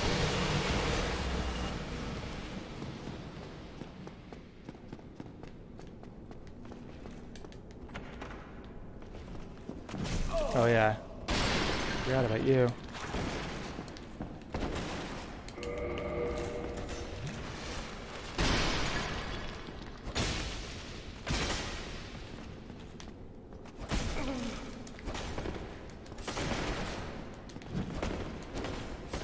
Ooh.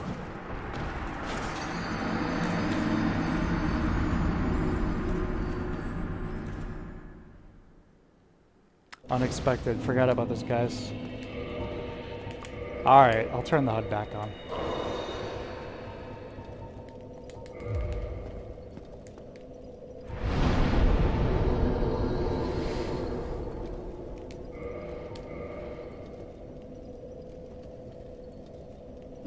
I recently bought a new set of burrs for my coffee grinder.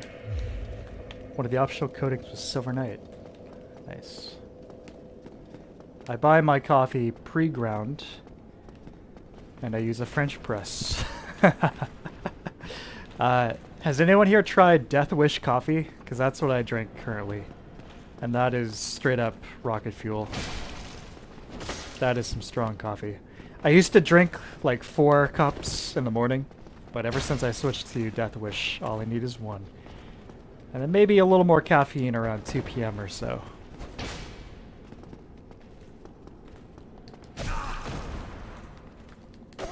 Johnny Cage.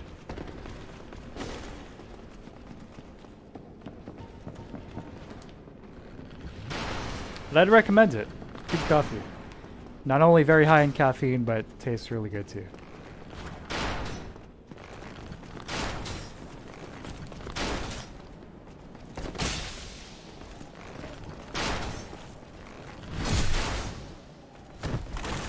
Pre-ground is the biggest trap. Why is that?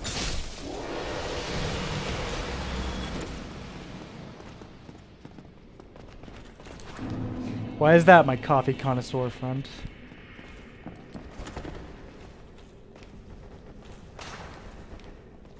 Come on.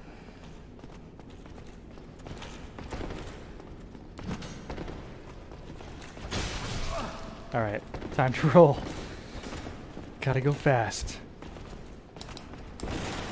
Hey, speaking of gotta going fast, oh, there it is right there. If I wasn't running for my life. Here, I'll kill these guys and then I'll show you. And I'll tell you the story of gotta go fast.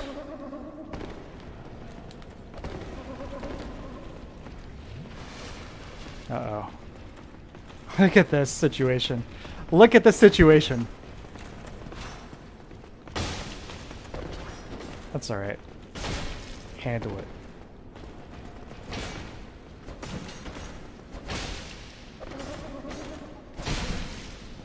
Can't fit through the door.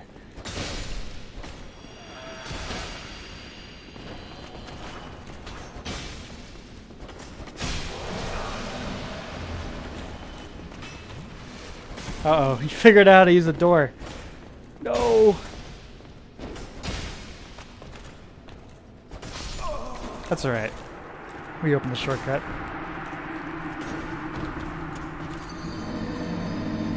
Half-life of caffeine is about 30 seconds when exposed to air.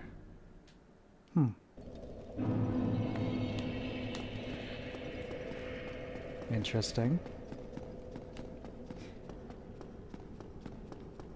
So you're saying if I ground it I mean, I don't know.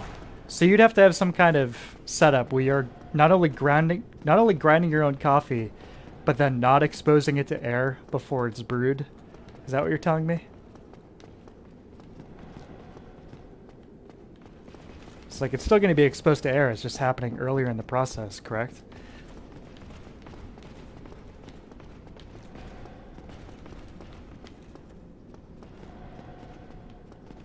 What am I doing?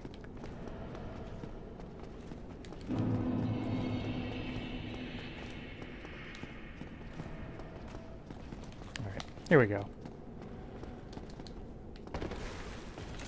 Hey, weird. Is that not loaded in?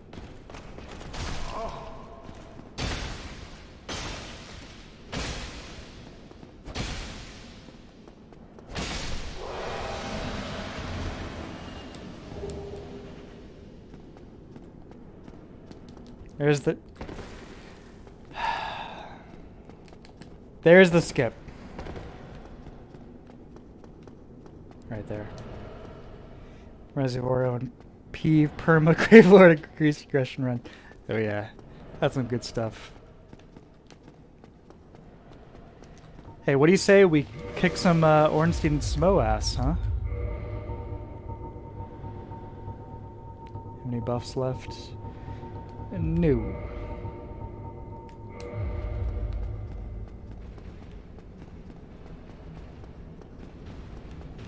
What am I doing? Yeah, you want something for your tombstone. There you go, right there. Okay, boys. Best fight in the game.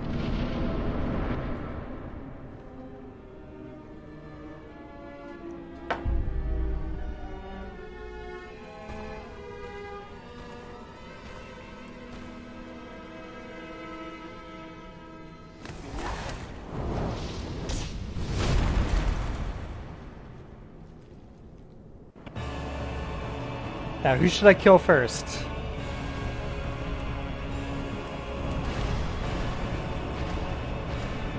So, do you want to fight Super Ornstein or Super Smo? Or should I say Omega Ornstein?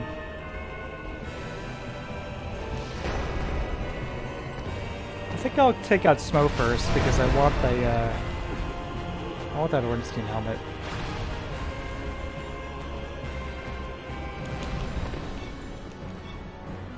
First try.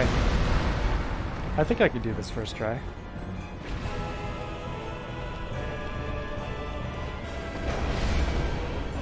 If I die, reset. I will do a no death run of this game as well at some point. Obviously, I've already failed that several times over in this run, but that wasn't the plan for tonight. I will do a no death run for this.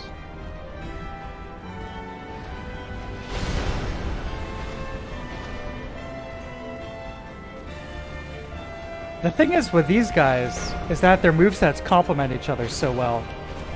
You get other fights against multiple adversaries in the other games, but none of them work as well as this, because they usually just throw two of the same guy at you.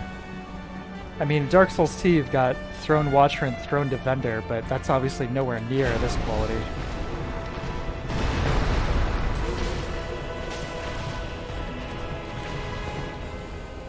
Crucible Knights and Elden Ring. I mean, I enjoy those fights, but come on.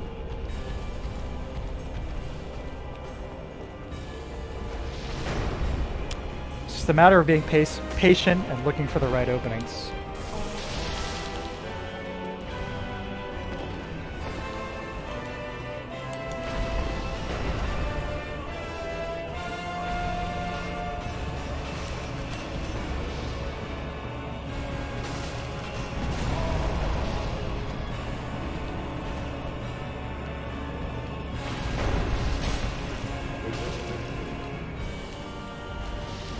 the relative damage you can deal with a claymore versus stamina consumption is also a huge plus over this Vihander. Not just the speed, but the amount of times you can swing the damn thing, you know?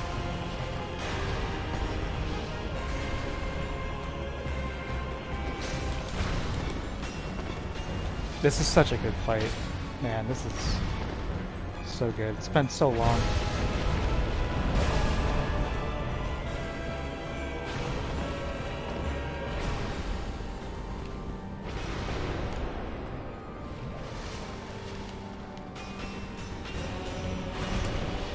See, Ornstein with his King of Lant janky dash attack there, where the animation gets like interrupted, starts and stops multiple times, depending on whether or not he gets caught up on any obstacles along the way.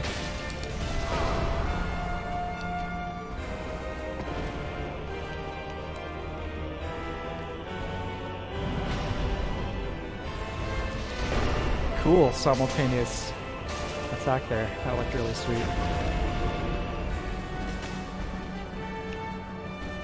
Dun, dun, dun. Great theme too. Legendary.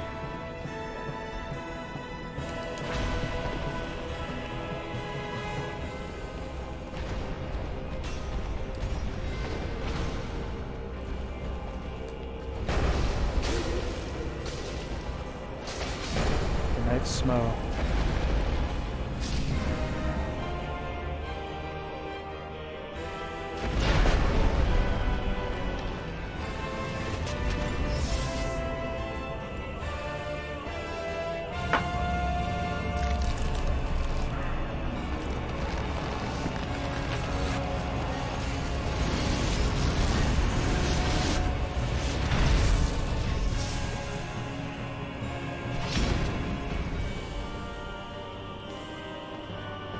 Big Ornstein. Hooah!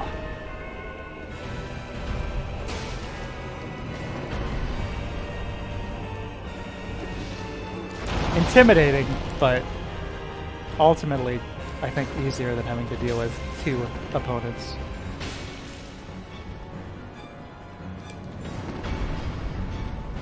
You know, it was always funny was playing co-op with this, and then trying to communicate to your summon which guy you wanted to kill first. Oh my god. Okay. Dead. That's alright. That was a surprise. Alright, let's do this.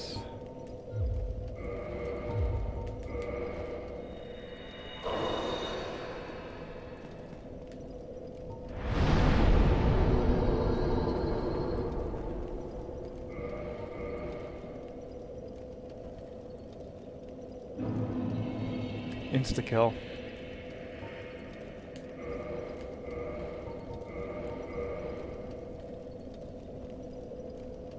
Four hours. Whew.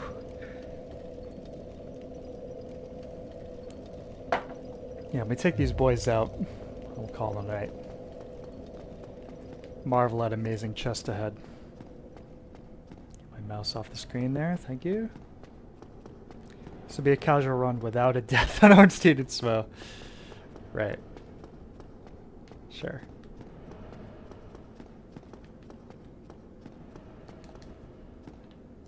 Wouldn't. Right. Okay. Thank you.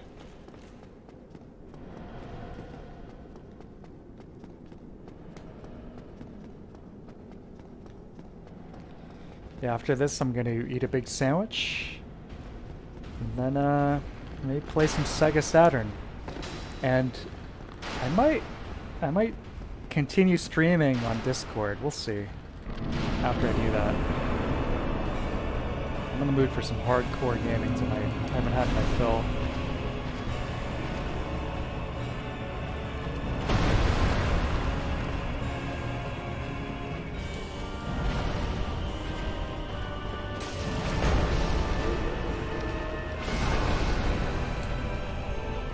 Space Jam remix. If I die again, I'll put it on for the third fight. I think I got it this time though.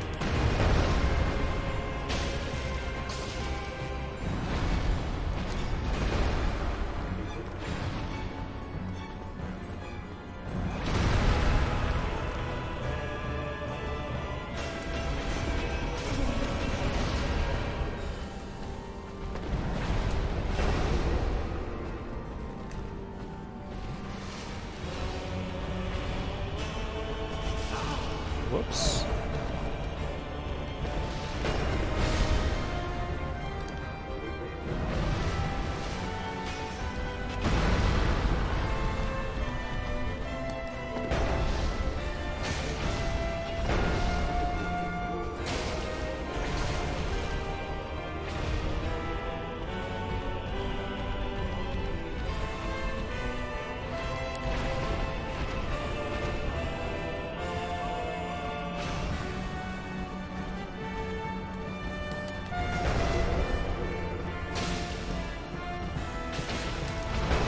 Nice.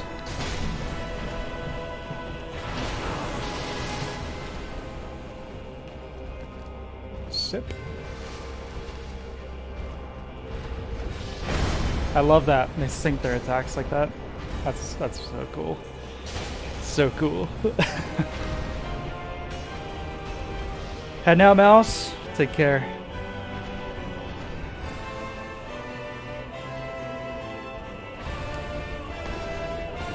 This one has been going on for a while.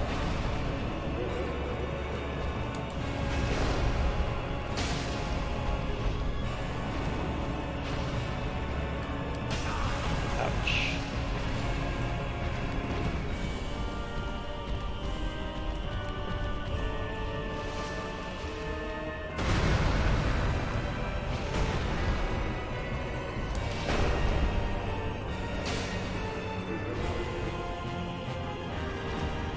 He's at it again! The jank!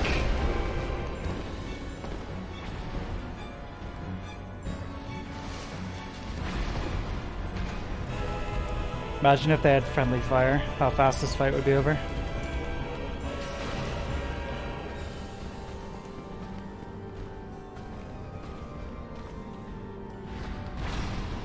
Come on.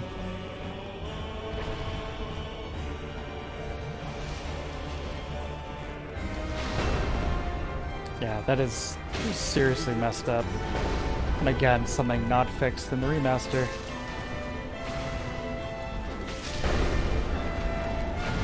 Alright, here we go. Super Ornstein, round 2.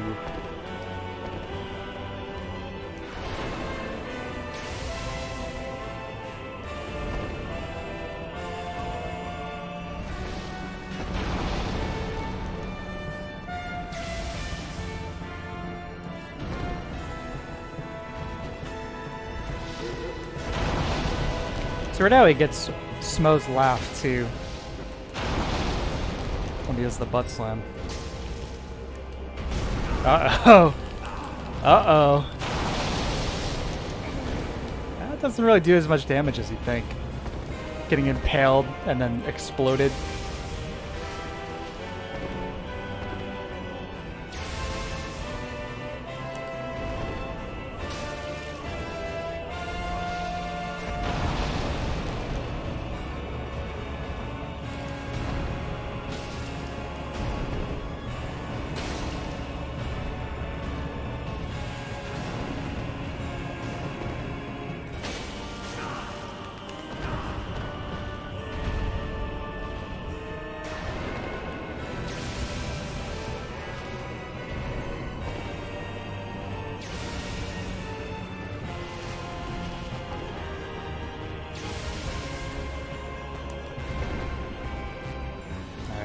Gotta focus now.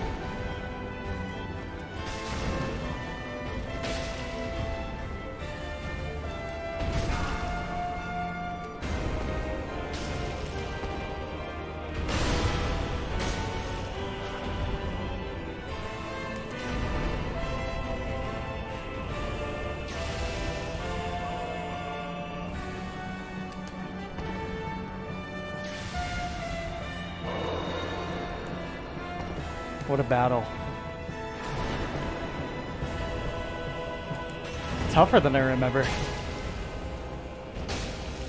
So I didn't upgrade my weapon at all with the giant blacksmith, and that is making this quite a bit harder. I'm just remembering now that that's like a possibility, a thing you can do.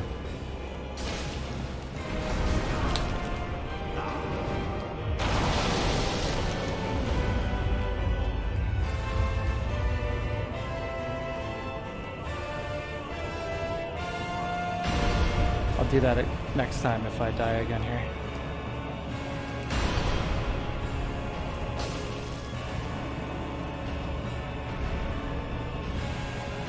Oh,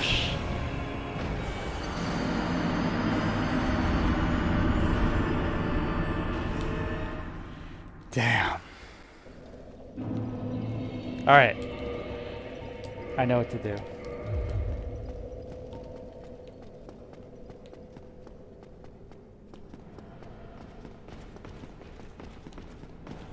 There we go. Okay? No more fooling around.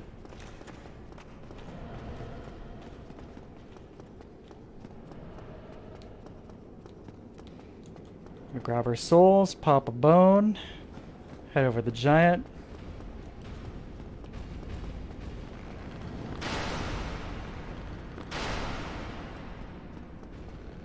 Get to +10.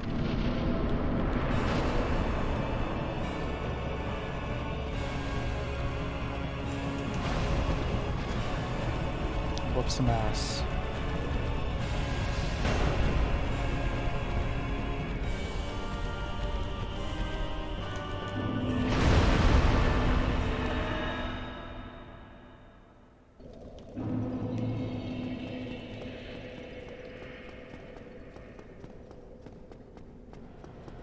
Easy. That's what was missing.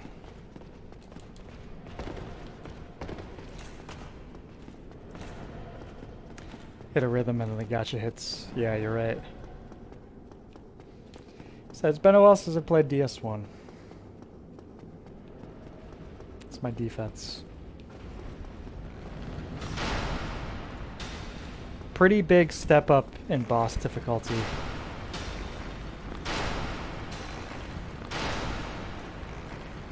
Versus Demon Souls, obviously.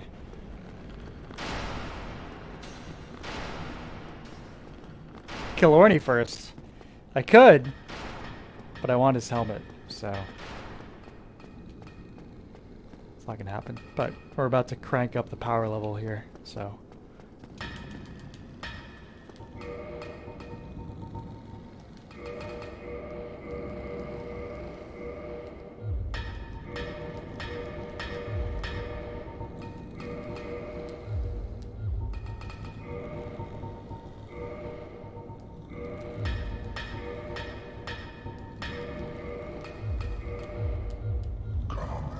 There we go. No. It's without Bloom anyway. That's true. That is true.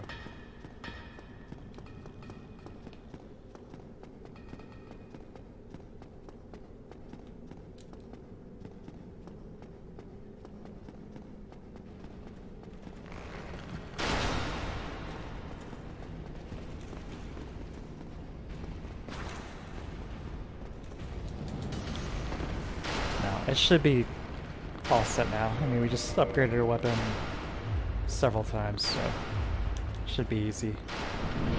Too easy now.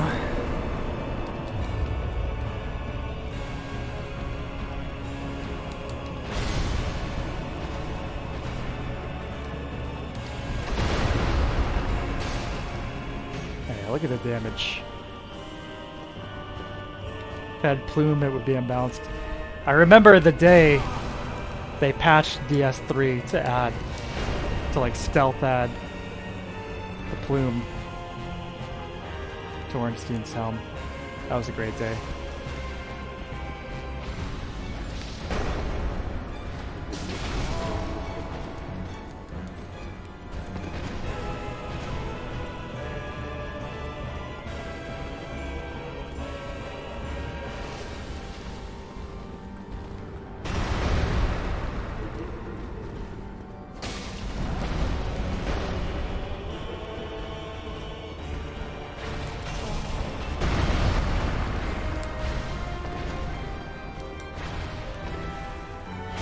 Not good? I think it looks better than it did without it.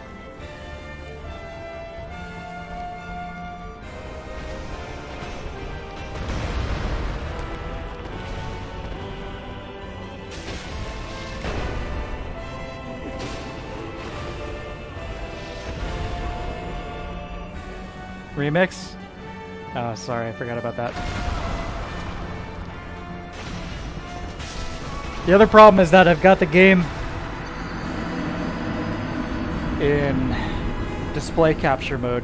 I should say I've got OBS and display capture and not game capture, because DS does not play nice with OBS. You guys already saw all the goodies on my desktop once, so I don't know if I want to flash that again. I don't even remember if I had anything like... I don't think I have anything that I wouldn't want to be seen, but... you know.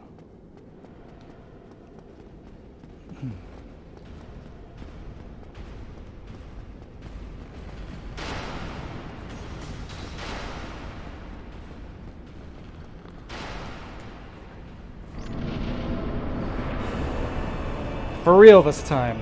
Let's take these fools out.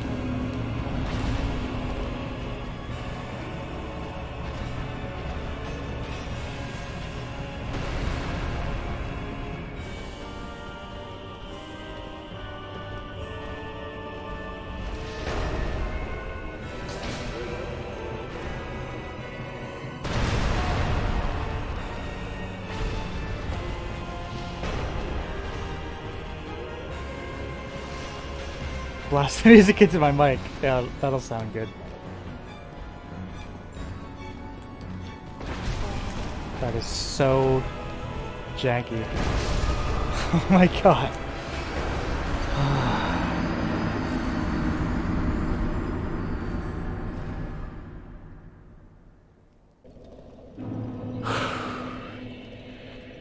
Alright.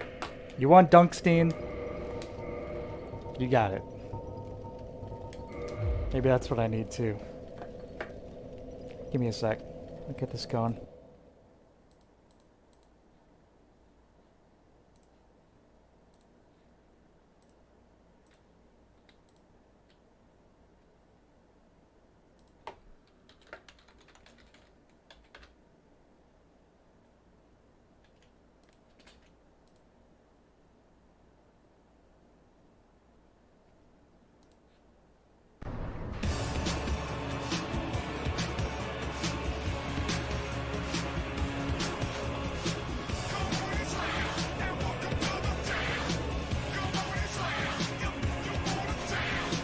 Can you guys hear that?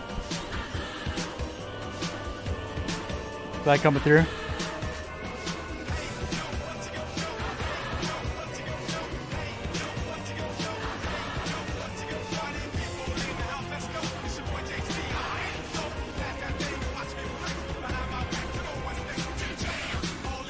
All right, now we're ready to rock.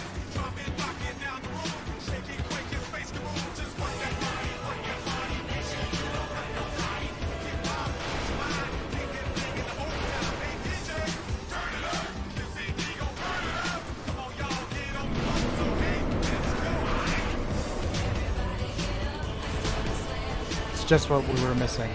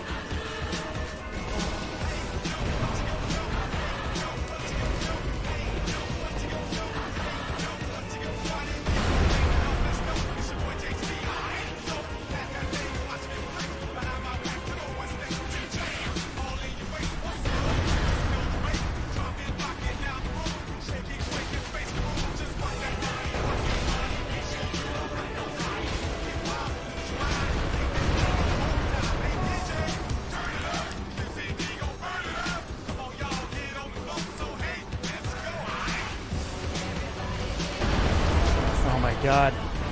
No! Jesus. Alright guys, I'm gonna give this I'm gonna give this one more try.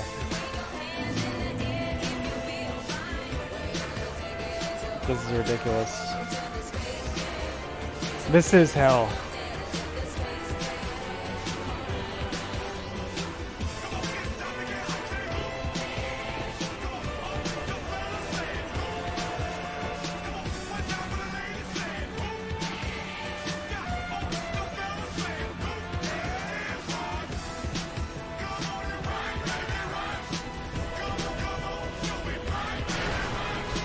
Miscalculated, they can hear the Space Jam too.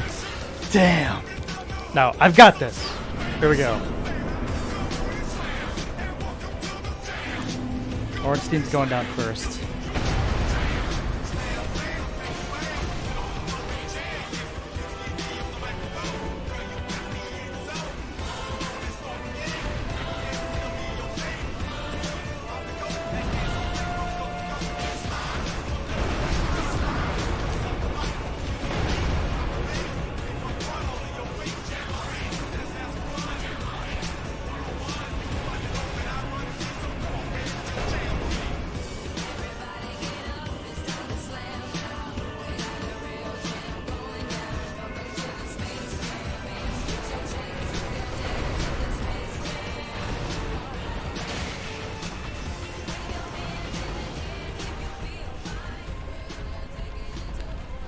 Supposed to be a 10-hour loop.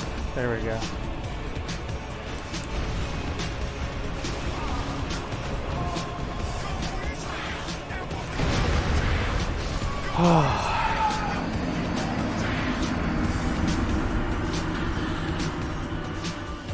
Why not summon Solaire? Because I got no more humanity. That's why. Even though he's sitting right there, I can't tell him to come with me.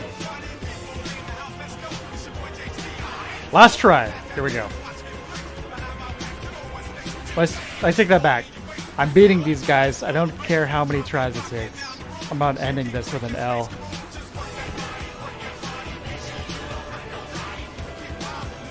The only way to go out is with a win.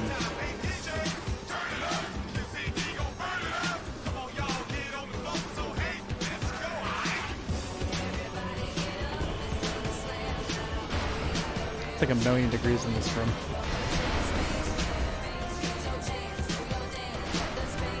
"10 hours later. Oh, ye of little faith."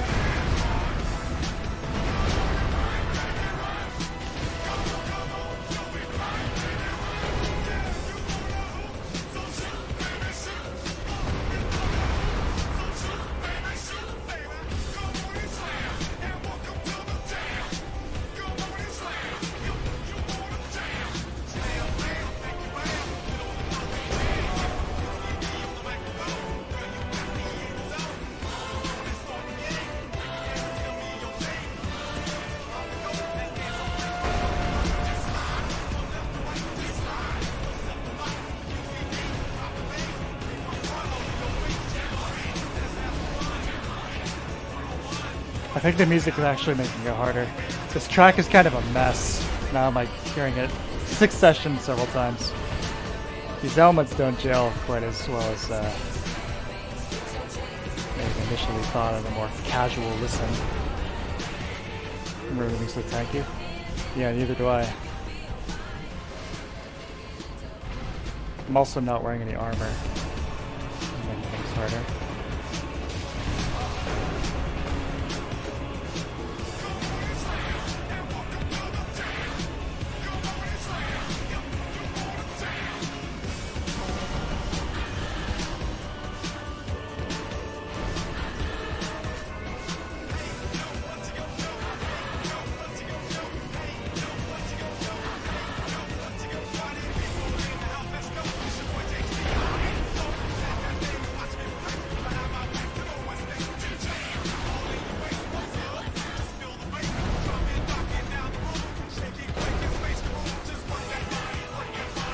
Thinking Smo probably has less HP in this first phase.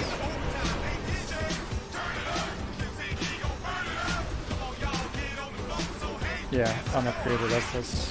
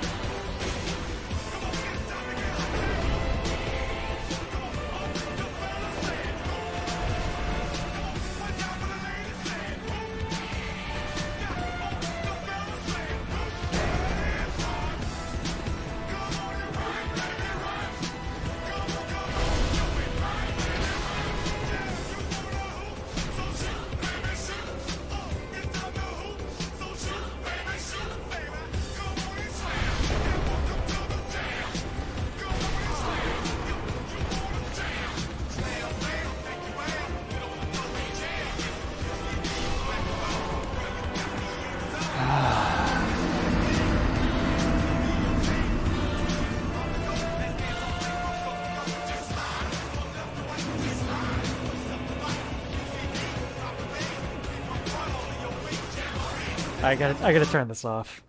I can't take that anymore. That's definitely making it harder.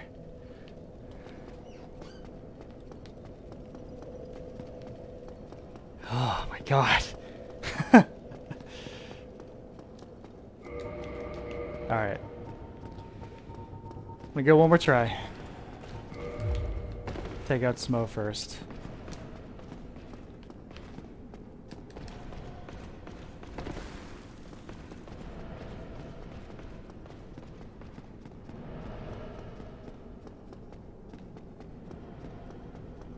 Yeah, it's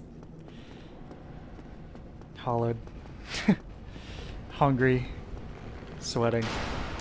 Feels like it's about 90 degrees in this room. PC functioning as a summertime space heater.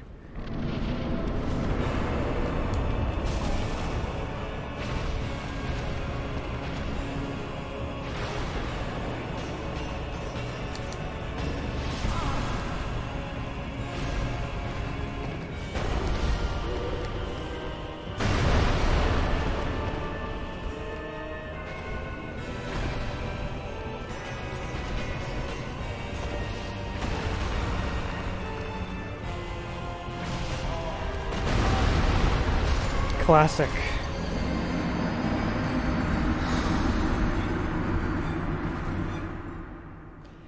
This is just getting pathetic at this point. Yeah, good teamwork. Yeah, they're really working together very well.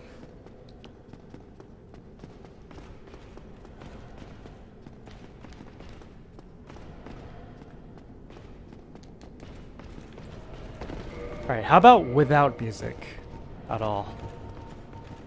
Let's try this.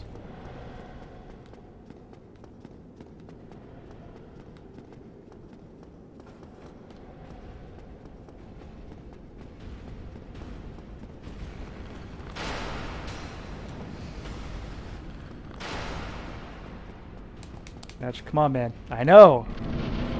Alright, here we go.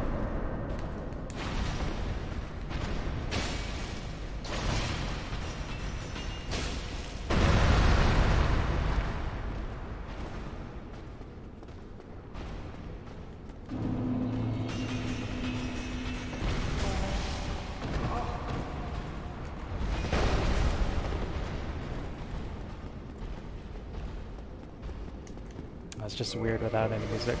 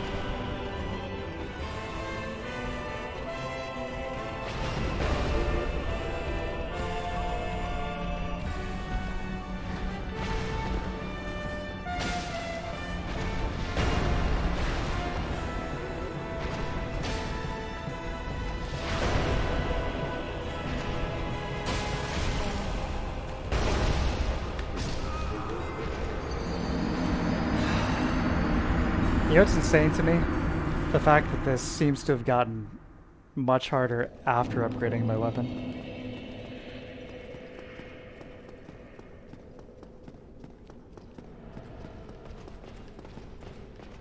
What's going on?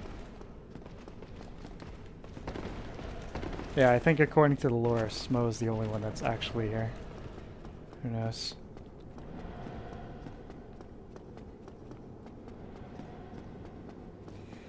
Couldn't possibly have predicted that this was going to be such a roadblock.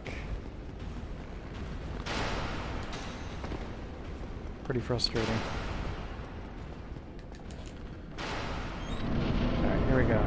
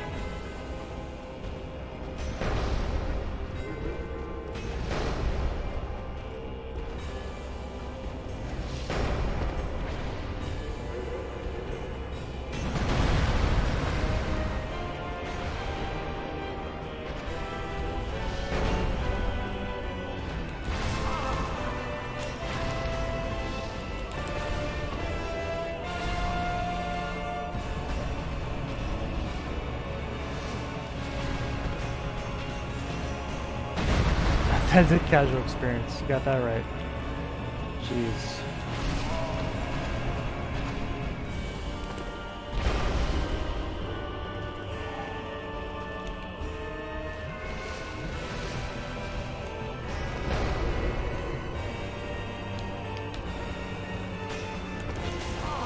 So frustrated.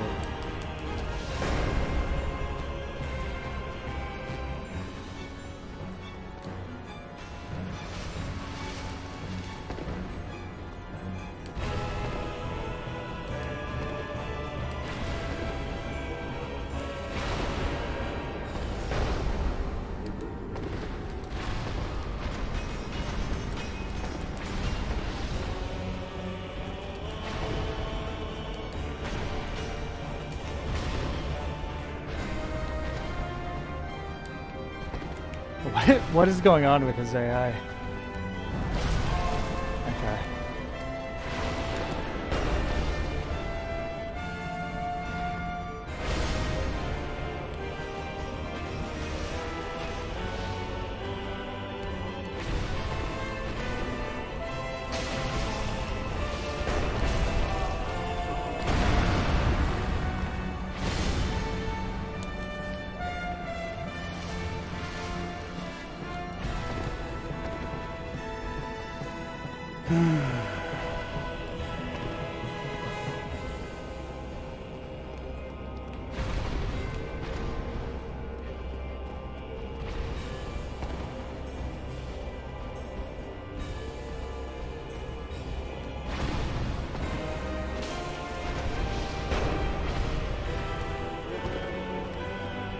Did I accidentally download Dark Souls Remastered 2.0.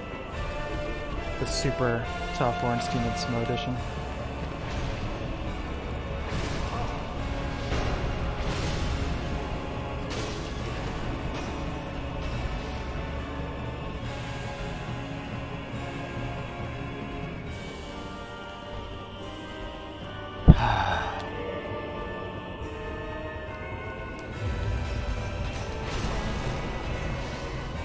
I'm alive. You can't hit me. Can't hit me. All right. What is happening? Here's what I'm gonna do. I'm gonna try this one more time. I'm gonna go after Smo. And if I don't get it, I need to end this. I need to end this.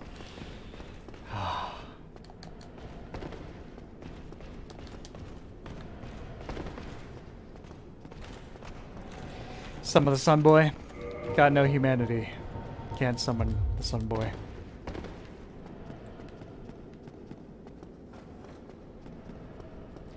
Yeah. It's just the stuff with Ornstein with his dash that I think is really broken.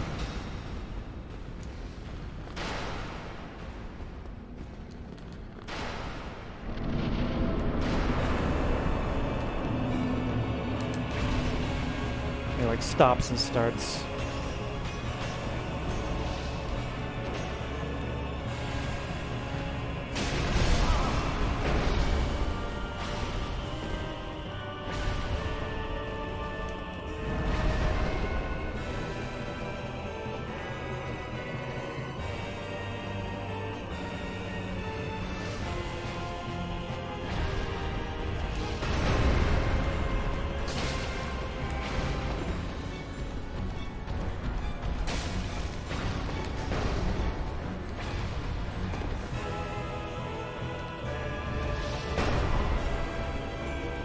Oh, you're kind of next to the hammer. We'll call that a hit.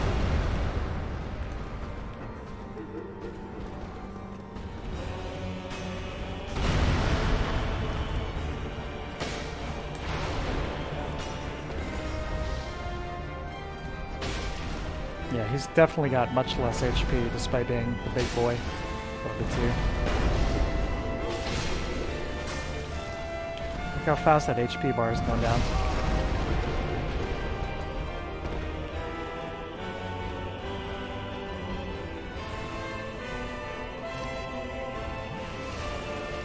Yeah, the disadvantage of spoiling all my humanity for healing. You're right.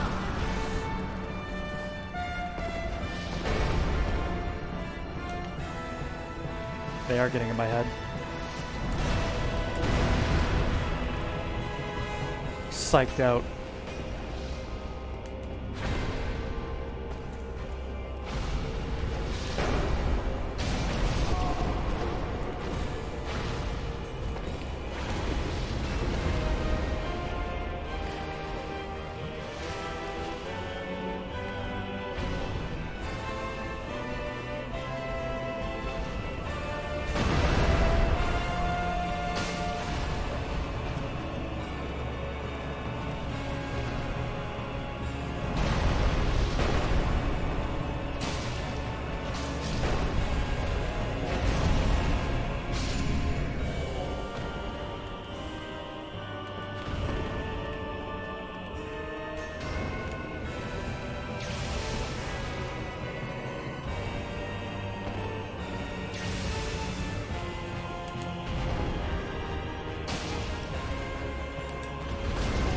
Hey, I rolled towards him. What happened? That's okay. I know it's still my fault.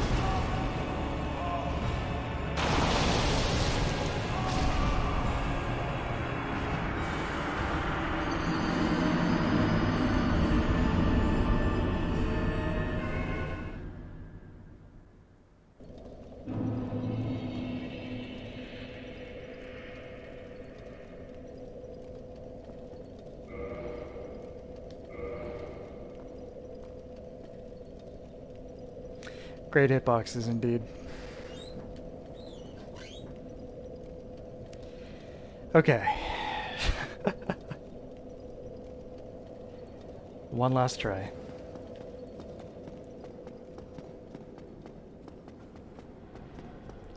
And then I'm gonna go dive into a lake somewhere and find my moment of zen.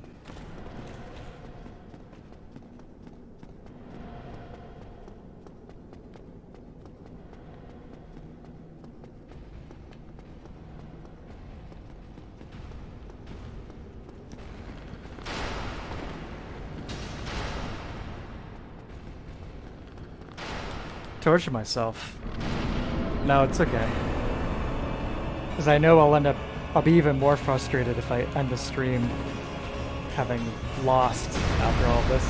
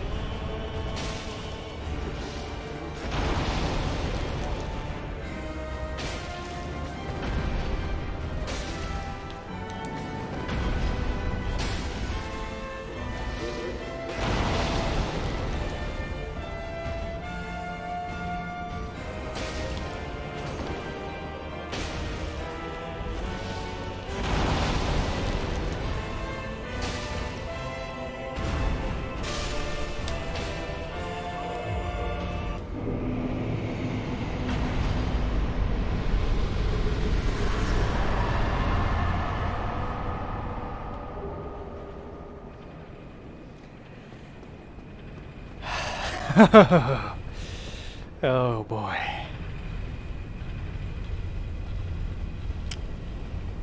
It's that fine line between satisfaction and wanting to put this controller through the window.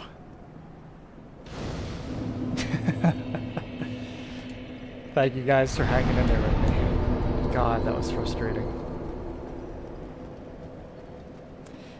But before we go, yes, let's all enjoy a fantastic chest ahead.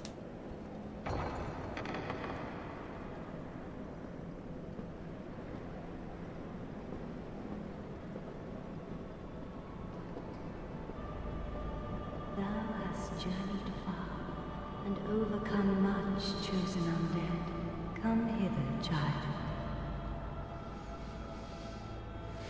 O chosen undead, I am Guinevere, daughter of Lord Gwyn and Queen of Sunlight.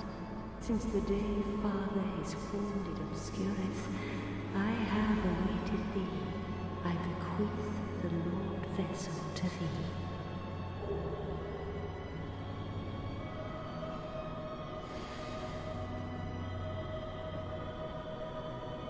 And beseech thee, succeed Lord Gwyn, and inheriteth the fire of our world. Thou shalt endeth this eternal twilight, and avert further undead sacrifices. Thank you guys for the messages. Being offline really fills in that gap for what I would expect to be placed here. Welcome back, Malice. Oh, you missed it. Like an hour at least of fighting Ornstein and Smo, but it's finally over. O chosen undead, thou hast journeyed far. Don't think the later Souls games ever had a moment like this. I think you're right. I don't think they did either. Since the day Father... Her music is so good too. Now thou shalt go forth, chosen undead. May thou be one with the sunlight forevermore. Other than the obvious, her character model is actually really impressive. It's extremely high poly. I'm not just talking about her chest either. I mean, she's a really well-rendered character. It's like being like 3 times the size of your character helps with that, but man.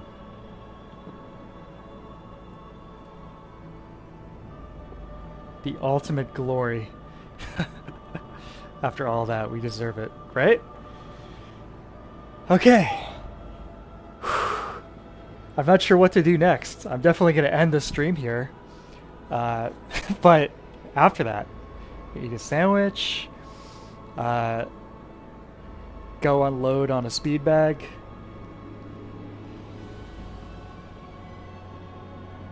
go ride my motorcycle really fast. Whatever I do, I need to chill out after this one. But hey, let me bring it back to a more positive thing. That was a real pain in the ass with Ornstein and Smo, but we did it.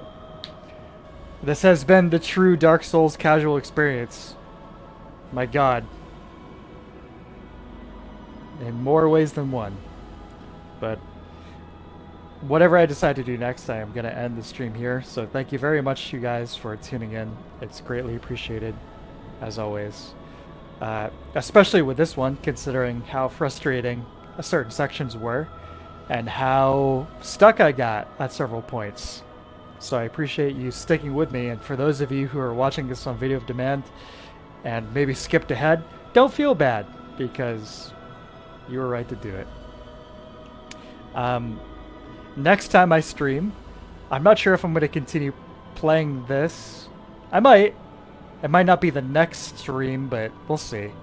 I think the next stream I do may need to be something a little more relaxing. We'll see. Maybe... well, we'll see. I'm also toying with the idea of resuming my streams on Wednesdays as well, to bring back the Sunday and Wednesday thing, because summer I've got less work going on, so we'll see. I'll think about it. I'll let you guys know. Kind of depends. But I'm going to sign off. Thanks again, everybody. Your presence and conversations are greatly appreciated. And thank you very much. I hope you all have a great week. And until next time, adios and good night.